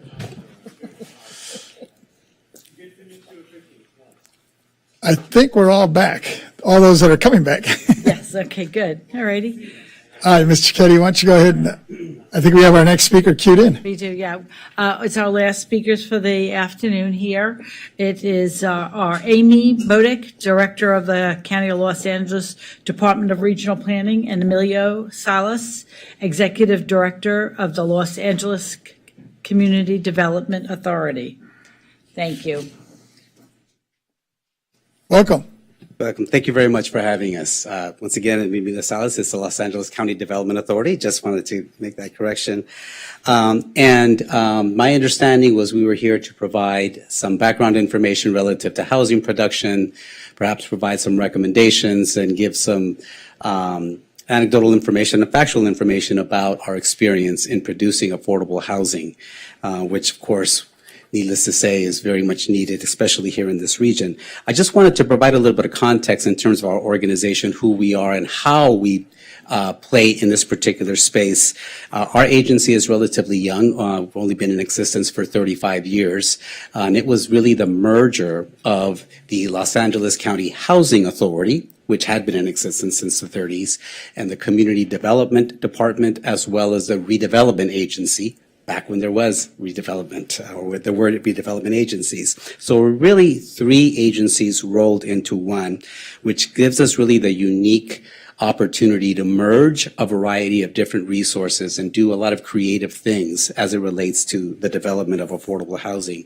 Now, nearly 70% of our funding comes from the federal government, and most of that is from U.S. Department of Housing and Urban Development. But in this past fiscal year, our budget is just a little bit under $1 billion with a little over 600 employees. So this is, we're a small organization in terms of the staff size, but certainly have done a lot in the space of producing affordable housing. So at the direction of our Board of Supervisors, this current board has been laserly focused on increasing the production of affordable housing, but more specifically, special needs housing for persons experiencing homelessness, for folks battling mental illness, and the disabled and seniors. So we're certainly always looking to further expand these opportunities, and we've been very successful. So to provide some context, we've only been in existence for 35 years, but when you look at just the previous 5-year period, we've produced and financed more housing in the past 5 years than in the previous 30. So there has been an exponential growth in this space at the federal level, certainly at the state level, and also at the local level, infusing some of our local dollars. Now, one of the things when we were originally involved in this space, it was mainly to create affordable housing through our notice of funding availability that's been in existence since 1998. But it was generally targeted towards the increase of affordable housing. Now, we are much more focused on creating permanent supportive housing, which is much more expensive for a variety of reasons, not the least of which is also the services that are required. And all of those for our developments are funded with local funds, with the quarter-cent sales tax known as Measure H that the local taxpayers decided to approve to provide those supportive services. We've also, so just in this last 5 years, just to give you context in terms of funding, we have put out $738 million in capital subsidies and coupled those with our Section 8 vouchers that we have through the Housing Authority to project-base them. And that has leveraged over $4.1 billion in public and private funds. Now, more than 3/4 of those units have been set aside for special needs, and the rest have been generally affordable. We've also had a large infusion of state funding through No Place Like Home, $522 million to date. So we're very thankful to the state for those funds that we administer on behalf of the Department of Mental Health. Now, as I mentioned earlier, we've used project-based vouchers and to the tune of over 2,200 PBVs that we have pledged towards these developments just in the past few years. We've also changed the scoring criteria with that notice of funding availability in response to some of these local priorities, and to make sure that the funding is spread out, that we try to incentivize these developments in high resource areas. And we also want to spread them out throughout the entirety of the county so that we don't concentrate these developments in any particular neighborhood. It's proving to be a challenge, but it's something that we've been very successful in doing. Now, Amy maybe has done a wonderful job, by the way, in streamlining these efforts. You know, we've all heard about the nightmare in trying to entitle some of these projects and trying to get building and safety approvals. That has not been a challenge for us here in the County of Los Angeles. Our local departments have done a wonderful job of streamlining the entitlement process, particularly for those developments that are on county-owned land and are funded through our NOFA. We've also even have waivers, for example, in place for projects that are in the unincorporated county. Really, the biggest challenge as it relates to that is the financing of these developments. The developers have to cobble together funding from a variety of different sources. We certainly have heard the governor refer to the alphabet soup that, you know, of all of these different entities, from TCAC to CIDLAC to HCD, BCSH, all of these different entities that operate in this space. So if there is one singular recommendation that I would make, is there needs to be some level of consolidation at the state level from all of these various funding sources so that they align. Because all of these funding sources sometimes come with their own separate criteria. So as a developer, they're trying to put together these financial resources and trying to make sure they are compliant with each and every funding source. We're also coupling together the federal project-based vouchers that has another separate set of requirements. In terms of the other challenge that we have, it's with our project-based vouchers. So these project-based vouchers allow for enough revenue generation within these developments to make them feasible for the long haul. It allows a developer to get market rate rents really for these developments, because if we're housing individuals that are on general relief or have zero source of income, how are you going to generate rent revenue, right? You get them through those project-based vouchers. The challenge there is a statutory cap at the federal level. You cannot project-base more than 30% of your entire allocation. And because we have project-based so much, we are only 2 to 3 years away before we get to the point that we've reached that statutory cap, and we will have lost one of the best tools in producing affordable housing. We're certainly fiercely advocating to eliminate that cap, at minimum to try to lift that cap and increase it. There is a bill right now currently in Congress to try to increase that cap. But what we need really is, that's just basically kicking the can down the road. We're going to need an alternative subsidy. So that might be my other recommendation if the state wants to get into that area, really, of providing these subsidies on a long-term basis such that these developments are viable in the long term. We've also had other substantive changes within these programs. You know, right now, both the city of LA and the county have declared a state of emergency around homelessness. We have tried to maximize the use of that declaration. One of the things that we were recently successful in doing was to get some waivers at the federal level that have been unprecedented. So during COVID, HUD introduced waivers given that many government offices were closed, many individuals couldn't go in person, so they allowed for a lot of self-certification or a lot of remote type ways of getting your ID, getting your social security card, getting a third party to sign on behalf of a client, and it worked. That situation still exists today post-COVID because the population that we are serving don't have easy access to go in person to many of these government offices. If you can imagine going to an encampment and asking somebody for their social security card, their driver's license, their birth certificate, these are documents that they simply don't have. So we ask for waivers to allow for self-attestation of this information so that we can provide the voucher and get that information after the fact.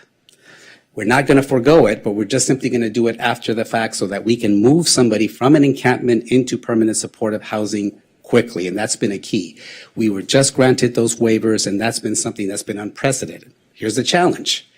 Because we also have state funding, right? The state may say, wait a minute, those waivers are great on the federal side, but they may not necessarily work on the state side. So we've reached out to some of these organizations to also ask whether or not they would honor these waivers. And right now we're in the midst of making that work, and they've been very helpful. But this just gives you just kind of a glimpse as to the frustration and the challenges that we have just to eliminate barriers to access, just to get a voucher in someone's hand. And that's just half of the equation. The next half is finding a unit for these individuals. So when you are trying to house somebody that has no rental history, or maybe has some evictions and doesn't have a job currently, how do you get a landlord on the private market to actually accept that resident or accept that voucher? So we've also used local fundings to create incentive programs for property owners to accept formerly homeless individuals, to the tune of an insurance fund, so to speak, for damage mitigation, a sign-on bonus for those that will make those units available. And these are things that we've done as far back as 2017 and are now becoming much more standard. So this is something also that as we talk about subsidy programs or the state is envisioning.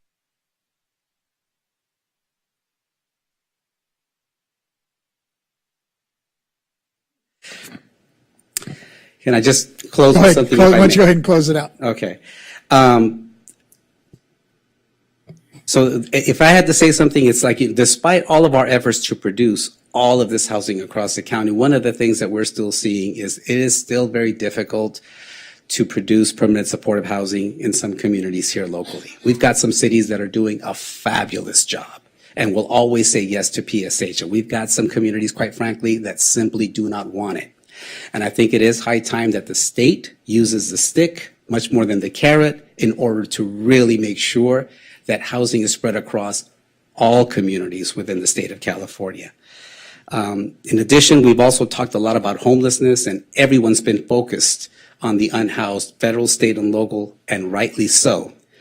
What we're missing is just general affordable housing as well. I've got seniors on my waiting list that have been there for 15 years that are teetering on the brink of homelessness, but they will never get called because right now my entire focus is to only house those that are currently on the street, leaving them completely vulnerable and without any resource. So we cannot forget that we need just an expansion of affordable housing in general. And with that, I'll turn it over to my colleague, Amy Bode. Thank you very much. Thank you. Good afternoon. Thank you very much for your patience. I was a little bit late getting here, so I do apologize for No that. problem. It's a big county. So thank you also, Emilio, for setting the stage. So my name is Amy Bodak. I am the Director of Regional Planning for the County of Los Angeles, and I focus on the unincorporated areas only. That makes up 2/3 of the land area of LA County, though, and we serve 1.1 million people. So theoretically, we would be the second biggest city behind Los Angeles City if we were our own city. We're bigger than Long Beach, who I know you heard this morning, and I'm familiar with. I live in Long Beach. We're bigger than Santa Clarita. So think of it that way.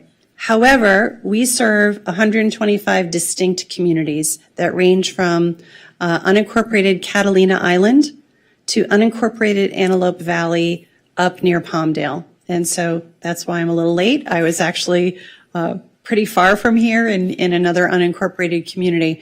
And those communities are all different. We serve East Los Angeles, which is very, very different than Valverde, which I just came from, which is a small hamlet up in the Santa Clarita Valley.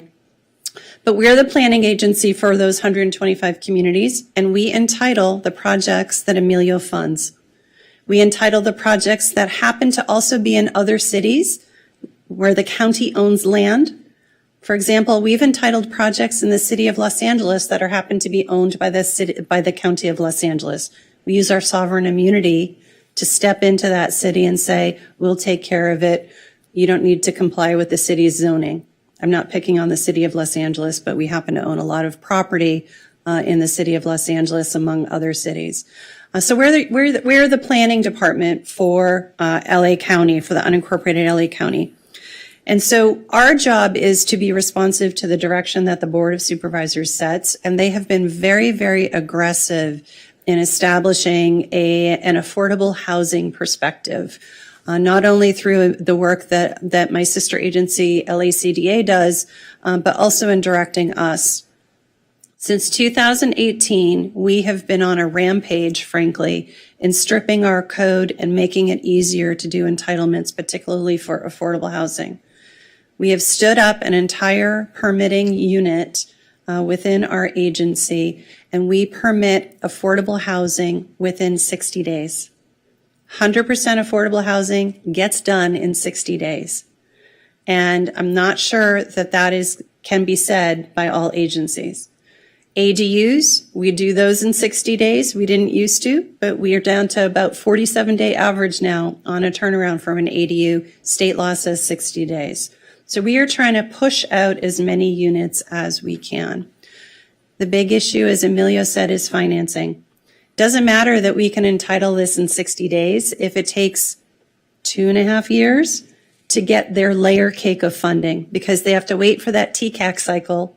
Then they have to go get the NOFA from Emilio, and then they have to maybe go to some other entity to get some other discounted dollars, or they have to go to, a community bank. The layering of the financing, that project was entitled 2.5 years ago, and it's finally breaking ground now. It's not the entitlements that's the issue. I will say another issue that we cannot control is CEQA.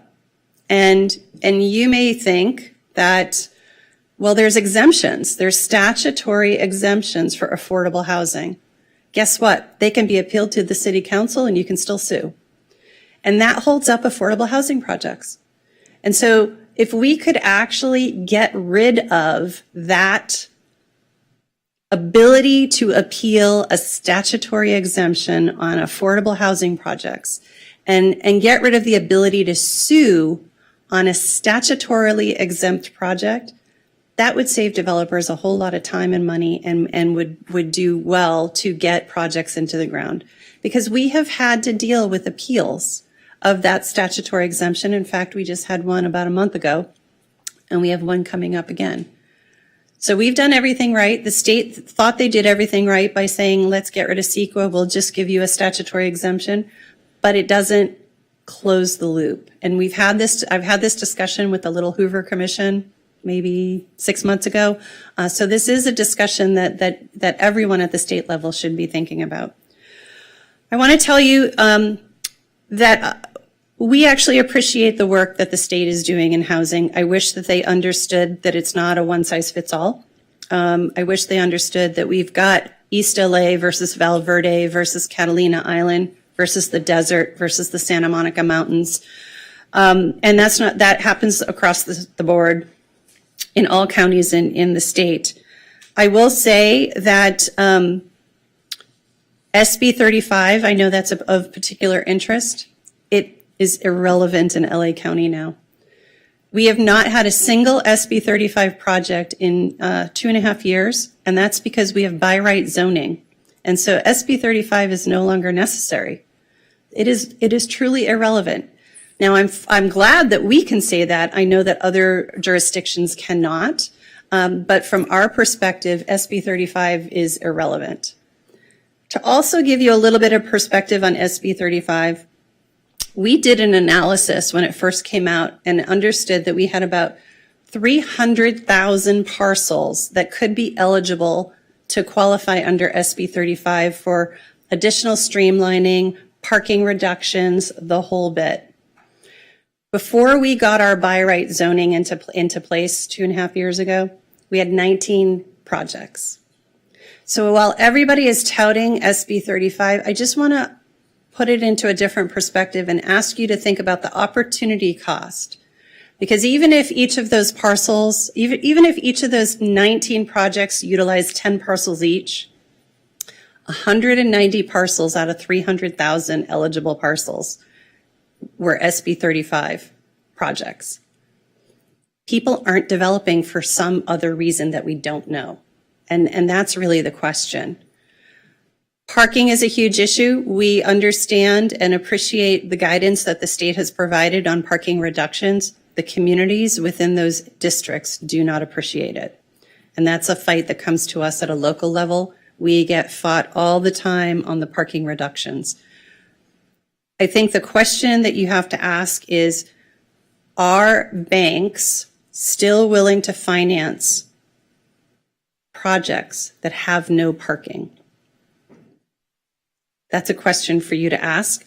There are times that developers have said, yes, we are only required to provide 2 or 3 parking spaces, but we don't think that that's actually going to work. We need to provide more than that. We're going to have to put 20 parking spaces in. Amelia and I have a project that we're working on right now where the developer said, we don't think it'll work. And we said, you don't need to provide parking. And they said, we kind of have to. So they're constrained because maybe their one conventional loan that they were able to get for equity required them to have parking. And so that's also one of the hidden pieces in this puzzle. So that's my rant on SB 35.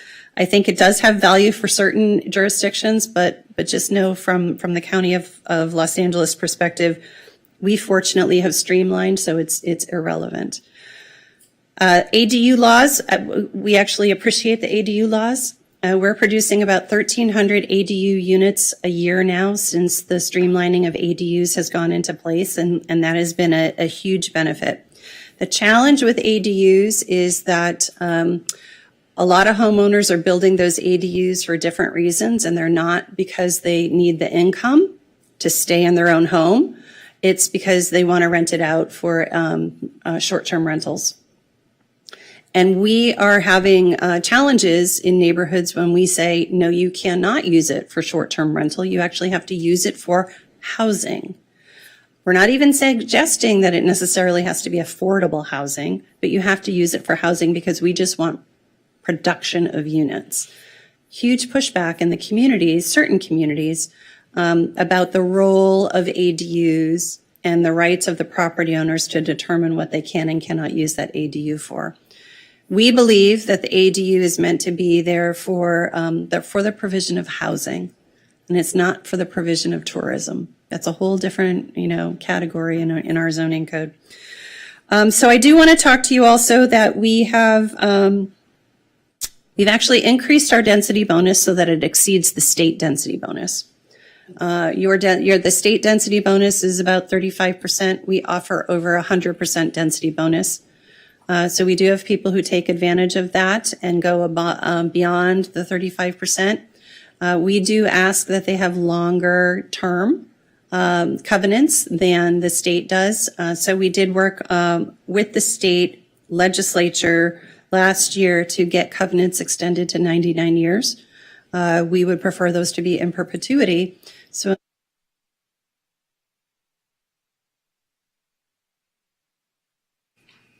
those are pretty much the things that I wanted to talk to you about. We appreciate your role here. I appreciate that you are all, in your own way volunteers as well. And so thank you for your role serving on the BOE. It's a tough nut to crack. I know you've had your own share of certain issues over the years as well. So I think it's fabulous that you're here taking input from us. Hopefully some of the advice that we and others today have provided you go somewhere and starts really a conversation on how to get more units out. But thank you for your work. Thank you. I think we have a couple questions for you. Let me start with my deputy controller. I want to thank you both so much for the very thorough presentation. It's a nice back-to-back punch. But really, really appreciate it. And you're right, it's not a one-size-fits-all, nor is it a one type of approach either. And it's going to take the Board of Equalization. It's going to take representatives from the county, the city, the governor's office, who will work with members of the legislature who are here today too, and our state agencies to make sure that we all have a hands-on-deck approach. Just wanted to talk to you a little bit about the permanent supportive housing and the homeless declaration that you made here in Los Angeles County. My understanding it was made in January, and the progress here, I understand you mentioned the waiver, but if there's anything else that you recommend to get the unsheltered community into more housing, seeing services. For example, I hail from San Francisco, And I live in the downtown area, and the unsheltered community is very visible, right? So there'd be a homeless encampment that pops up in one area. The city comes and they try to connect people to services, but let's just say in a group of 20, maybe 2 to 3 would accept those services. And there's various reasons. Number one, maybe all their belongings are not accepted into the shelter, or number two, they have their pets with them, or just a variety of other reasons, and just kind of what the progress has been in Los Angeles County over the past 10 months. Well, you certainly articulated a lot of the same challenges that we faced here. So we pivoted in many of our regulations. So, for example, there are a lot of shelters now that accept pets. There have been a focus then on pets. There's also been a focus on keeping families together. So there are some that are specifically for men, for women. We might need to make sure that we have shelters for entire families, or a way to keep them together.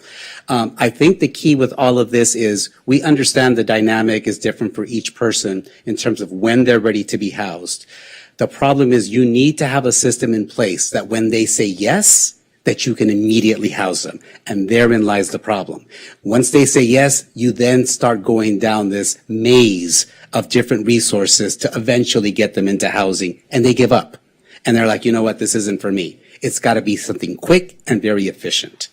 I agree, and it starts with bridging that trust too, where that if that the services come, it's a judgment-free zone as well. And at the end of the day, bottom line, we're looking to help, and we're looking to transition you into a better and brighter life. And then my next question, really quickly, was about the unincorporated areas that you're working in. And in those areas, a lot of times, the housing is a little bit maybe outdated, let's just say that. And if there's like any incentives in these unincorporated areas to have proposals to require clean and energy efficient, water efficient home improvements and green features in the construction of new homes, and also rehabilitating old homes. So interestingly, one of the communities that I'm working on is called Newhall Ranch, and it's up near Santa Clarita. It's going to be basically a brand new community of about 23,000 homes. Wow. Over the next 25 years. It's under construction. If you drive past Magic Mountain, the amusement park, it's right behind there. So you'll see some construction. They have a sustainability program that requires them to invest in green infrastructure in urban areas. And so that includes solar on rooftops and EV charging stations and new roofs in areas that are I would say in the LA Basin and not in the city of Santa Clarita area. So we're taking advantage of that program. Emilio and we are just working now on a different program where we're providing some grants to some homeowners that are in a community where the housing stock is more than 30 years old. Maybe, there's some mobile trailers that are decrepit and really do need to be replaced. But we're looking at a grant program that will not trigger Davis-Bacon and will not trigger prevailing wage, because, Emilia's got those issues to worry about, where we focus on the systems of the home. So double pane windows, insulating the building, replacing a roof, replacing the heating or air conditioning. Those programs, I think, that we can use to stabilize the older housing stock is necessary. And it's something that doesn't get discussed enough, but there's never enough money. And the strings that come with the money, especially from the federal government, which is a little bit more flexible through CDBG, are really, really difficult, because you can't do more than $10,000 before you trigger Davis-Bacon, right? $10,000 gets you nothing when each of those homes legitimately could absorb easily $75,000 in grant funds to make that home stable. And if you could just stabilize that home, then they can live there and they won't go homeless, or they won't teeter into a bad situation. So really, if the state could actually think about those things, we would be a willing participant. But we are exploring it on a smaller scale. We haven't rolled it out into the larger scale, but we're in that arena. Yeah, I think it's a great focus too, because not only the unsheltered population on the streets that we're seeing visible, but also those that are on the brink of homelessness. One Right. emergency, one paycheck away from falling into that, and also to the members of the community that are also living out of their cars as well. And if they miss a car payment or something along those lines, then they end up in a very spiraling Or situation. they're living in an RV, right? Yeah, Right. yeah, and that's a huge issue in the Bay Area as well. So this is my very, very last question. During the COVID-19 pandemic, there's a popularity of remote work from home, resulting in underutilized office space. And this also created opportunities to convert in commercial space to residential ones. So how can we as a state capitalize on the opportunity to convert downtown offices to affordable housing units? And what are some of the obstacles you see in doing so? Something that's being worked on, again, is motels being converted Right. into permanent supportive housing.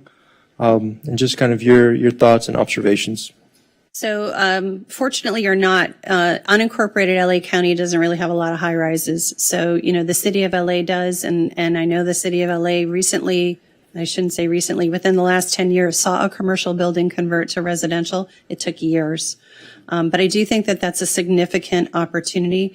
I think the building code, the state building code would have to change to allow some more flexibility because commercial requirements for office are very different from residential building code requirements. And so giving exemptions for conversion of commercial to residential, but still keeping health and life and safety, exiting and fire, things like that. I think that's the missing link. Because it's so difficult to go from a commercial building to a residential building, just insulation, the whole system that is built for HVAC, the exiting, the lack of windows in the middle of a building. Those things are not tolerated under the residential code. Do you want to add to that? If I may. And while I certainly welcome any and all of the tools that we can have at our disposal to increase housing, the thing I would warn against is that there are times when it sounds like it would be more efficient or inexpensive, but at the end of the day becomes more expensive than just traditional stick build. We've seen a lot of gravitation towards containers, for example, shipping containers. And at the end of the day, they were never made to be housing, but we're trying to force that issue, and it sounds great. Even the motel and hotel conversions, while they're already erected, that's great, but some of these are very, very small units, so you want to make sure if it's permanent supportive housing, it's somewhere where you actually want to live for the long haul. Right. So those are all the factors that we have to consider, but I still don't close the door to some other possibilities. We just have to consider all of those factors. Yeah. Thank you. Thank you so much. I think you and I are working on a motel conversion, aren't we? You're funding it, yeah. So we expanded upon the motel conversion concept that the state had and tried to make it more flexible. Where if you wanted to convert it or allow it to be used for interim supportive housing, you could do it for a period of 10 to 15 years. And then you could switch back to being a motel if you wanted to. We were trying to take maybe a location that's not so great and give it some vitality, but then if it no longer needed to be interim supportive housing, it could go back to a commercial use. Still didn't get very many takers. And you're right, the issue is you need a kitchenette. You still need a kitchenette. So yeah, you got a bathroom in some of these motels. Most of them have, their own bathroom, but you still need a kitchenette. And so the expense that you have to put into those buildings to actually retrofit it, even for a micro unit, it's pretty expensive. Understood. Yeah. Thank you both for your work, Chairman. I yield back. I had a quick question for you. From a regional planning perspective, what are the steps that the Los Angeles County can take to balance, the long-term need of property tax revenue with the urgent need of affordable housing? So we, as I said, we did stand up an affordable housing unit. The challenge in LA County is, we have over 115,000 employees. So we're our own corporation, like we're a giant corporation, spread out over 30-something departments. The sprawl of the organization itself is a challenge. And so as a permitting entity, we have been working very closely with Public Works, Parks and Rec, Public Health, to try to, and Fire, to streamline the permitting on everybody else's end as well. The motto of my department unofficially is a single line of business unit. Production of housing and production of commercial. If we can collectively get it out the door faster, the end result is an increase in property taxes. Maybe somebody new gets a home. Maybe somebody new gets a job, right? So it's not just that we're permitting things. The output is increased revenue for the county, frankly, and the state. But it's increased jobs and it's increased housing. So our mantra is to try to expedite all permits, not just the affordable housing permits. And we are definitely not there because of resources, but I do think we're doing a much better job on the affordable housing. Now we have to do it on the private side too. And if we can do it on the private side, that's where you'll see the new restaurant starts. ABC licensing is very, very challenging for restaurants, and there's a huge backlog for ABC licenses.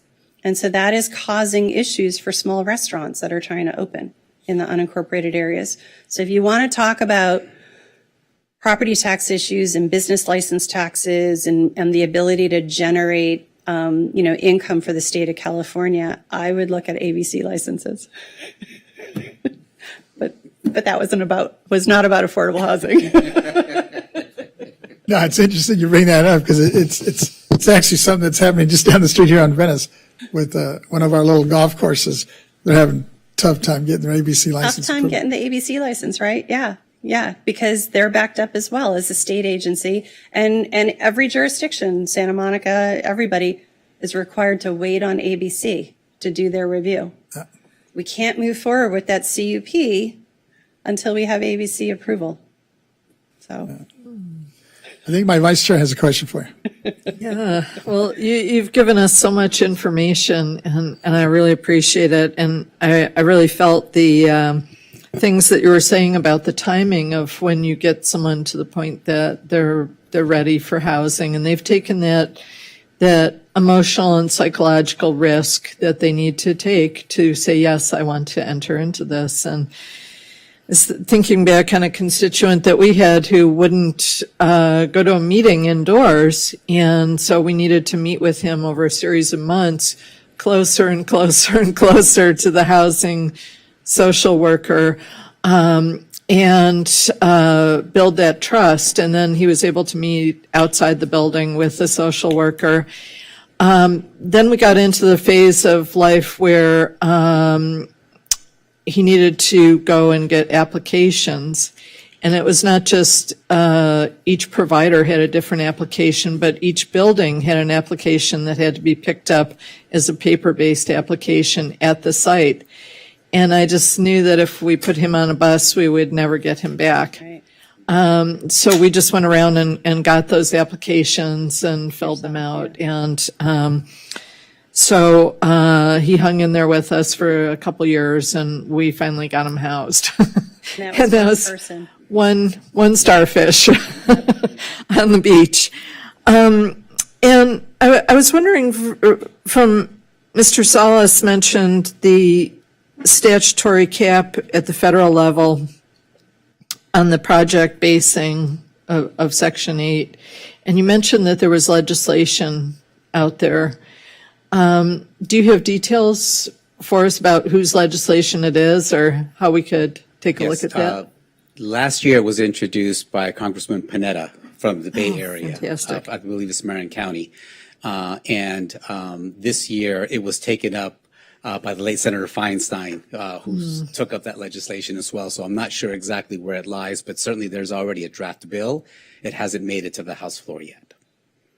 Okay, great. That's very helpful, because I think as we're working with constituencies that we each represent and work with, it's always good to be able to give them a football that they can run with. And even if it's not something that is going to fully go the distance to solving a problem, it at least gets them to the table and having an experience of starting to support things rather than just deploring the problem. Right. Interestingly enough, there's even some pushback from the housing community, housing advocacy groups, because there's a concern that as that cap gets increased, fewer and fewer resources go towards families, of which the Section 8 program was originally established to help families. The challenge is, it's voluntary, so you don't have to project-based, right? Housing authority by housing authority, but the issue is it's really right now our only real resource. I'd love to have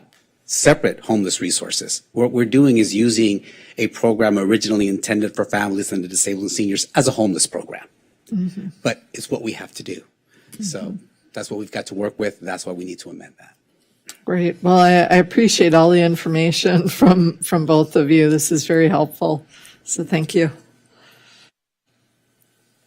Thank you both. There's some good insights. With that, Ms. Cicchetti, where are we at? We are the last item on the agenda is item 6, recommendation, resolution, action items, and wrap up presented by Mr. Westgate. Thank you. With that, I'd like to express my gratitude to all the speakers who have participated in today's hearing. Your insights and recommendations have shed light on these critical issues, and I am encouraged by the collaborative spirit demonstrated here today. Throughout the hearing, we heard a variety of recommendations and action items from our speakers, and I believe it's essential that we acknowledge and summarize these key points as we wrap up today's proceedings and look forward for preparing a blueprint of incentives for affordable housing. I'm going to take a stab at some of the things that I heard today, and then I'm going to turn to my members and make sure that I didn't leave something out or forget one of the recommendations that was made by the speakers today. The first one that comes to mind was was to work with other state entities to build on the success of ADU production. The second one I heard was emphasize production of moderate income housing. Third one I heard was work with other entities to provide greater stability and certainty regarding the funding of affordable housing. The next one I heard was support adaptive reuse policies and use of prefab modular housing. Then came work with other state entities to address potential low-income housing tax credits. And then the next one I heard was align and streamline funding sources for affordable housing projects. Then the recommendation was increase cap for welfare exemption on non-tax credit projects. Then I heard work with legislators and Department of Insurance to address skyrocketing premiums, insurance premiums. And then near the end here, we had work with legislators and other stakeholders to revisit building standards for commercial and residential properties to promote adaptive reuse policies. And the last one that I had here was remove barriers to financing for production of affordable housing. And with that, let me turn to my members and see if I'm missing a few here. And I have my vice chair. Go ahead. Thank you, Mr. Chair. That's a very comprehensive list, and I have such a volume of notes that I'm probably going to need to go home and unload some of this and think it through. But one that I would add to your list is sort of the consolidation and simplification of the funding sources at the state level. And it was very hard to get to that point with the education fund. But now the legislature and very importantly, the legislative staff and agencies have had that experience of doing that exact thing with education funds. And so that seems like something that could help in terms of when our last two witnesses were talking about the extreme complication of putting together a layer cake of various time-dependent funding sources and working their way through that. So I'm going to be doing some more thinking about that and my own research, and then bring it back to one of our working group meetings as well. So thank you. Appreciate it. Yes, go ahead, my Deputy Controller. Thank you, Chairman. Very, very nice comprehensive list. The one piece I just wanted to add is finding avenues to connect affordable housing developers to local surplus land, as land is an issue for those, and whether that be school land, public land, state or local. I think the BOE has a huge role to play in this as well. Thank you. Thank you.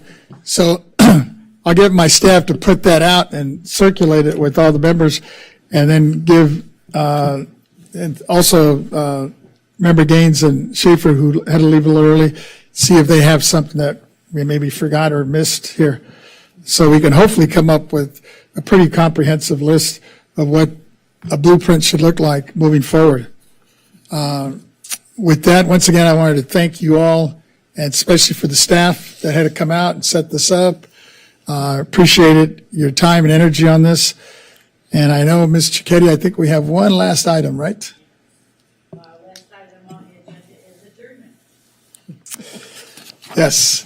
So we will officially adjourn this working group body on the affordable housing incentives that we talked about. And our next board meeting will be in October the 24th and 25th in Sacramento. We will now adjourn the board work group meeting on affordable housing at, what time is it now? It looks like I have 3:32 p.m. Thank you once again, and looking forward to working with many of you as we move forward with this blueprint. Thanks. I just want to make one clarification on the record. We're only having a meeting on one day next week. It's just October 24th. You're right. Thank you. You're right. So for those that were planning to come up or even were preparing to listen in, it looks like we consolidated, so it's all going to happen on the 24th. Yep. Thank you.